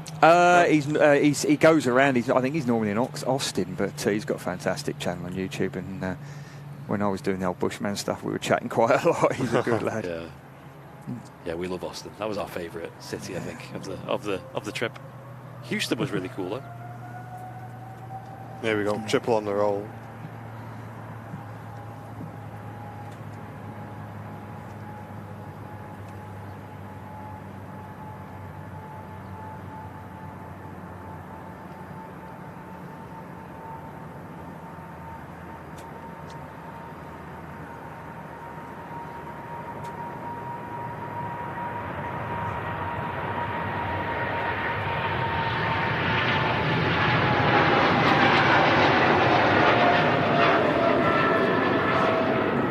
Saying she'll feed me chicken fried steak and sweet tea. Oh, sweet tea. Ooh. Before we fly back to England, I'm going to go nick that 380 and go over and pick Laurie up. I keep hearing Darius Rucker sing about the old sweet tea. I've got to try it one day. Yeah, it's. I mean, can you handle it? Is the question. It is very sweet. Like there's a lot of sugar. It's pretty much. I mean, is it like our coffee? It's pretty much all sweet tea is like. Well, it's more than this, of course, but the premise is it's like iced tea, but with a lot of sugar. And it's not like a flavour to it. It's not like, you know, like how you can get the Lipton iced teas that are like peach or lemon. Yeah. Like this is just like tea flavoured with a lot of sugar, like spoonfuls of sugar. And it's, as a Brit, I find it quite hard to drink. But it's quite nice. Oh, also, yeah, I got cookies saying Captain Mark needs to try pumpkin pie. Oh, yeah. Everyone keeps talking about pumpkin Oh, pie. my God. We don't even have it in the UK. That's another one Darius Rucker keeps rabbiting on about in his songs. Oh, it's so good. It's so good. And Al Lambert saying, is there a Thomas Cook supposed to be leaving? Well, yeah, that's the rumour, mate. That's what we're waiting for. Allegedly in like 10 minutes. It's due any time now. So, but wasn't it pushed back to 20 past, someone said? Oh, yeah, yeah. Flamo, did you see that on the, I'm assuming, the airport? Yeah, we have another look for us, Flemos. Maybe Mr. Oh, yeah, sorry, mate. I'll have a butcher's, yeah. It's miles away. I'm still thinking that sweet tea. Andrew, mate, if you can't feel your arteries hardening with every sip, it's not worth drinking. Melissa's saying she'll make some pumpkin pie for us, honestly. Oh, yeah. yes. Lovely. Yep. We'll never say nay to that. I got cookies saying I had pumpkin pie yesterday. We were so shocked as to how good it was. Like, we even went immediately to Walmart and bought one of the frozen ones. Oh, right. And although, like, that wasn't the best, it was still, like... So it's nice, because I must admit, I don't... Oh, is that Falcon going out? I think that's I what think that that's is, that Falcon going out. I'm sorry, Mark. That's I'm all right. jumping up and down here like a mad hatter. Don't you worry, fella. Don't worry. Catherine Burkett's saying the Beluga's her favourite type of aircraft. She'd love to see one take off from Broughton one day. Yeah, it's a nice looking aircraft, isn't it? Oh, it's cool. Yeah. I don't think it's probably much fun to fly on a strong wind.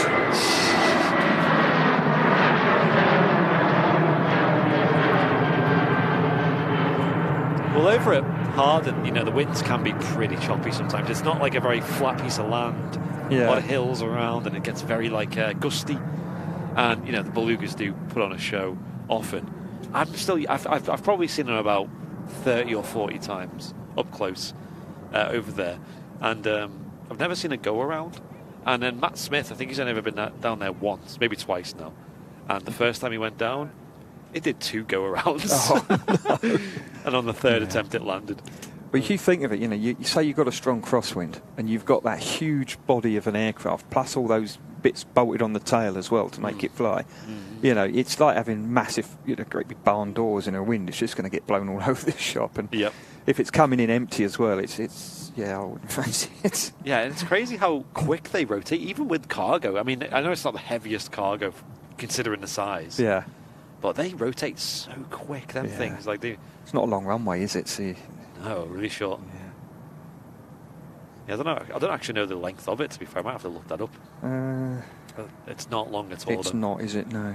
I can't think I'd the say code about for it. less than half Manchester's anyway. It's not very flat either. No. It's 2,000 metres. It's longer than I thought. I thought it was a bit shorter. That is longer than half. Yeah, it's... Big flare from this Neo here. I like the Neos.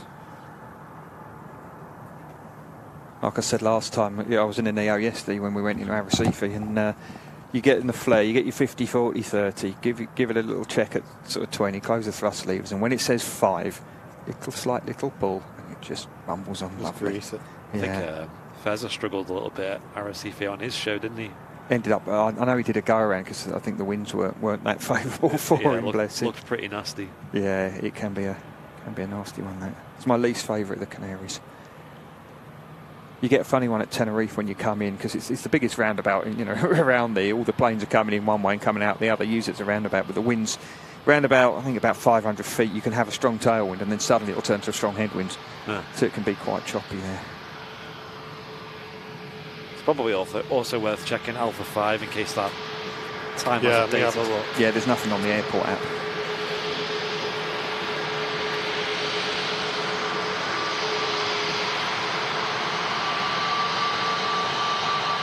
Come on, give us a wave.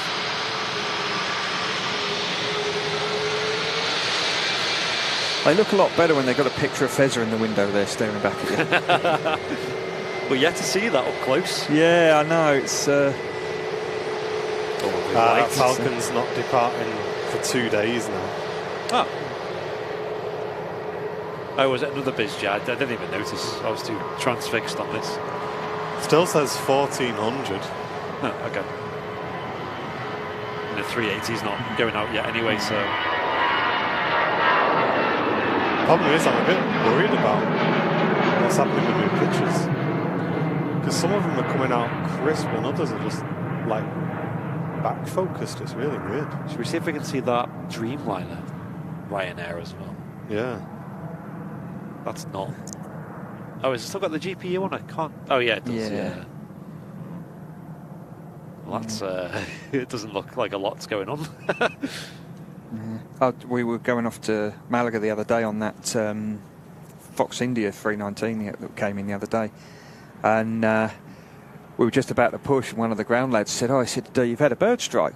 I'm like, on the ground, that's good going, you know. And he said, no, there's a dent there, and I can see some splatter. And I was like, really? And put the steps down. We'd done the walk round, had a look, and honestly, it was a tiny, tiny little mark. And I was so, I mean, that's what I say about these DHL guys. They are so good.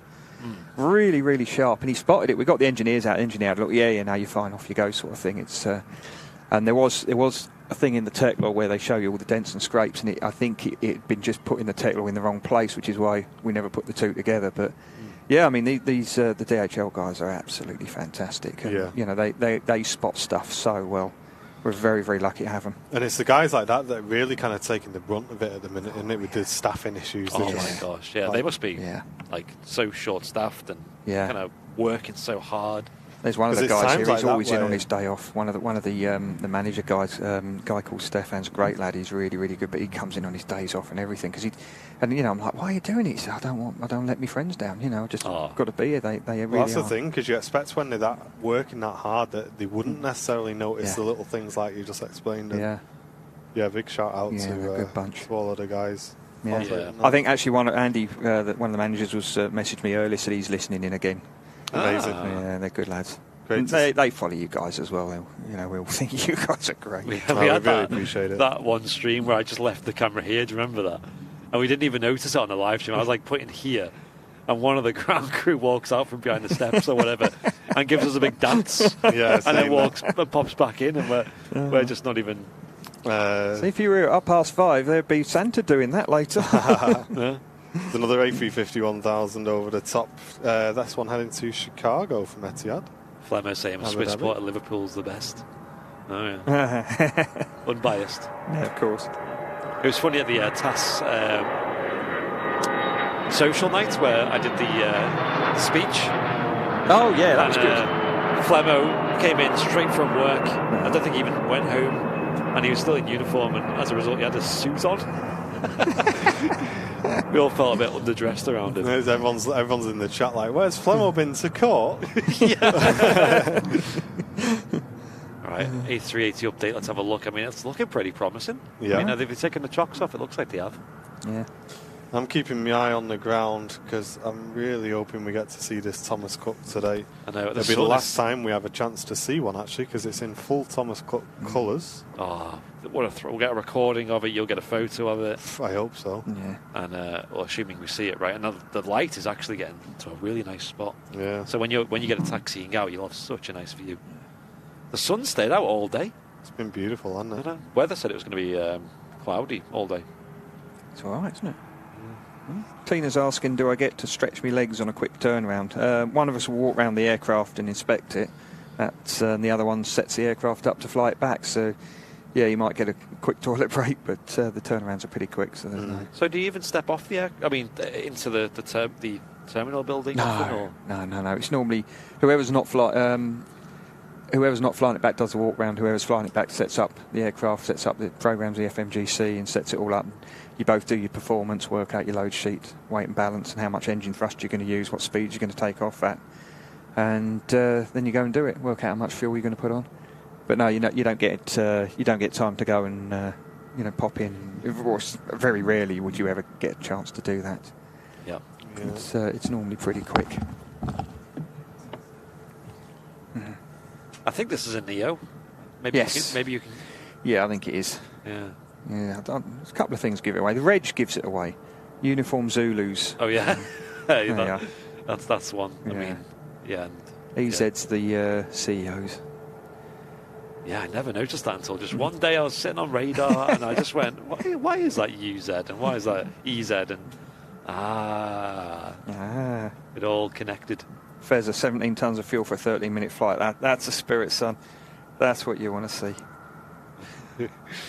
I put over 17 tons on the other day because we had this technical issue we were bringing back and the weather was a bit iffy. And I think it was an extra 2 tons I was carrying. Really? Just to get it on, you know. Well, we have to keep our fingers crossed on this Thomas Cook that it kind of comes and does a wide right-hand turn out. That'd be great. Because I've just done a test on that EasyJet and I'm pretty sure it is just atmospheric, like haze. Yeah. Because it's probably the concrete just radiating up because absorbing the sun. The shots I'm taking of the aircraft vacating in front of us are crystal, so it's definitely not a camera thing. But it's just weird how it has so much of an effect over what's a relatively short distance. You can kind of see it.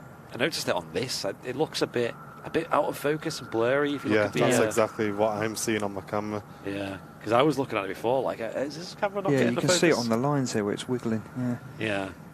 Right, what I'm going to do, because I'm going to have to be quick. I need to nip to the loo, and I want to go now because otherwise we'll have another loo duck situation where I'm in the toilet and the Thomas Cook. So, Mark, if that happens, grab my camera and just hold the trigger button. I'll be 10 seconds. I'm a Nikon man. I won't know how to work. Terry's asking, do we double check the fuel loading with your co-pilot? Yeah, we agreed together. What does that mean? Well, your flight plan says you're going to need X amount of fuel, and then you have a chat between yourselves about how much really you want to take. Do we need extra? Engine anti-ice, if you use that, it's going to burn a bit of extra fuel. Wing anti-ice will burn extra. Is our arrival routing different? Is our departure routing different? In the evenings at the moment, they're closing the main runway to work on it. So they're using the other runway. So it's not an ILS on 2-3 left, it's an RMP. So the spacing's got to be different. So you might end up holding. Is there going to be delays? Is there thunderstorms en route you have to go around?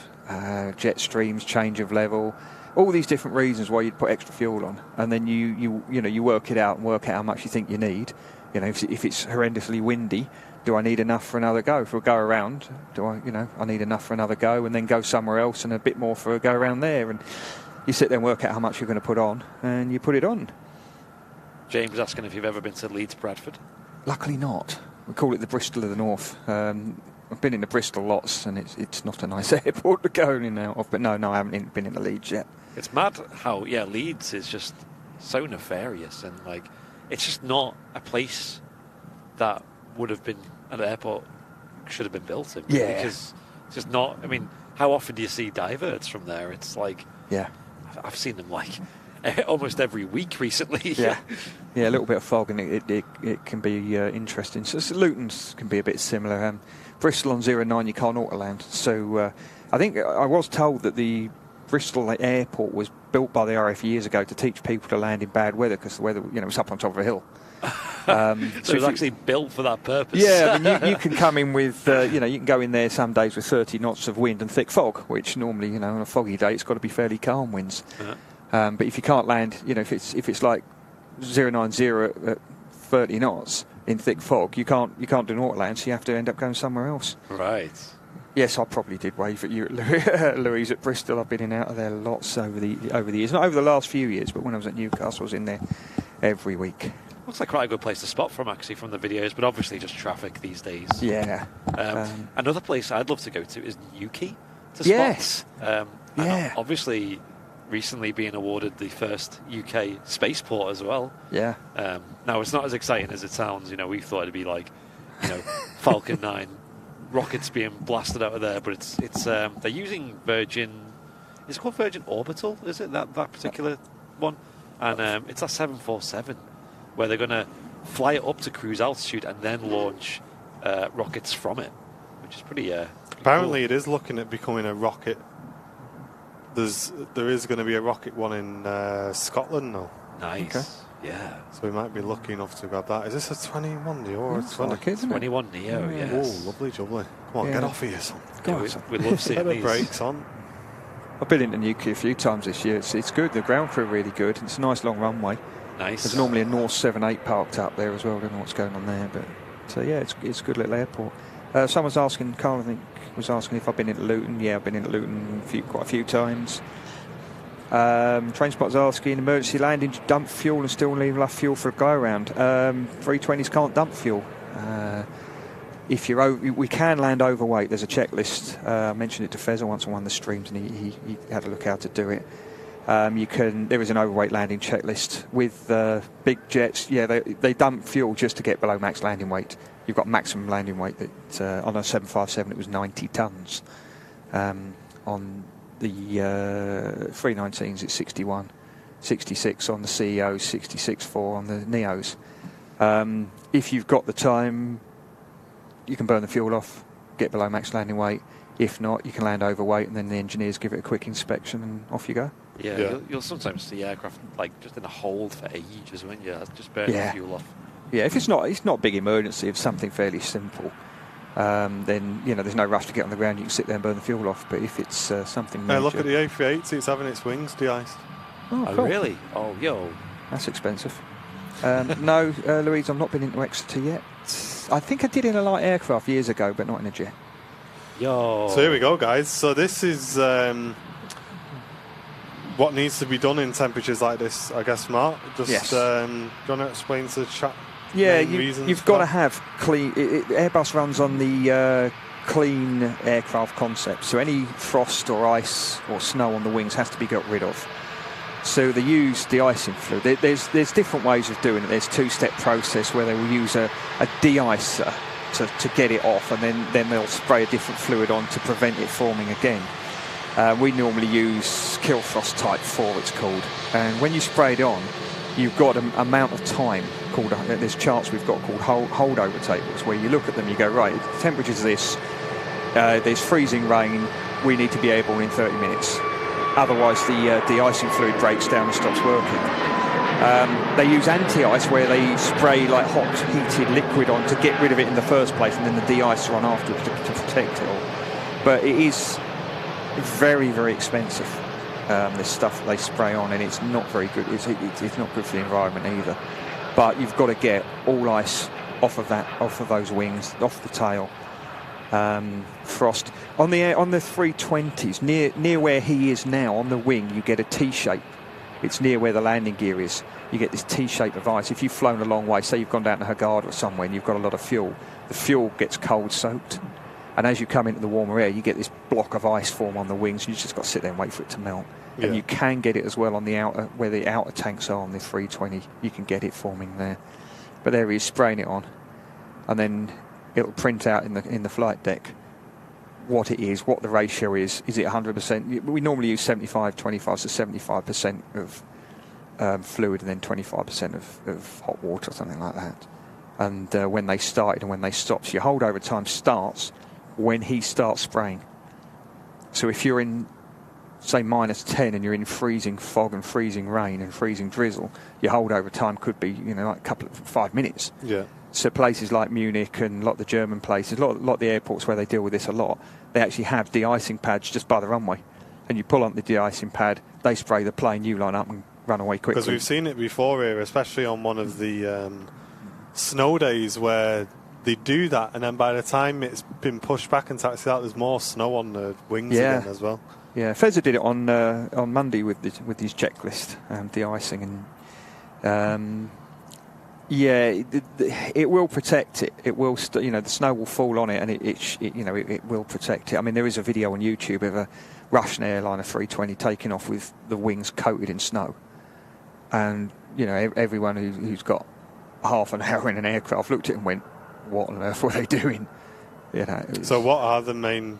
Obviously, we know, but people in the chat may not know the main dangers of having snow on the wings or ice on the wings. It disrupts the airflow over the wings, so you don't get the right amount of lift. It adds weight to the aircraft, so now suddenly you've got 2 tons of extra snow sitting on the plane. The ice as well, the wings are designed to be smooth, and they're designed to generate lift. And if you've got even a little bit of ice, I can't remember the numbers off my head.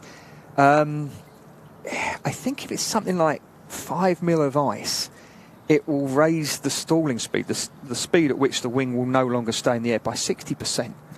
Really? It really is critical that those wings and the tail is clean. Wow. A mate of mine did a really, really good brief years ago on it all, and he had these facts and figures, and we all sat there and went, whoa. I did not realise it would increase it by that much. I'm going to have to tap him up and try and get the numbers off of him, but yeah, a little bit of ice is a big deal. You can have it, it's not so bad, you're allowed a bit on the underside of the wings, you're allowed a bit of frost on the engine cowls and on the nose and the radome, but yeah, generally the aircraft's just got to be completely clean of ice. What would be worse than like snow on the wings or ice on the wings? Clear ice is a nasty one because it's harder to see. Yeah.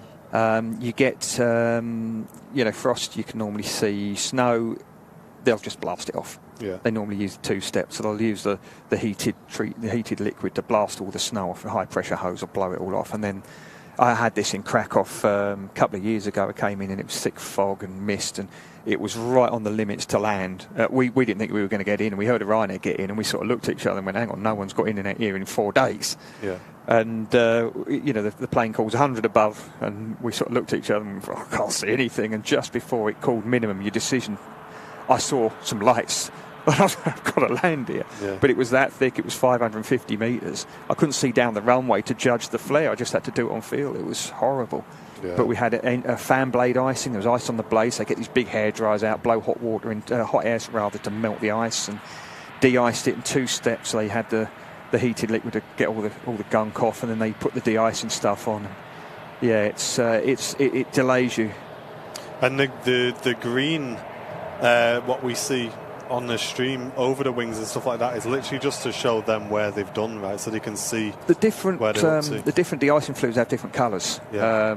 Type 4's green, one of them's straw coloured, one of them's yellow, but Type 4's the best. It's expensive, but it's the best one.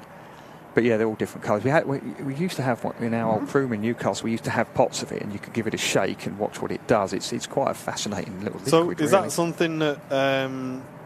So say this Emirates crew now. Yeah. Would they have had to book this, or is that something that's just put on by the airport because they know it's going to be needed? Because I mean, this EasyJet's coming past, you can see, has also been de-iced. Yeah. What we do in the mornings, the de-icing trucks will be booked to go and spray every aircraft before the morning departure. So they'll go out and you'll turn up at the aircraft. You're walking around and you're getting all this green gunk dripping all over you, and you're like, but it's like a preemptive one. You turn up on stand, you take the dispatcher, right, we need de-icing, and then he'll make a phone call and the de-icing truck will come to you. But yeah, it's not the airport don't just do it as a matter of course. You really see the green being applied there on the wings. Especially on that EasyJet as well that went past us. It's I mean, you may be able to zoom in on the wings, Andy, that EasyJet. It was like bright green. You can see that's just been done when the sun catches it, maybe, but might just be a bit too hazy now, I'm afraid. Yeah, I think we've seen it roughly, but it's definitely more noticeable on the 380 just because of the massive surfaces on the wing. We do the stabilizers back here as well, don't they? But I think it's all the control surfaces, isn't it, that they'll need to do. Looks like it's going to take a while to do the whole plane, though. And if you've got a big plane like that and you've got a short de-icing time, you have multiple trucks doing it. Yeah, you can see 2. There's 2 operating on that at the moment. I mean, obviously today, I guess we're relatively close to the limit of whether it's actually required or not. Yeah, I mean, it's had a longish flight. It might have cold soaked wings. Just spray it on. I mean, Type 1 fluid's orange, Type 4's green. It helps the guys when they're spraying as well because they can see where they've missed. Yeah, exactly. Because I was watching a video on it and they were saying that was why they had the colours in a lot, so they can actually see where they're up to and what they're doing. Yeah, it is expensive. But it's not something we see on the show, so it's nice to catch it. Mel saying important to make sure both sides are the same colour too. We got taught in Virgin as crew to check out the windows if the de-ice to ensure the de-icing fluid has been used on both sides. Right. Okay. I forgot she was the Virgin Queen, wasn't it? Yeah. I need to call her the Virgin Princess, but yeah, I don't want to sell her short. The Virgin Queen. Yeah, I mean, our cabin crew are taught to, on the turnarounds, have a look out. If they see ice on the wings, let us know. Yeah. And as a pilot from the flight deck, is there any ways you can check that? I mean, I'll walk down the cabin and have a look on the walk round. Okay. I'll walk down this, have a look round the wings, have a look at it's like I said, that T bit near the wing root is the real critical. When you do the walk round, you get out the steps, you can see it on the end of the wings. I've had it a few times where I've ended up. I had it in Paphos and in Antalya. Ended up on these dodgy steps to get up on the wing to see if it was actually frost or if it was melted and it was water. I ended up on a baggage conveyor belt climbing up on the wings once to have a look. Because places like that don't generally have de-icing rigs. Yeah. It's EasyJet. Just nipped in front now, it's heading to Hamburg. The lighting getting really nice now. Engines lit up nicely. It's moving around, isn't it? Yeah.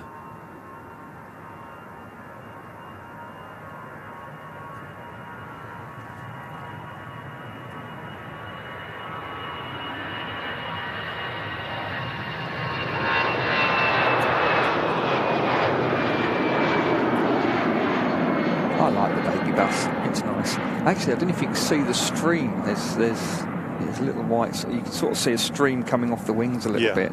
Yeah. With the de-icing fluid being white and sort of blown off. Ah. Yeah, you do notice that when you're on like south side and you're really close to the runway, you can see it like pouring off as the aircraft. Yeah, I had a picture once. Me and Charlie were trying to get back here for a Lufthansa A380 that had diverted in. And I got here just as it started its takeoff roll and got a picture of it coming up, and behind it was just green green fluid just being left behind. It's one of my favourite pictures I've took, actually. And it looked pretty epic with the fluid coming off.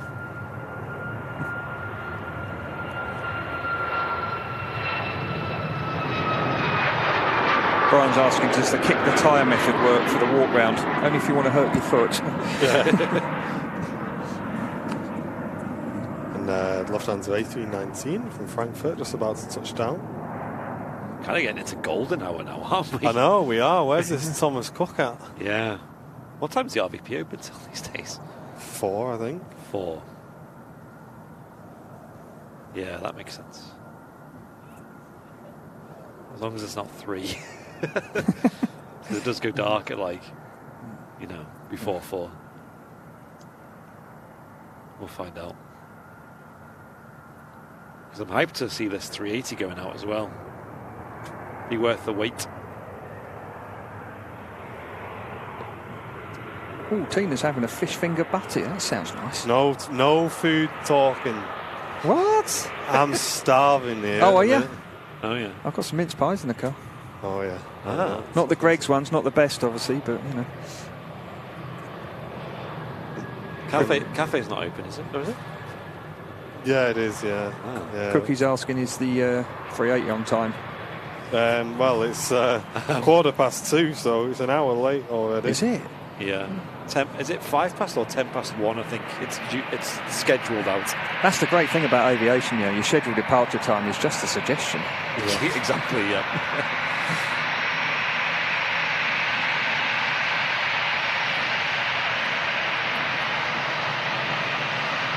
Oh, this lighting's beautiful.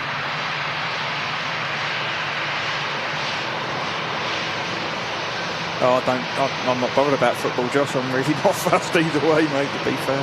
He's asking what's my favourite team. Yeah, I must admit, I'm not a massive... Did you not have like a childhood team or anything like that? I always used to say Newcastle because my family's from that neck of the woods, but I really don't give a monkeys, to be honest. Paul's saying, usual tyre pressures on aircraft are over 200 psi. That's when a tyre burst is actually quite a big deal.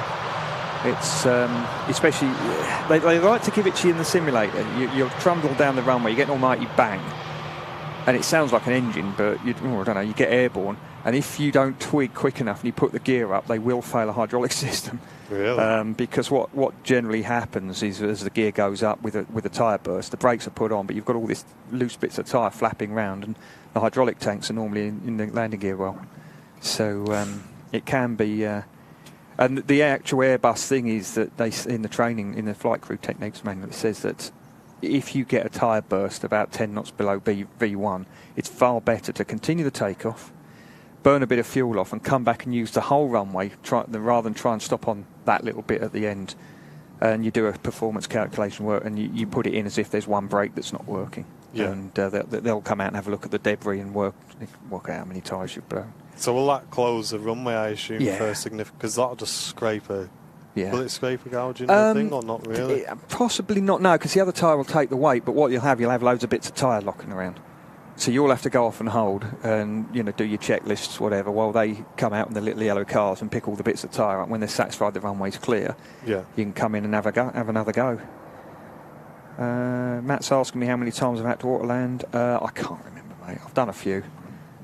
I remember coming in here once from Belfast, and it was supposed to be a gin clear day, and the FO took it over. I brought it back, and we were coming back in, and it was supposed to be a gin clear day, and suddenly they're saying, "Oh, we're in LVPs." It was thick fog, Yeah. and the whole of the northwest was completely gin clear like this. You could see for miles, but Manchester just had a dirty, great big lump of fog over it, and I was like, It's usually rain, though. yeah. That's a good thing about living where me and Fez are doing the northeast. You can have all 4 seasons in an hour. It's fantastic. Yeah, keeping our fingers crossed that we do get this Thomas Cook out today. Yeah. We're still waiting on the A380 as well. I think that's pretty much ready to go now. It's weird though, because this A321 is now a Canadian reg, isn't it? It's Well, then it's really going to be late then, isn't it? Now the Canadians own it. yeah. If, Go out tomorrow. Was that the Transat one that came in a few weeks ago? Well, yeah. It's been here for a while actually, Yeah. hasn't it? Yeah. It's obviously an STS job. And sorry, we're getting yelled at. Don't know why. Just getting you. It'll be very soon. well, they're having to de-ice the 380 today, which seems to have added a lot of time. Yeah. I'm surprised. I mean, I assume it's like staffing, right? Or like use of equipment. But I'm surprised they didn't do that as they were loading the passengers, right? Is that not? No, because you've got to get all the doors closed first. You don't want that de-icing fluid in the plane. So when you do de-ice, there's Fez did it in his sim. There's a checklist you go through where you actually push the ditch and push buttons, which shuts all the little the outflow valve for the air conditioning, all that. Make sure your APU bleeds off. You don't want any of the de-icing going into the air conditioning system. So you want the plane all boxed up. Yeah. And then spray. I mean, if it's just spot de-icing, if there's like a couple of little patches, you might be able to do it without, but Closing it up. and also you want it, because of the holdover times, if they're quite tight, you want to do it as near to takeoff as possible. So it's a case of, right, we're de-iced, push back, go. So one thing I was wondering on one of the previous streams that you may know, but don't feel like you have to answer it, is obviously with the A380 being late, we would say every show we do. Yeah. Is there not a point at which either the airport or whoever's in charge of the slots or something like that says, look guys, you're just not achieving this time, you never achieve it, you need to file for a new departure time? Because every day they're saying 10 past 2, 10 past 2, but it's 10 past 1, but it's never on time. I just wondered if at any point they would say, look, you can't have that slot because you're never hitting it. You know what I mean? I don't know how, because that surely must have like a knock-on effect all the way down the route that they're flying, right? Yeah. I don't know. I suppose they could. I've never really thought about it. Do you know what's the call sign of this one? 17, is it? Or 18? 18. 17 the inbound, 18 the out. Yeah. Yeah, it's just odd how, like I say, because there would be potentially another aircraft which could have that slot. Yeah, it's because if it's air traffic slots, there's nothing you do about it. You pick one up every day. I mean, coming back last night, we had one because of the runway closure here. I'm just trying to have a look on this little app that we've got that tells you why. It's a handy little app. It tells you about the slots. Yeah. If there's an air traffic slot they've got. Oh, there you are. It's a pretty prestigious airline as well. Like, someone like Emirates. Yeah. It's got a slot, an air traffic slot. So this isn't the airline's fault. This is the slot. It's in 22 minutes. You've got a 15-minute taxi. It's ready to depart. So they've told them they're ready to go. Yeah. Because that changes. And the restriction here is German airspace. Okay. So there's a big... I'm just showing the lads. But again, though, that's most likely because they've not left on time, though, right? It's this airspace here, so they're busy here. Germany, you intend to pick up slots quite regularly through Germany at the moment. I don't know if they're short-staffed with the air traffic. But that's the restriction there. So on this map I've got, it'll show you where the slots are. And regularly I phone up, our flight plan and say, look, this is where the restriction is. Can you route me around it? We've got the fuel to go. Just give us a little divert. If it's only a little, clipping of a zone, then we'll go round. But they've got an air traffic restriction that's holding them up at the moment. Right. So, and that will probably be as a result of them missing their slot, right? This might be the original slot. You can pick up a slot, especially in the summer. You could be sitting, you have slots in 6 hours because they're too busy. Wow. And so their public departure time is got nothing to do. Like, they could just say, well, we're aiming to leave at that time, but we've not been given the slot for it. Well, most of the time you shouldn't have a slot. It should be, say I'm going to go at 3 o'clock in the afternoon, and I turn up, we get ready, we're ready to go at 3, we go. But if I'm going through a block of airspace, say like Germany, like these are, where they're short staffed for air traffic, they slow how many aircraft, they reduce the rate of aircraft through that zone because they haven't got the staff to deal with it. So they say, right, instead of having 100 aircraft through this place an hour, we're only going to have 50. Yeah. So then they start issuing slots that go all the way down the line. Right. And you end up with a slot and you sit there. But what you can do is what they've done is you can put in a thing called a ready message. And you say, right, I'm ready to go, can I have a ready message? So on the system it says, like there, ready to depart. So say someone misses their slot, there's now a gap, and they go, right, who's next on the list? Emirates, off you go. Yeah. Slot cancelled or you can go sort of thing. Got you. Because I've heard a few of the issues with like Emirates, and you actually see it on the ground. It's not so much the slots, but also like loading the aircraft, like cargo and passengers as well. Yeah. So I guess it's like. Yeah. Well, I mean, we found we used to have 25-minute turnarounds, and some places that's never going to work. Where the airport's a nightmare, the handling's a nightmare, it just doesn't work. And then what they'll do is they'll look at it over a year. All goes in the spreadsheet is king. And if they look, and this airport here cannot achieve 25-minute turnaround, the average turnaround time is 50 minutes. They will then extend that time to fit. I don't know why Emirates aren't doing that. I don't know, I don't know. But with our lot, if we get an airport where you regularly can't achieve the turnaround, they'll change it. And they will lean on the ground handlers. The airline will say to them, look, you're not doing what you're contracted to do here. You need to sort this out. Yeah. Guess it's just a balancing act, isn't it? Because there's so many things going on at the same time, and then you throw something like de-icing into the works as well. Yeah, that's and then everything starts getting delayed. But pinging up on the ground is the Jeddah return flight, which we saw arrive earlier on. Still no sign of this Transat Thomas Cook. I don't know if we can check on that one, can we? Not on my app, it doesn't show. No. I can get you a flight number if you want. I need the actual call sign. Yeah, that's the problem. It's the actual proper call sign. We have a look. Someone's asking, can you make up time by speeding up? Not really. You can't go much quicker. And if you go a little bit quicker, you burn a lot more fuel. Yeah. If you have a look on Google at the drag curve, it's like a big U. And if you fly near the bottom of it, that's where your least drag, least amount of fuel. Once you start going faster, you start going up the U very, very quickly, and you're burning lots and lots more fuel. There we go. No, it's just that's all the info it gives you. The reg and finally the 380 on the pushback now. What was the reg? Charlie Golf Tango Charlie Yankee. There it is.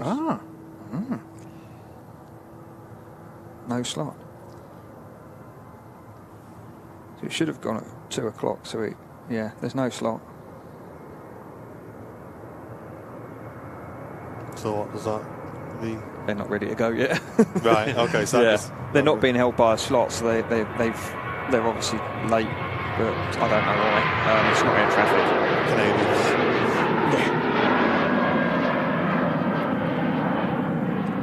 Yeah, it would be nice to see that going on, though. I mean, we've still got because it's the last chance we'll see a Thomas Cook branded aircraft, I guess. Aviation Sean saying hello from Southside. Hi. Waving. Let us know where you are. Actually, might be able to zoom in and spot you. Yeah, it is, Brian. It is getting overshadowed, mate. Because, yeah, it's just a rare thing to see, man. That's the thing.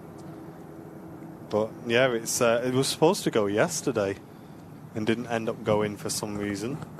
And then, obviously, we got told it was now going to be today. Yeah, it's had an extra day in the But we had STM, this the other month, didn't we, Andy, with something that kept getting delayed each day. When we went Southside for it. Was it the Thai? No, Vietnam. The Vietnam, Dreamliner. The 5G testing aircraft. Yes, that's it, yeah. Because Boeing sent their own Dreamliner that they owned. It was American Reg, wasn't it? Yeah. To Manchester to do some flights to test like 5G safety whatevers. And it was in the Vietnam Airlines called this beautiful, that blue and gold. We'd never seen it. We'd never even seen it. Me and Andy got here at 7:30 in the morning on Southside to film it departing.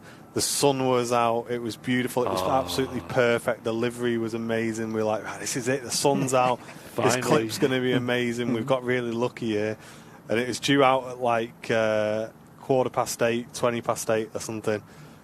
Gets to 9 o'clock, it's not out. 9:20, not out. 9:45, you were not messaging me, out. weren't you? And then I messaged, I'm going to have to message Mark, because there was like 4 or 5 of us stood there waiting for it. I said, and everyone was like, well, is it coming? Is it going? I said, listen, I might have a guy I can text. Yeah. Give me a minute. And I text you, and then you obviously give us the bad news that it wasn't actually going, and kind of saved us all hours of waiting in the cold. Oh, remember that? Yeah. Good chat like that I don't think it went out till the dark in the end. Yeah. Matt's asking, did you ever go into Manston with Australis? Yeah, I did. I was the safety pilot on some base training for some new trainees just before I left, actually. That was a nice airport. Tina's asking, what's the guy on the ground saying to the pilot? I think, I presume you mean the A380 guy. The ground guy will talk to you, say he's there. You will ask him for his checks. He'll say that all ground equipment's removed, tow bar and pin are inserted, and we're ready to push. So then whoever's not flying will talk to air traffic control, get push, cleared to push. You run through your before start checklist. You take the guy on the ground, right, we're ready to push. He'll say, right, release parking brake. I normally say, I possess that skill, and release the parking brake. Check the pressures on the gauges, and the park brake logo goes. Brakes release, ready to push. You then push. Once you're pushed and pulled and stopped, you set the park brake, start the engines, and you'll liaise with the guy on the ground that you're cleared to start. No one's standing by them. And they're now started, so he's disconnecting the tug there. He's going to disconnect the tow bar. He'll take the steering pin out of the nose gear. They'll drive off. Once you're happy that you've got, in that case, forward engine starts and you're ready to go, you've done all your checks, set your flaps, all the switches are in the right place, you'll tell him to disconnect. He'll go off to the side. He'll show you the nose wheel steering pin. It's on a big red tag, so you know it's out, so that the gear will come up when you try and take off. So where does that get put then? Well, we've got some in the flight deck, but he'll have one in the tug. But Right. it goes in. There's a hole in the nose wheel. There's a box, a little box with a lever, and when you move the lever, you put the pin in, and then the nose wheel steering's done by the tug. Yeah. So you're not actually fighting it. Oh, there he is, G Magpie. That'll upset Fezzer. He doesn't like the magpies. Oh yeah. Yeah, well, that's the Newcastle United club, isn't it? So they just store it in the nose wheel for when they... well, that'll be kept in the tug. But Right. we've got some in the flight deck as well. We've got gear pins in the flight deck as well. Yeah. We've got these 2 wrap-around ones for the main landing gear and the nose wheel pin. You have to check it every flight, make sure it's there, because it has happened before where people have taken off with the pins in and you gear up and ping. Doesn't come up. Doesn't come up. The app that we were just talking about, Slot Things, is it's not publicly accessible now. No, unfortunately. No. Oh, no, it's on the App Store. Yeah. You don't have a login now. If you want to pay for it, you can. Oh, right. Yeah, it's called CTOT, C-T-O-T. I think it's £1.75, £1.79 a month.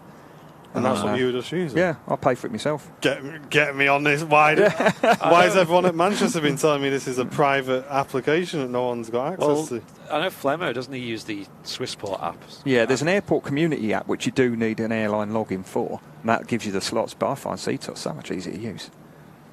Look at that, he's tapping. Oh, his fingers I'm are on straight fire. on it now. Look at this. Not messing about. What is it? Not got an S on the end. Oh. There it is. Boosh! And you get a month free. Oh. Have you got a referral code? Do you want any... No, just fill your boots.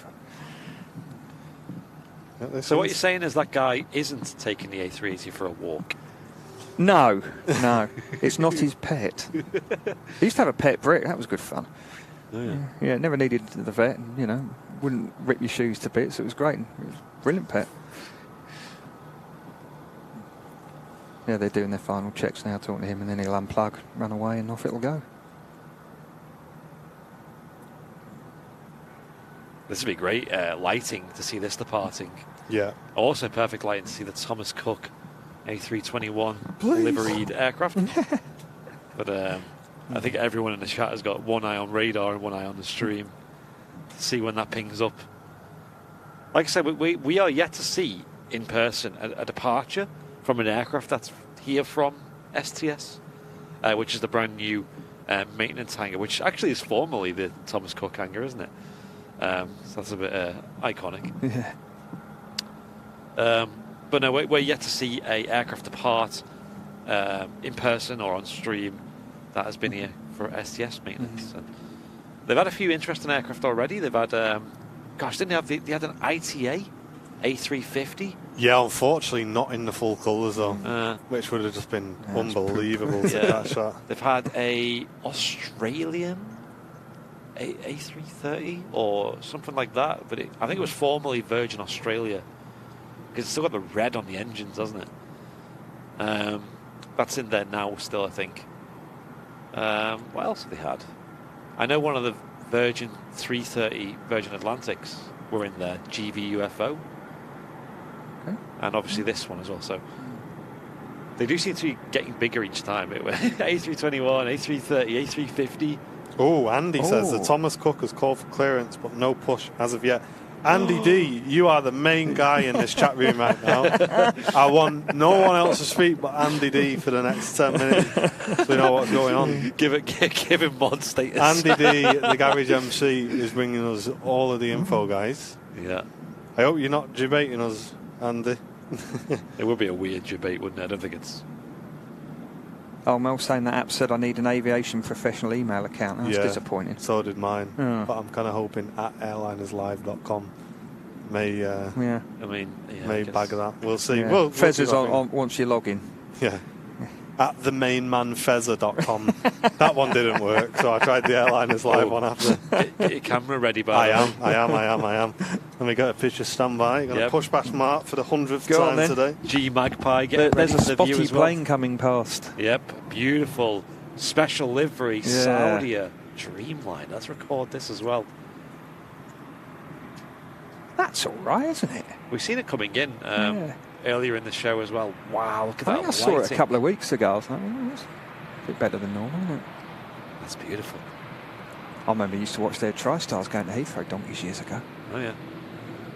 We did say on the stream as well, the tail is very similar to, the Emirates Expo? The blue Smarties type style. Yeah. Very similar. Wow. That is gorgeous. Golden hour lighting. Taxiing out. Oh, I've got a happy man next to me now. He's got a sharp picky. It looks good, that. Crispy. Yeah. When they come that way, it's fine. Strange, isn't it? 4 years ago, no one would give them monkeys about this Thomas Cook, would they? I know. That's the thing. We need that Thomas Cook to follow the same route as that one, because that was spot on. Because the distance, even though it's a tiny bit shorter, makes a massive difference, because you don't have that taxiway just kicking up a load of heat in front of you. You would think it would, wouldn't it? Because it's coming out on that. It's pinging up. Yes. It's pinging up, ladies and gents. Woo. Finally, here we go. What the moment we'd all been waiting for on the super extended Airliners Live midweek show. Yeah, that is the one. I was sitting in my flat trying to catch it as it came in, but it's too cloudy and I didn't get to see it. Oh, no, come on. What an ending to today's show. We've got the Saudi special Dreamliner Riyadh season 2021 livery. The Emirates A380 is now on its taxi. And then to wrap up today's show, the now Air Transat ex Thomas Cook A321 will be leaving Manchester. When this leaves, guys, I want to fill the chat with Airliners Live, Love Arts. And, yeah, awesome. I'm glad it's pinged up. Got the green wings on the A380 as well. And all this in golden hour. Get in. Beautiful. Charlie's asking, why is there Thomas Cook going out? Thought that wasn't a thing anymore. It's not. It's been bought by someone else, and now it's a cargo conversion, but they just haven't repainted it. I think they did the tail, didn't they? Yeah, so it's probably, well, most likely the last time you'll ever see a Thomas Cook, especially here at Manchester. Even though it's not technically a Thomas Cook, but it has the livery, so... Chris is saying, what's the Thomas Cook you're on about? There's a 321 coming out. It's been in for freighter conversion. It's going off to its new owners now. So it's going to come out as a freighter? Yeah. Wow, I'm kind of... This is going to be crazy. Like, you're going to see it firsthand. A Mav! Woo! Mav going in with a massive raid. 116 viewers. My guy. Thanks very much, Mav. Welcome to everyone tuning in. You're just in time. We're getting close to the end of the show, but what an end this is going to be. We've got the Saudi Dreamliner in the special scheme on its taxi out, followed by the Emirates A380, and then finally the Air Transat in the old Thomas Cook livery, which will be the last time we'll get to see an aircraft in full Thomas Cook colours leaving Manchester Airport. We're going to be wrapping the show on that, so it's great to have so many of you with us. And Mav, big shout out, Mav. I'm super proud of you, man, with your helicopter flying. I'm made up for you, mate. You deserve it, brother. I was in your chat yesterday enjoying it with you. But listen, you really deserve it, mate, and enjoy it. And I'm looking forward to seeing your video. Welcome, Raiders. We're Airliners Live. We stream from Manchester Airport every Wednesday and every Sunday, live for about 3.5 hours, and bring you all of the aviation action from here. We also stream from, it's been about 5 hours today, but there you go. We also stream from Vancouver, Canada, every Thursday, and we do a flight sim show with Mr. John Fezzer every Monday as well. And we always love to hang out in Mav's chat as well, so make yourselves at home, guys. I know you've joined towards the end of today's show, but it'll be an awesome end to the show as well. Welcome, everybody. Yes, we got myself, my name's Andy. We got Martin as well, our Hello. two regular hosts. We've also joined by Captain Mark today, who's a Airbus captain based here at Manchester Airport. Hello. Yes, have you got any questions for Mark before we wrap up today's show, especially you guys who've just joined us on the Twitch channel? Feel free to put some questions in the chat, and Mark's here to answer those for you. Oh, this lighting, man. It is golden. It's beautiful. It's like Vancouver, this. Yeah, beautiful, isn't it? And Katie, welcome back to Premium Economy, returning member. Thank you very much. And get the limited time jingly bing bongs whenever you send a bit of support in on today's show. Just for December, of course. September. Santa loves the jingly bing bongs.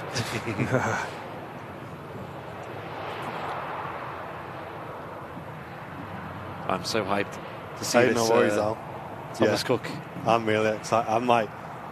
I'd legit just miss the A380 take off for it. Laurie also gifting a channel membership on YouTube. Thanks very much, Laurie. That's gone to Charlotte. I don't know how to pronounce. My Dutch is terrible, but our train spotting friend has asked, Boeing's have got pointy noses and Airbus not. Does that mean the Boeings burn less fuel because it's more streamlined? 737 was designed donkeys years ago. It's actually, the body is off the 707. The nose and the fuselage is off the original 707, which I think was the 50s or the 60s.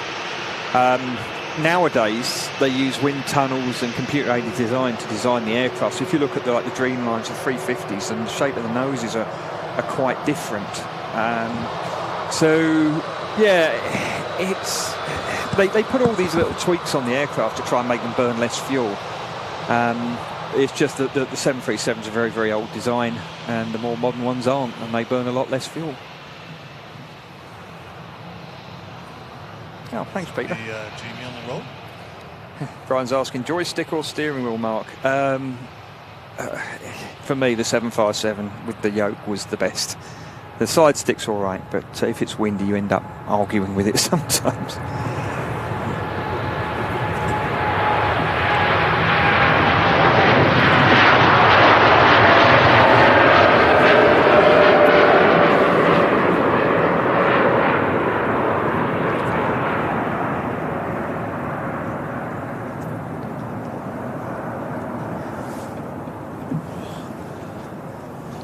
We had a Dreamliner Eclipse then at the RVP.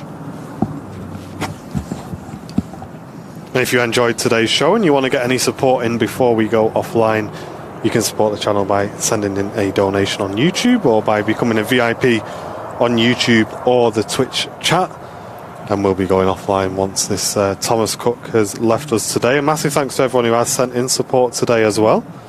And we have news that the now Air Transat is on its taxi. And Sylvia, thank you very much for the 449 super chat today. Really appreciate that. Guys, this is going to be the one time in Airliners live history where if the Thomas Cook is taxiing out in the sun and the A380 is rocketing off, we will cut the A380 short because we will not see this livery again. So, yeah, this is pretty important to catch. It's now begun its taxi, so hopefully the Emirates can get a shimmy on and get out. I think, quick. yeah. If this goes straight out, then we're good. It's going to have to It's go. not got a long way to taxi, though, has it? If it's only at the maintenance hangar. Exactly, it's got to go now. Peter, thank you very much for your £5 super chat, mate, supporting the channel. Thank you very much, guys. Thank you, Peter. I'm super excited. We'll just let you enjoy this departure, guys, and hopefully we will then see the Thomas Cook scheme. Unless they've done an MI5 and changed it over to Air Transat while they've had the doors shut. Well, it's had a freight conversion, so it might look different. We'll see. In before it's just all white. That'd be sickening, wouldn't it? Oh, I'd be fuming. You seen over there, there's a 380 and a 74. Racing. The trails, yeah.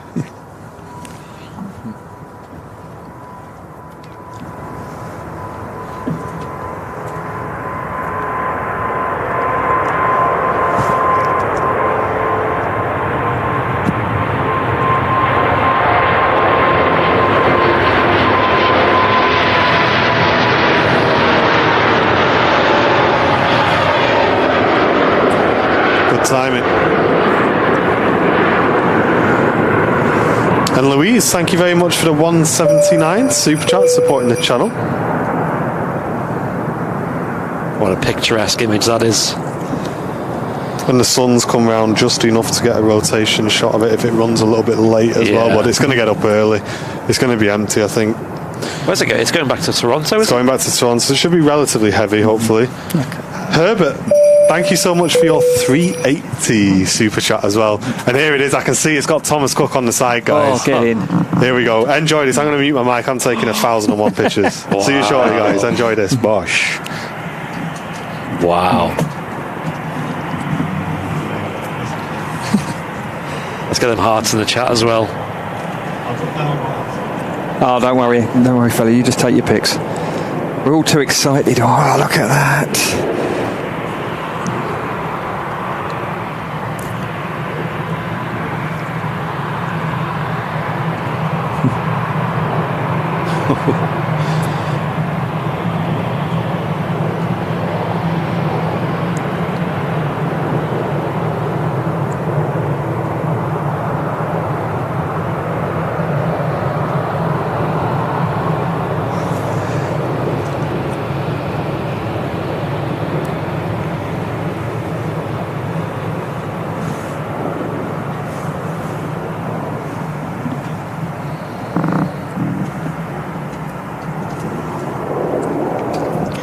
In a way, I'm kind of very glad it waited. I am. Kept us waiting. And we were able to give it the full attention it deserves.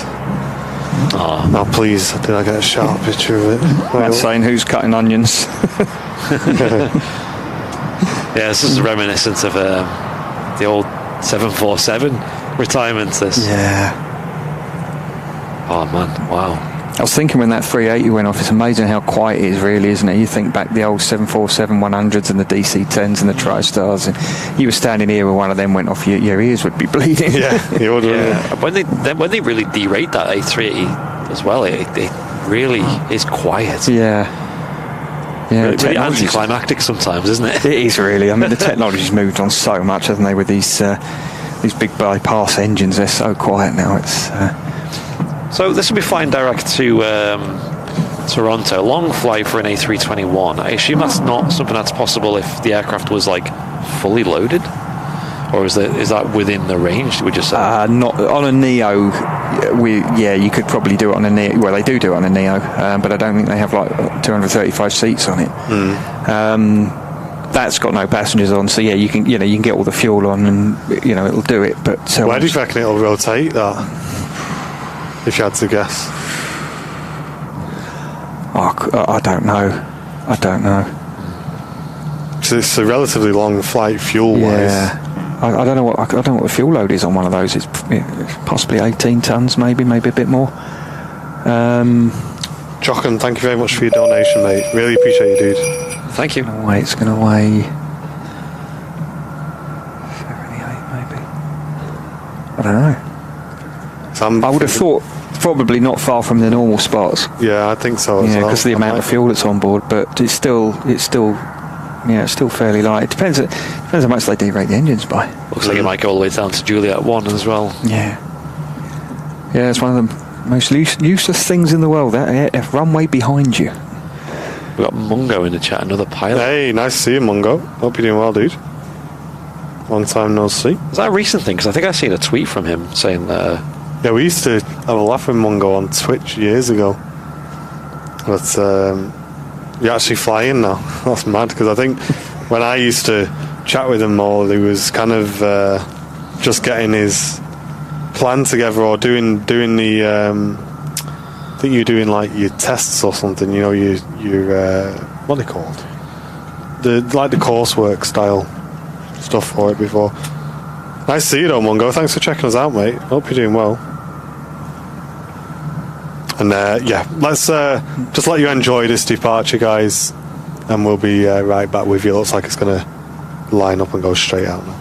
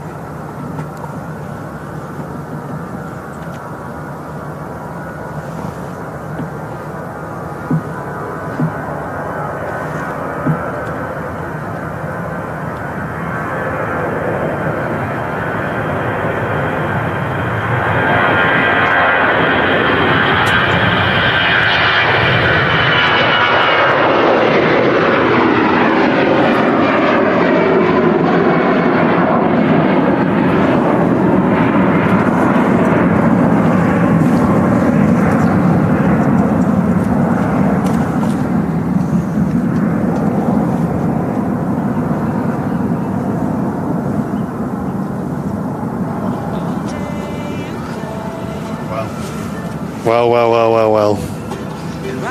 That was worth waiting for, guys, wasn't it? Super happy we got to catch that. That was supposed to go yesterday. And that's a blessing in disguise that it got delayed until today. But what an awesome show that's been. I'm really glad we got to catch that for you guys. Thanks for all of you sticking around and enjoying that with us. I'll be posting some pictures of that on our YouTube and Instagram as well. Massive thanks to Mark for stopping in for the second half of today's show. It's always a pleasure, mate. Great to see you, fellas. Yeah. And you're welcome anytime, dude. Really appreciate it. Andy absolutely smashing it up on the camera for most of today's show as well. So big and well done to Andy. And thanks to all you guys in the chat for tuning in and spending what's been pretty much the full day with us. Yeah, whatever you're really doing this evening, hope it's great. Yep, we'll be back on the Super Sunday show here at Manchester Airport. No Vancouver show tomorrow. Still waiting on some bits to be resolved regarding that. But yeah, Super Sunday, which is super hype because we've not done a proper full Super Sunday for a while. Yeah, I'm looking forward to that. Yeah, we'll have the instant replay set up, the overlays, and the full multicam setup and everything. Yeah. All the bells and whistles and the jingly bing bongs, of course. They'll be making a return. Thanks to everyone who's supported the channel today. We're going to send the Twitch crew over to Chewy, go and have a great flight with Matt. But as always, we've been Airliners Live, and you guys have been absolutely awesome, and we'll see you all on Sunday. Ta-ra for now. See ya.